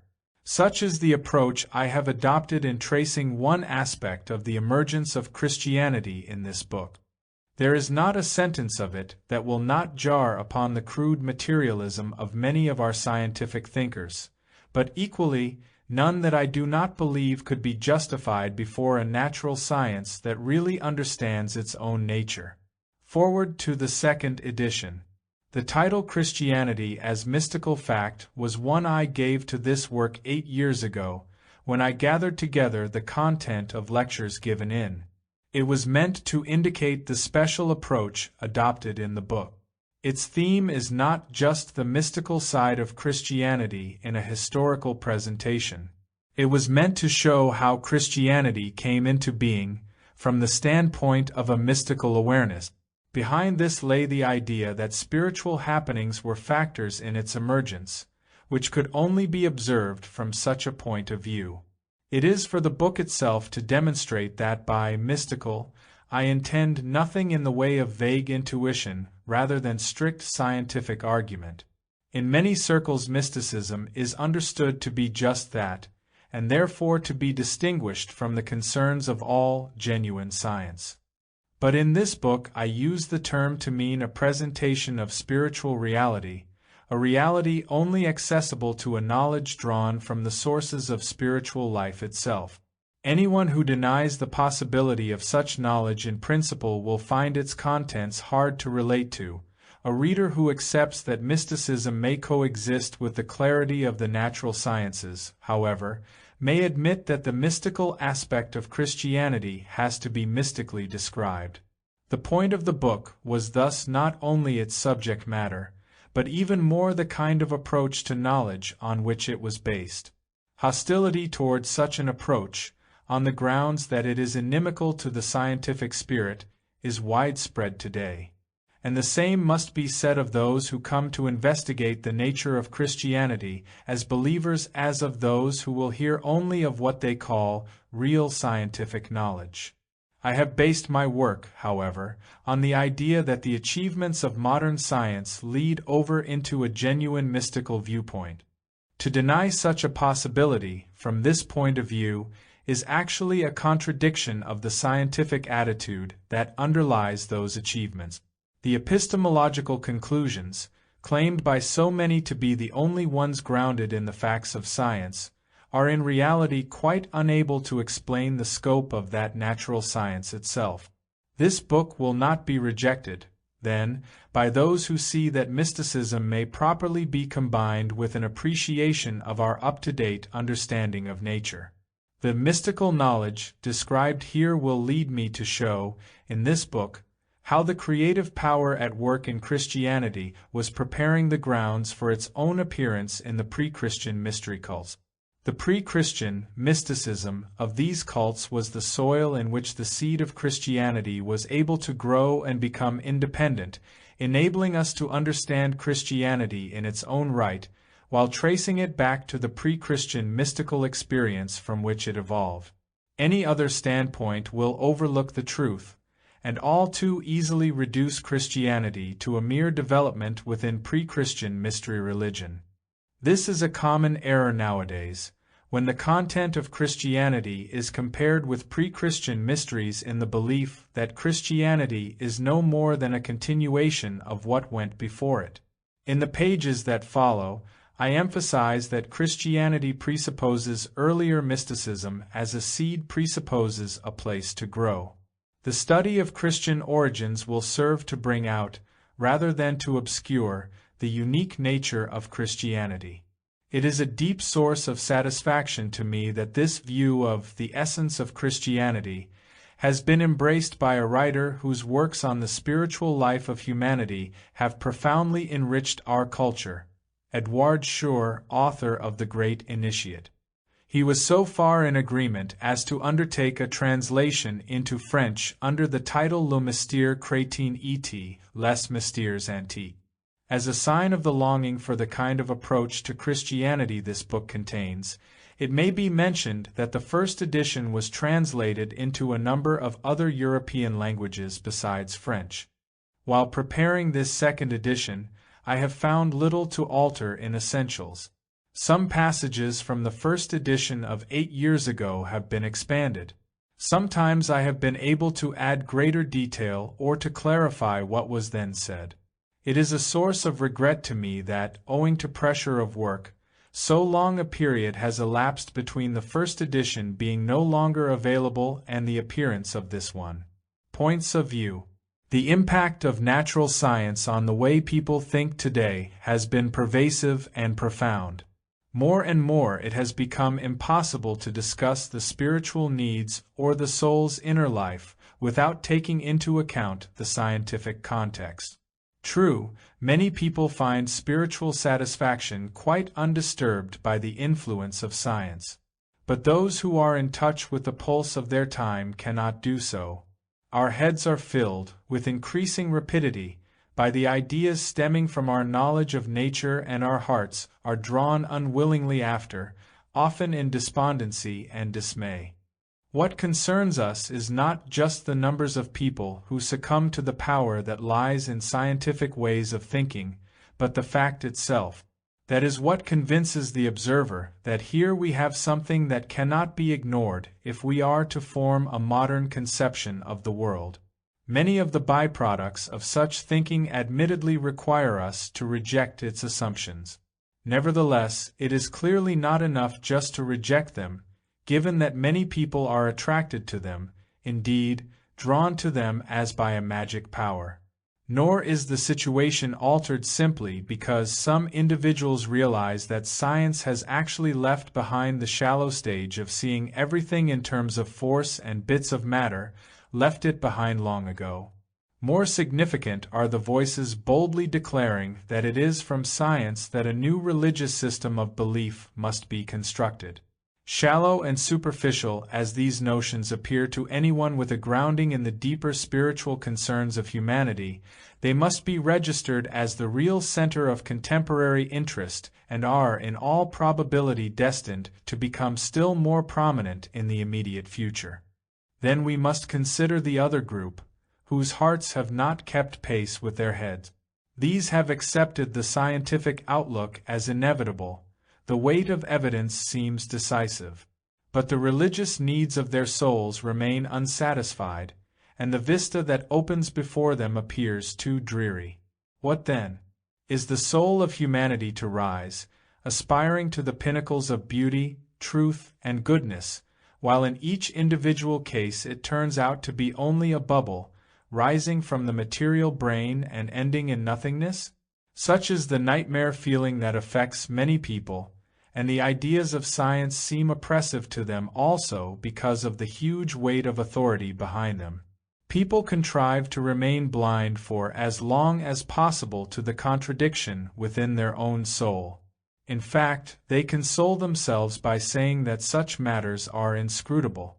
While sense experience and logical reasoning require it, they think in a scientific way, but they hold on to the religious feelings from their upbringing. They prefer to keep the issue in the darkness of impenetrable obscurity so far as the rational mind is concerned. They lack courage to win through to the light.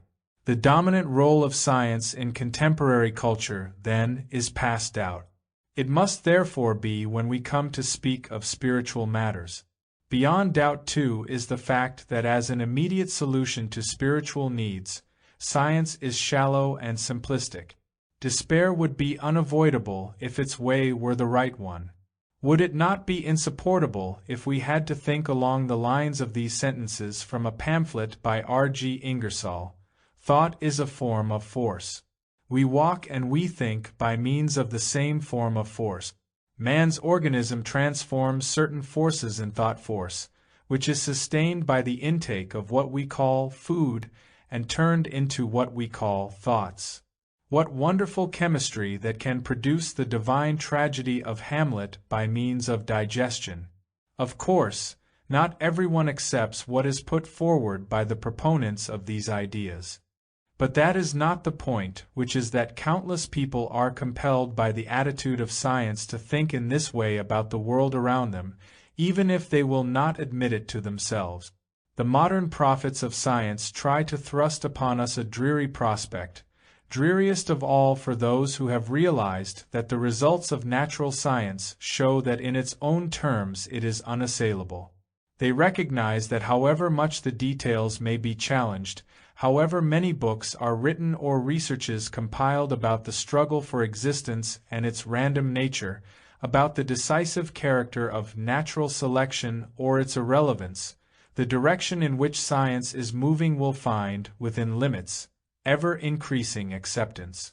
So are the implications of science really what these proponents make them out to be? Their own behavior shows that they are not.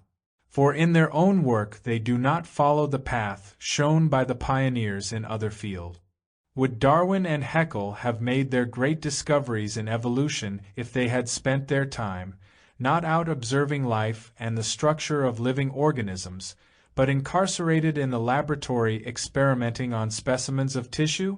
Could Lyell have explained the formation of the Earth's crust if he had examined, not the composition of the various strata as they occur, but just the chemical classification of numberless rocks? If we were really to follow in the footsteps of the great figures, the towering geniuses of modern science, we would apply to spiritual life the same approach they brought to bear on nature. That would not bring us to the idea of creating the divine tragedy of Hamlet by chemical processes of digestion, any more than a natural scientist would claim to have understood the role of heat in the formation of the earth after having studied a piece of sulfur warmed in a retort, or the structure of the brain after subjecting an extract to the effects of acid, rather than investigating how it has evolved out of the organs belonging to lower forms of life. It is true, then, the investigation of spiritual things can indeed learn from the example of natural science, only it must be a real imitation of scientific discovery, and not be misled by the views of certain proponents of science. There should be research in the spiritual domain as there has been in the physical domain. But that is a different matter from the opinions scientists have formed about the spiritual world, confused by their narrow application to physical phenomena alone. To act in the spirit of natural science would be to study the spiritual evolution of humanity impartially, as the naturalist observes the sense world. That would lead in the domain of spiritual life to a method of investigation as different from purely natural science as is geology from theoretical physics, or evolutionary theory from advanced chemical research. It would lead to higher methodological principles, which would certainly not be identical with those of natural science, but would be in agreement with all that we really mean by scientific inquiry. Thus we can modify or correct the one-sided views deriving from scientific research by means of an added perspective. In doing so we are not betraying science, but advancing it. Such advances are necessary if we are to be able to get inside the spiritual processes that shape the inner realities of Christianity or other world religions. To apply these methods may stir up opposition from the scientific establishment, but they are justifiable and in accord with the scientific way of thinking. This kind of research must go beyond the philological investigation of religious documents. The analogy from natural scientific research still holds. To explain a law of chemistry, it is of no use to characterize the retorts, vessels, or tweezers used in the experiment that led to its discovery. There is just as little point, if we are trying to explain the emergence of Christianity, in pinning down the sources that Luke drew upon for his gospel, or upon which John based his secret revelation. Their history, in that sense, can only be the outer court to research proper. Tracing how the documents were pieced together will not explain the meaning to be found in the books of the Pentateuch or the Greek mystery traditions. Research is concerned with their way of looking at things, of which documents merely provide outer expression. Likewise, a scientist working on anthropology does not pursue the origins of the word man or its subsequent linguistic history. The subject is interesting, not its name, and in the study of spiritual life we must also hold fast to the spirit and not to its documentary outer forms. Appendix. Additional remarks by Rudolf Steiner. Spiritual eye. It is said here that those whose spiritual eyes are open can see in the spiritual world. But that does not mean that they alone can understand the findings of initiates who are able to see for themselves. That may be true for actual research, but everyone can apply rational understanding and evaluate the truth of the results once they have been communicated. And anyone can use them in life and appreciate their value, even if they cannot yet see spiritually. Sink into the mire, on the meaning of Plato's words. Criminal to impart. Such is no longer the case owing to the conditions of the present day, when spiritual knowledge can be grasped in the form of ideas. Recent humanity has a relationship to ideas that was quite lacking in ancient times. Nowadays it is quite possible for there to be people who experience the spiritual world directly, and people who grasp what they have experienced in ideas. But that would not have been the case in the ancient world.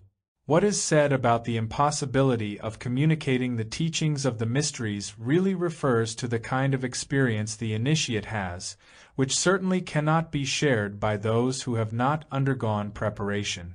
But they have always been communicated in a form which the non-initiated could understand, for example, in the myths that made the content of the mysteries more widely understood in antiquity. Mantic art, ancient mystical terminology distinguished between mantic, pertaining to the knowledge gained through spiritual sight, and telestic, pertaining to the path of initiation. Himself a kaberos.